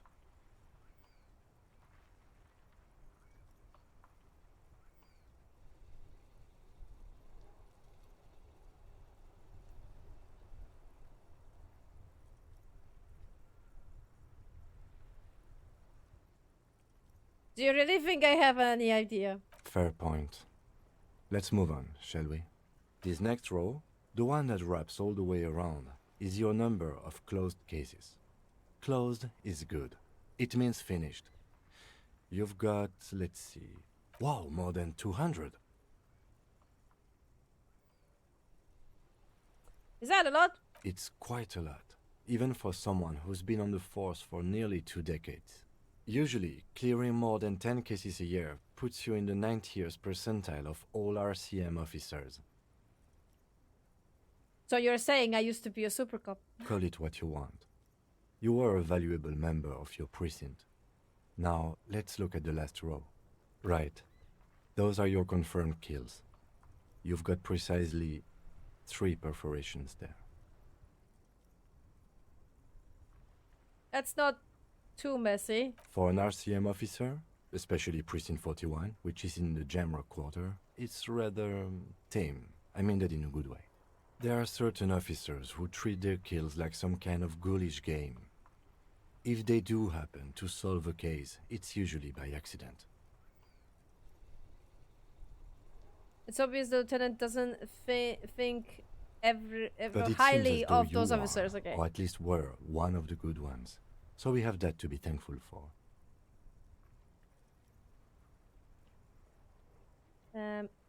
Have you ever killed anyone, Kim? Yes. He says, declaring to elaborate. It's not a problem for him to state it, however. How do you handle the strain? Everyone has their own method of coping. Some more effective or self-destructive than others. It gives you a meaningful look. Personally, I find it helps to keep up a few hobbies. And like what? Oh, this and that. Let's not get into it now. Maybe I should find a hobby. Why not gardening? You've already got the gloves. Ha ha ha! He points to a yellow gun. Shut It's up! meant in earnest. Please don't mistake it for a jab. Ah, okay then. Thanks for this. The lieutenant nods. Okay, let's go. Right. I'll go turn off the lights. You can now see your statistics on your journal page, to the right of the task description. Ah! Super Cup, sorry, shut the fuck up! Boring Cup, communist, fascist, ultra laborer, moralist, good cup, bad cup. Ooh, oh, I have 3. Honor, people killed, cases solved, years in service, name unknown, rank unknown. Nice. Nice! Oh my god, they're bragging about my gloves!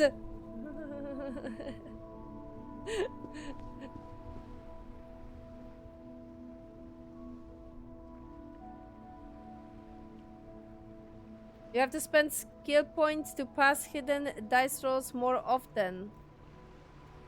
I mean, yeah, I do that. I just like experimenting and checking the different type of choices. Like whatever I need. So currently I'm using a lot of logic, and I think I want to level up logic in that regard.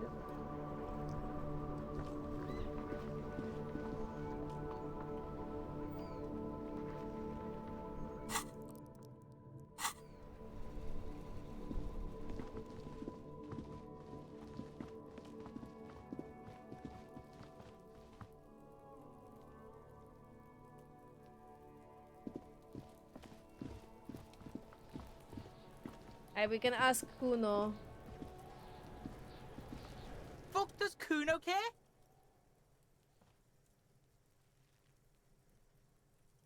Oh, 30%.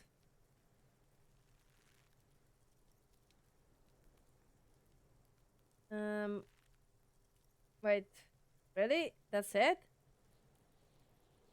I threw up and I can't investigate the body now. Yeah, like a fucking volcano. Yeah. Fucking pathetic. You were lucky you didn't die there. Maybe you can get some advice from me. I mean, you are obviously handling it quite well. Yeah. Kuno's got some advice for you. It looks at his left, then to his right, and then leans towards you. What are you? Like 80, right? Maybe you should stop embarrassing yourself in front of a fucking kid. Perhaps you could compress this negative energy and turn it into some sort of a Kuno-fied non-vomiter. You know, what? Don't ask questions. Roll with it. It will work. I promise. Okay. That's right. Turn your weaknesses into conceptual strengths. Try it again now. I can't ask him about the trash can? What the hell? Yeah? I think it's here. The Kingdom of Kuno? The fuck do you want with it? The men's clothes were in the trash container. How did they get there? Yeah, Kuno doesn't know shit about that. That shit is beneath Kuno. I need to know. It could be a lead in the investigation. Someone may have tampered with the murder scene. Listen! Kuno doesn't care about this small-time shit. Just listen.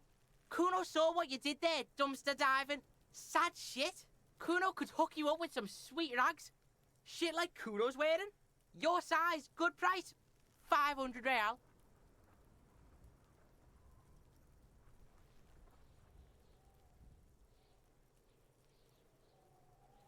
Wait, I ask you what happened to his clothes. You must have seen them laying there. Look, Kuno ain't seen shit lying around. Except for that up there. Now, you want performance gear or not, Grandpa? The lieutenant remains silent, but his expression couldn't say, "I told you so," any louder. Alright, entertain me. What's so great about those pants? Pig, these are found modulars. Liquid fit, performance crotch, urban survival shit. Made in Mirova by scientists. Pants scientists. Believe it, you need this shit. I do. He unzips his jacket to give you a quick peek at the plastic wrapped pants. They are grape black and look brand new. These could drastically improve your chances of survival in the urban wilderness. Coach Physical Instrument endorses these pants. They are tartan ready. They will also make you into an idiot.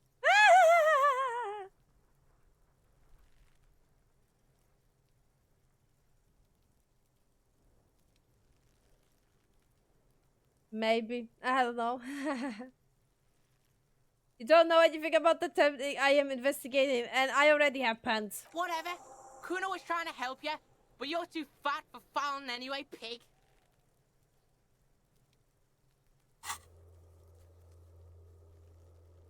Okay. So who else has an authorization? Okay, find this person and you will know who to the scene. May take a while. Good that you specify that. I was also there was also a mug in the trash. The fuck? A mug in the trash? Is this about the fucking clothes again?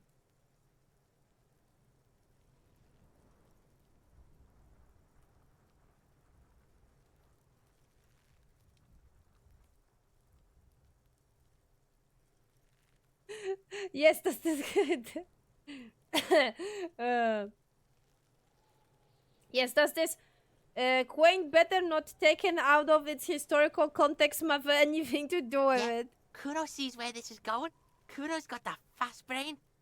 You saying you picked it after the mug fucker, 'cause he's the clothes fucker? I can't hear you, Kuno. Speak louder, Kuno. That's exactly what I'm saying, Kuno. Someone has tempted with the crime scene, clean some of it up. Shit, that's tense. Someone's going to the beat-down basement, huh? Mug guy gonna get tied to the radiator. Kuno doesn't know who put that shit in there. And if he did, he wouldn't squeal. But if you find out, maybe you can... Tell the Kuno who it was. He's curious. He likes putting 2 and 2 together here. Stop turning into a pig, Kuno. They're trying to get you hooked on the snitching. Get away from my Kuno. Yeah?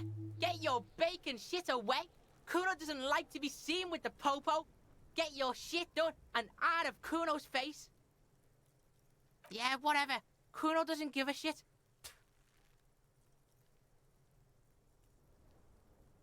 Okay, am I getting some kind of bonus now, or what the fuck? There he still is, looking right through you with his white eyes. This the is body stupid. below is entirely dedicated to that corpse smell.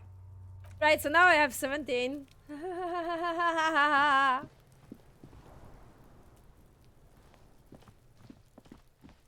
Wow. Wow. Right, should probably maybe look around here still.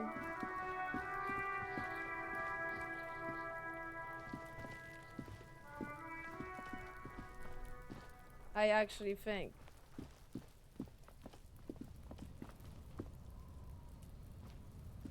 An inconspicuous pile of the roofing material, Eternite. What is it? It's nothing.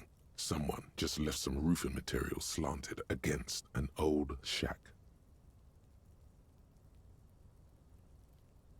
White check I can retrieve. Can I use something? I don't think so. An inconspicuous pile. Because there's a secret door hidden behind the panels of Eternite. That's why they're too orderly. Put the panels aside. There it is. You see a shabby little door.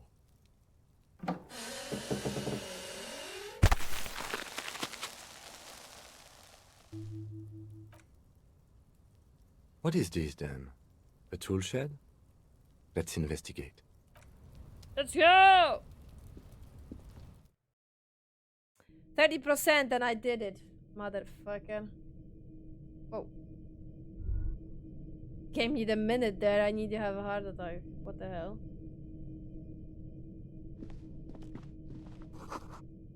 Okay, magnesium supplement. Isn't that Kuno's hideout or something?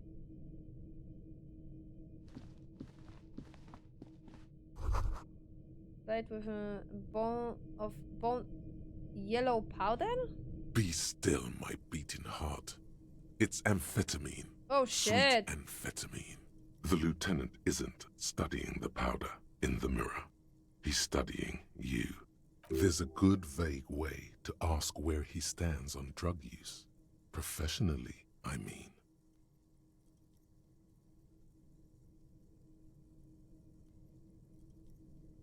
I wasn't thinking about taking it. I swear I was thinking about justice.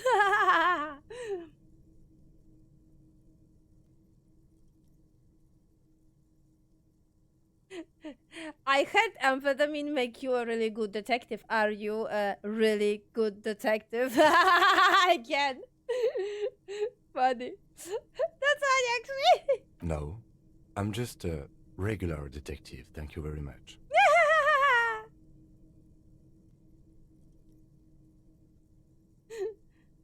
I wasn't thinking about taking it. I swear I was just thinking about justice. Of course, detective. Swift justice. Don't worry, we don't have to investigate every trace of narcotics. The lieutenant points to the ladder in the corner. Yeah, swift, lightning justice. Faster, harder, justicer. See that ladder? Justicer? It's probably another way into the industrial harbor, no? A secret path the local kids use. Get out of the way or get fucked. Nice.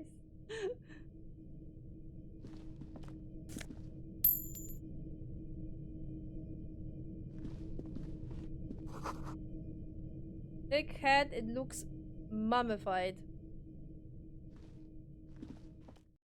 Whoa, I'm gonna fit through here? Interesting.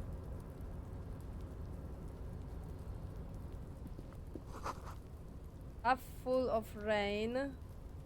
Oh, that's too far away.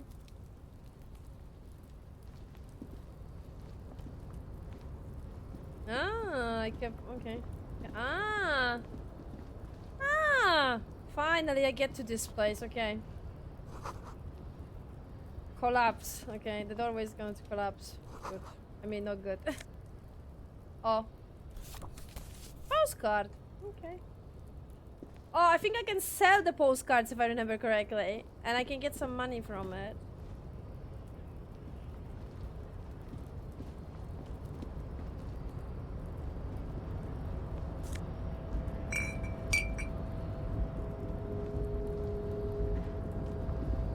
Oh, god damn it! I need that... Lieutenant... Kim, what the hell? You levitating book, seriously? No, I I need the. Oh god, I need to find the bug thing. No, my money. Ah, the bottles are everywhere. My money. So okay, so I can't reach this because it's on the opposite side. Looks like someone left his tarpaulin cloak hanging on the railing here. Look, Lieutenant, someone left his cloak behind. Clothes behind. Yes, cloak it's behind. probably yours. Mine? It bears the RCM insignia, and you have a habit of being careless with your equipment. Cut fucking. You could probably make the jump. You look like you've done some track and field in your day. Look around. The wind is aggressive up here. The lieutenant looks at the enormous crane towering in the distance. What the over fuck? the container yard. The look in his eyes is a mix of the engineer-like interest and the wonder of a 6-year-old seeing a horse for the first time. Motherfucker! Now that's a huge crane. Yes, that's one way of putting it. It's certainly an impressive achievement of engineering. But I digress. We were focusing on your cloak here. That's my cloak. What exactly are we doing here? What are we doing? We're awfully close to breaking into the industrial harbor. They're bound to have information for us. I thought that was our intention. Or it could be that we are just exploring. Yes, of course. That was my mission all along. I was trying to get to the industrial harbor. Yes. Not fucking around. I'm not. He looks around when rustling his hair. He's thinking you've forgotten where you are again. No, I'm not. I'm just confusion. Do you really think this cloak is mine? Should I go for it? Jump? The cloak? I do think it's yours, yes. As to whether you should go for it? He looks over the ledge at the cold pavement below. Well, it doesn't seem too dangerous. 2 meter stops. Whenever you're ready to do it, I'll be right behind you. The cloak looks like a bag of goodies floating in the wind. Who knows what its pockets may hide? Fuck! There's only 3%! Are you fucking kidding me? Of course, are you fucking... Oh no.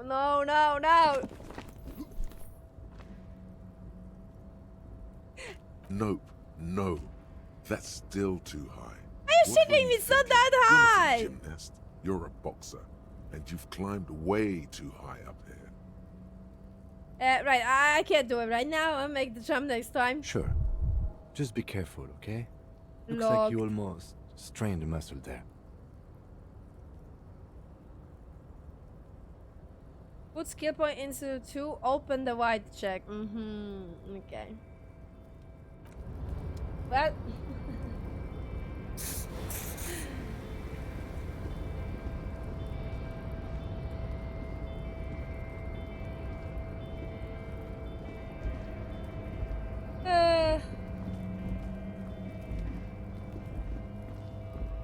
I tried. Funny, why I can't reach it from here? I think that would be better. I can piggyback Kim and reach it and voila, guys, think. Think. Seriously.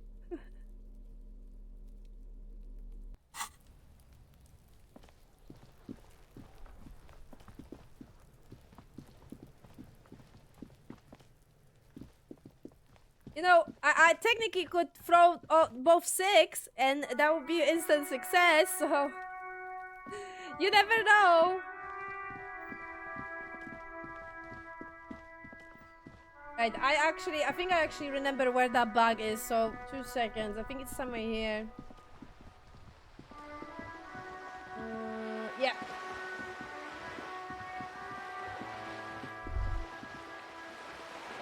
Distance, seagulls. There you go. Money, money, money, money. Oh.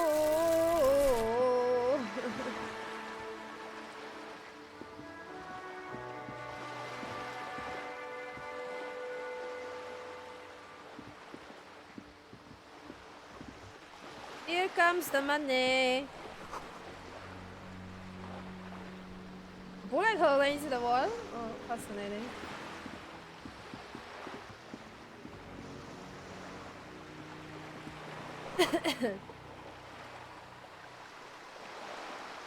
This coin-operated viewer is facing southwest.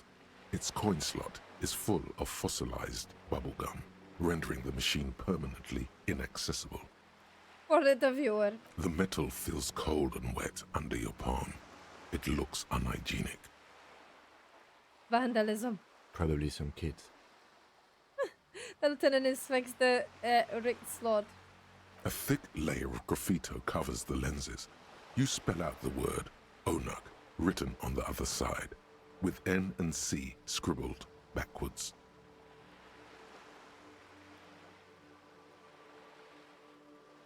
That's Kuno on the lens. Okay. Under the graffito, a sea of blues and greys appear. Behind the water lies a coast, studded with concrete and reeds. On it, a church on stilts, lanky weather-worn wooden planks, an X-shaped cross topping its tower. I don't know, Spare. I was hopeful, you know. I was like, oh, maybe it's gonna work. Can you imagine if it worked? I was so screaming. Memorable stream moment, man. You know this to be the star of Pericarnassus, or the Cairo, the central symbol of the Pericarnassian Church, a star, a great moral height to be strived towards. The church looks old and weather-worn. There are no lights in the windows.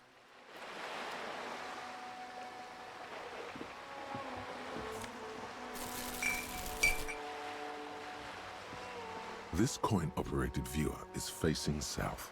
The instruction manual says to insert 25 centimes and pull the handle. Why place a tourist attraction in the middle of such poverty? Why is there a tourist attraction doing here? There was a revitalization project in 49. A design studio tried restoring Martinez to its pre-war glory. It didn't stick. What happened? They got as far as the street lamps and the statue on that intersection. Then something went sour. I suspect that something was Evrard Clare, the union leader. He muscled them out. It's how it usually goes around here. Can we do something about it? We should have done something about the union 10 years ago. That ship has sailed, officer. Okay, 25, Your sure. money disappears into the coin slot. A clunk, the ring of metal. The curtains on the display open. You lean in to catch the view. It's blurry, different blues and greens.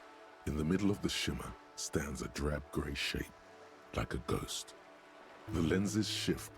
The ghost sharpens into an islet in the bay. In the ruins, a man-made structure is visible, a half-sunken sea fort, its concrete almost reconquered by nature. It looks as if it was abandoned quite some time ago. Nothing but a rotten tooth remains of the anti-aircraft tower. A lonely birch tree grows out of it. Oh shit! I just realized what time is it. Ripped from it by the winter wind.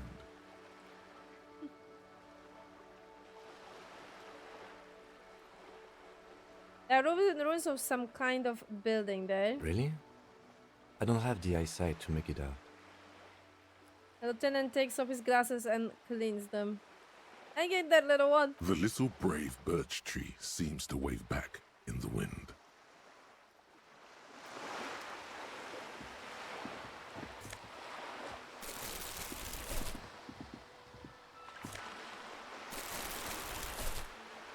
Oh no, Kim, you're covering my shit. My money.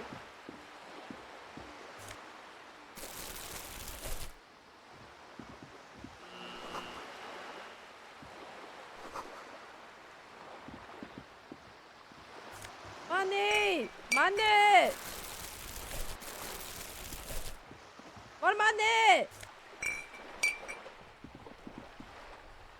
And I'm cleaning at the same time. Look at me. I'm a genius. I am such a good person. Hobo cup.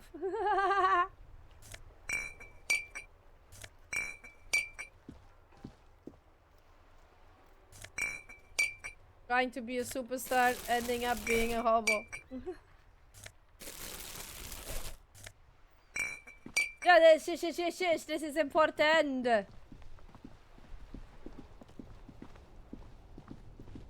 Alright, so clean what we collected. I think it's quite a lot, actually.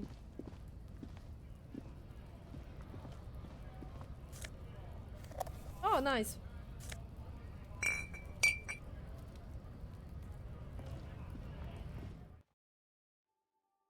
I think it should be here. Yellow roses. Tulips too. Nice. The tear machine stands in the corner. A sign says, 1 bottle equals 10 cents. Your bottles clunk into the machine, and the money appears with a satisfying jingle. You're a richer man now. 1. You see several packaged raincoats fill a low shelf beneath a display of croissants and juice bottles. The raincoats are transparent, except for the big Fritta slogan on the back. What is that? What is what? It's a raincoat. If you want to buy one, then it's only 4 real. Maybe I'm gonna need it, who knows? Keep in mind. A small cabinet on the wall is filled with various medicine bottles, nasal sprays, and blister packs. They all bear the Saint Baptiste Pharmaceutics logo. Their logo is the bloodless rose, pure white, untouched by harm. Just ask me if you need anything from Saint Baptiste. We don't stock prescription meds, but we do have Nosafed, Duramine, Magnesium, and Hypnogamma. So that's giving me health, 3 health, 1 health, 1 morale, and 3 morale. Okay. Where's the Saint Baptiste? Saint Baptiste, you know, the pharmaceuticals company. Saint Baptiste Pharmaceuticals, the one that sells meds out of Saint Baptiste. That one. There. She is right. Saint Baptiste, the company, derives its name from Saint Baptiste, the city. Itself so named because that's what it is. A rare case where that really is the full etymological history. As far as almost anyone knows, at least. Do you have any ammonia? Yeah, there's like an ampule somewhere. Can I have the double of ammonia? I don't think I can. We already have ammonia, actually.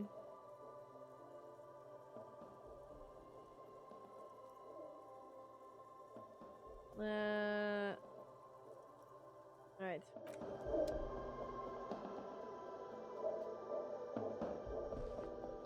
A colorful display of cigarettes and alcohol bottles line the shop wall, inviting you closer.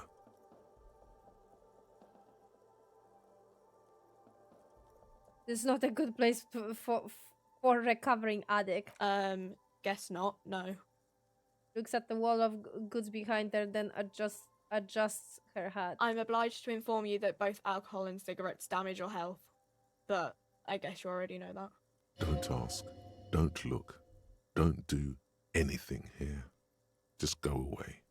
Get back to work. Physics minus the morale. Okay, so see, you can stack it like that. Intellect and minus health. Okay, I need more health though. How to do that? I remember that you can do that. Is it by leveling something up?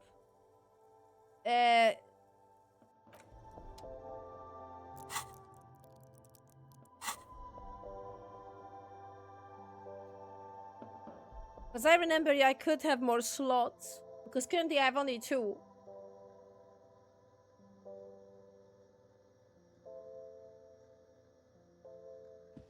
But how to do that, I don't remember.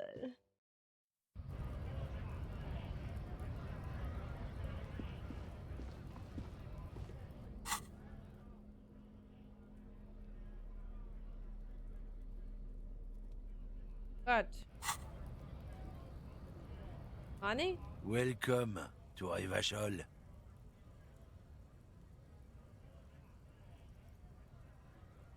Why are you addressing my partner like that? Don't you welcome to Revachol me. My grandfather came here from a 3,000-year-old racist isolationist culture, while your ancestors came to this island a mere 300 years ago. Every school of thought and government has failed in the city, but I love it nonetheless. It belongs to me as much as it belongs to you. You tell him. It's men like you who keep Revachol divided, making it that much harder for everyone to climb out of this post-war limbo. What he means is, fixation on the Revacholian nation makes it harder for Revachol to actually attain self-determination.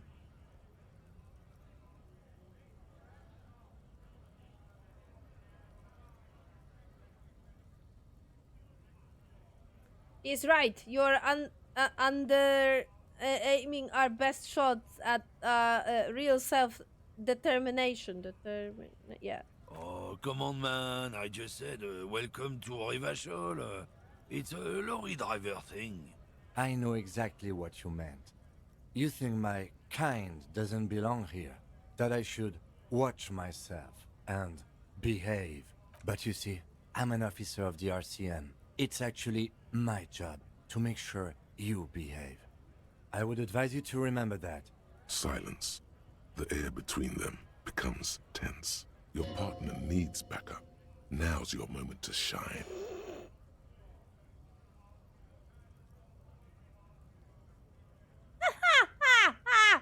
that one.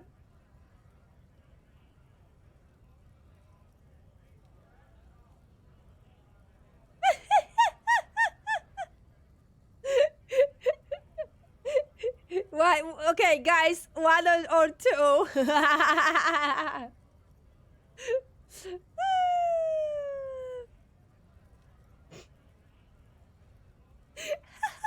can't. Sometimes.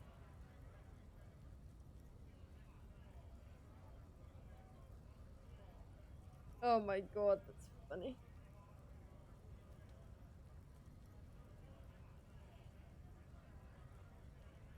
I can't. Well, I think. Okay, let's go. Fucking Kim, I got your back. You two make a cute couple. You know that? The lieutenant exhales and resumes his regular calmness. Now let's settle. We have a couple of questions. Whatever you say, officers. You could ask him to show you the soles of his boots. He definitely looks like someone capable of a lynching. Maybe he was present.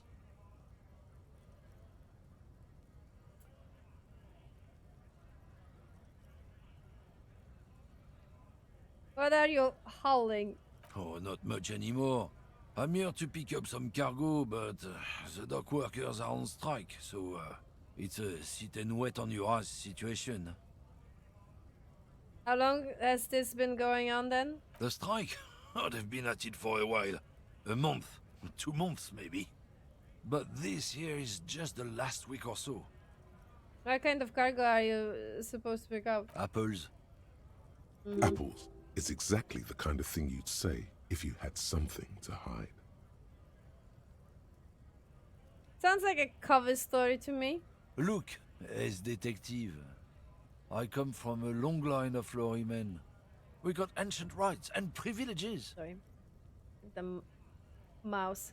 It looks like he lost his patience for explaining it. Oh, I'm here to pick up a load of fucking apples, man. Just regular, Koiko picked apples. Damn, you're not gonna get more out of him on this. He's put up the wall of racism. What was that argument all about? It's about biological determinism, natural law, the sorting of the races. Not the most popular topic nowadays, with the coalition in charge and all. You might want to change the topic. That is, bury your head under the sand like common sheep. Oh, so you're just racist, makes sense.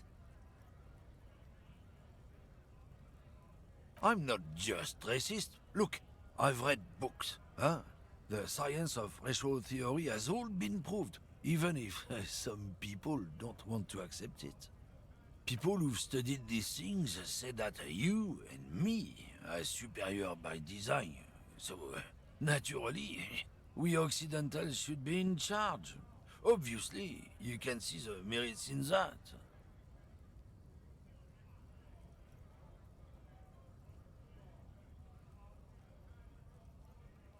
What else have you thought up? So, lately we Occidentals have experienced an unfortunate downturn when members of the superior race cease to believe in their innate superiority. They stop competing for resources. Okay, and? This concerns you, policeman, so you better be vigilant. The damn kips are showing up good lately. Same with the mosquitoes. And the other intruder species too. They're on the precipice of cultural victory. Throws a sharp guns at Lieutenant. Oh my god! Cultural victory? What is this then?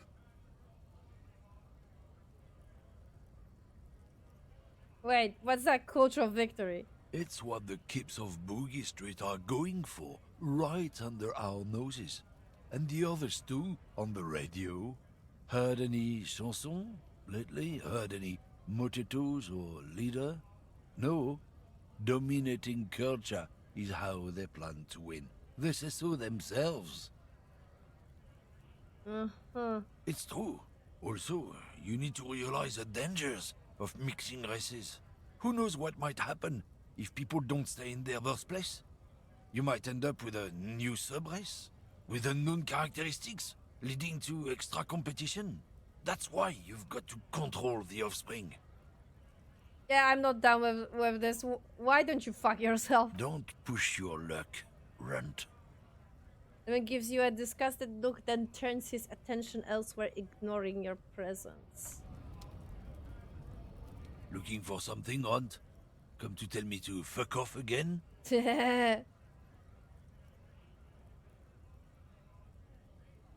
me see the soles of your boots. Been admiring the stompers, Runt? For sure, I can demonstrate them. He lifts up to show you his left foot, then the right. On the bottom of the man's boots, you see an intricate tangle of treads with no immediately discernible pattern. What's up with your soles? It's Revachol. Where did you get boots like that? Custom made. Cost me a pretty penny. But why? You'll see when the time comes, officer. True patriots carry Revachol in their very souls. Technically, you're stomping on Ravachol every step you take. I know you people don't understand poetry.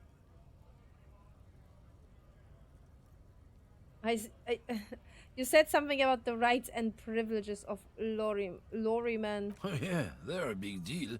My great-grandfather was a carter, had a royal license and everything. We've tried to hold on to our privileges. And that's a privilege. Sure fucking is. We have a guild and everything, huh? Very ancient. Very prestigious. So it is a kind of union. Hell no. It's a guild. Invitation only. Unions work for the rich fucks. They're basically the same. Been trying to fuck us out of our heritage in the name of profit, but you can't replace experience. Trusting street thugs with their goods is going to fuck them right up the ass. Mark my words. Generations of practice and no laughing matter. I found this mug in the trash. Yours?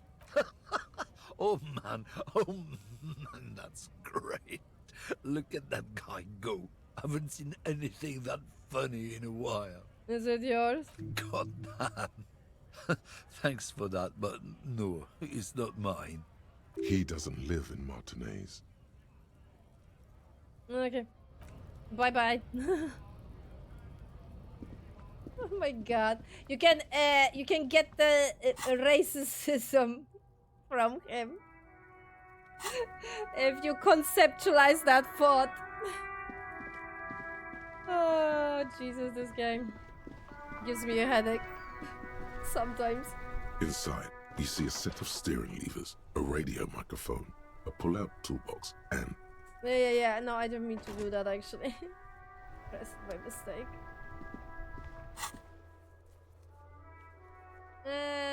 Right.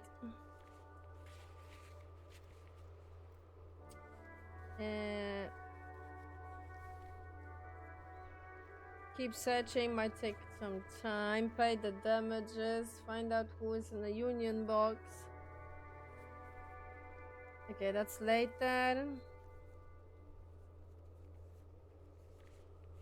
And that's later. And yeah, that's I don't know when actually. She's gonna tell me something now? Hello again, officer. How are things? Okay, nothing. Right, I think this is a good point to save because this is gonna get like I'm gonna be stuck here forever. I will have some food break actually. Because it's very late. I didn't realize. It's like 3 hours later. I'm having my dinner that I usually do. Wow. Wow. Anyway, yeah, so plan is simple at the moment. The plan is to have a food break. I'll be back with my food. We can watch some YouTube. If you guys have any video suggestions, you're more than welcome to give them to me. By a private message though, don't send them in the chat because you're gonna get timed out by the bot. Or you can send them to my mod Spell and Spell is gonna verify. Anyway, by private message as well. But yeah, so we're gonna do that first, and then we're gonna basically decide if we want to play Devil May Cry or if we want to continue with this Elysium. Not gonna lie, I think I'm more willing to play Devil May Cry because, as I mentioned, this game can be exhausting. Like, it's fun, but it can be exhausting. Even when someone else is reading all the text for you, you still need like focus. You can't like drift out. You can't like relax, you know what I mean? You need to like you know what I mean? Attention, and the attention needs to last for long time. I've been playing for 6 hours, so you know. But with Devil May Cry, I can just chill, you know what I mean? I can chill because I know the game, I know everything. So, yeah, I played it like a lot of times. So, I think I am more willing to play Devil May Cry 3 now. But first things first, food. And Disco Elysium tomorrow, in that case.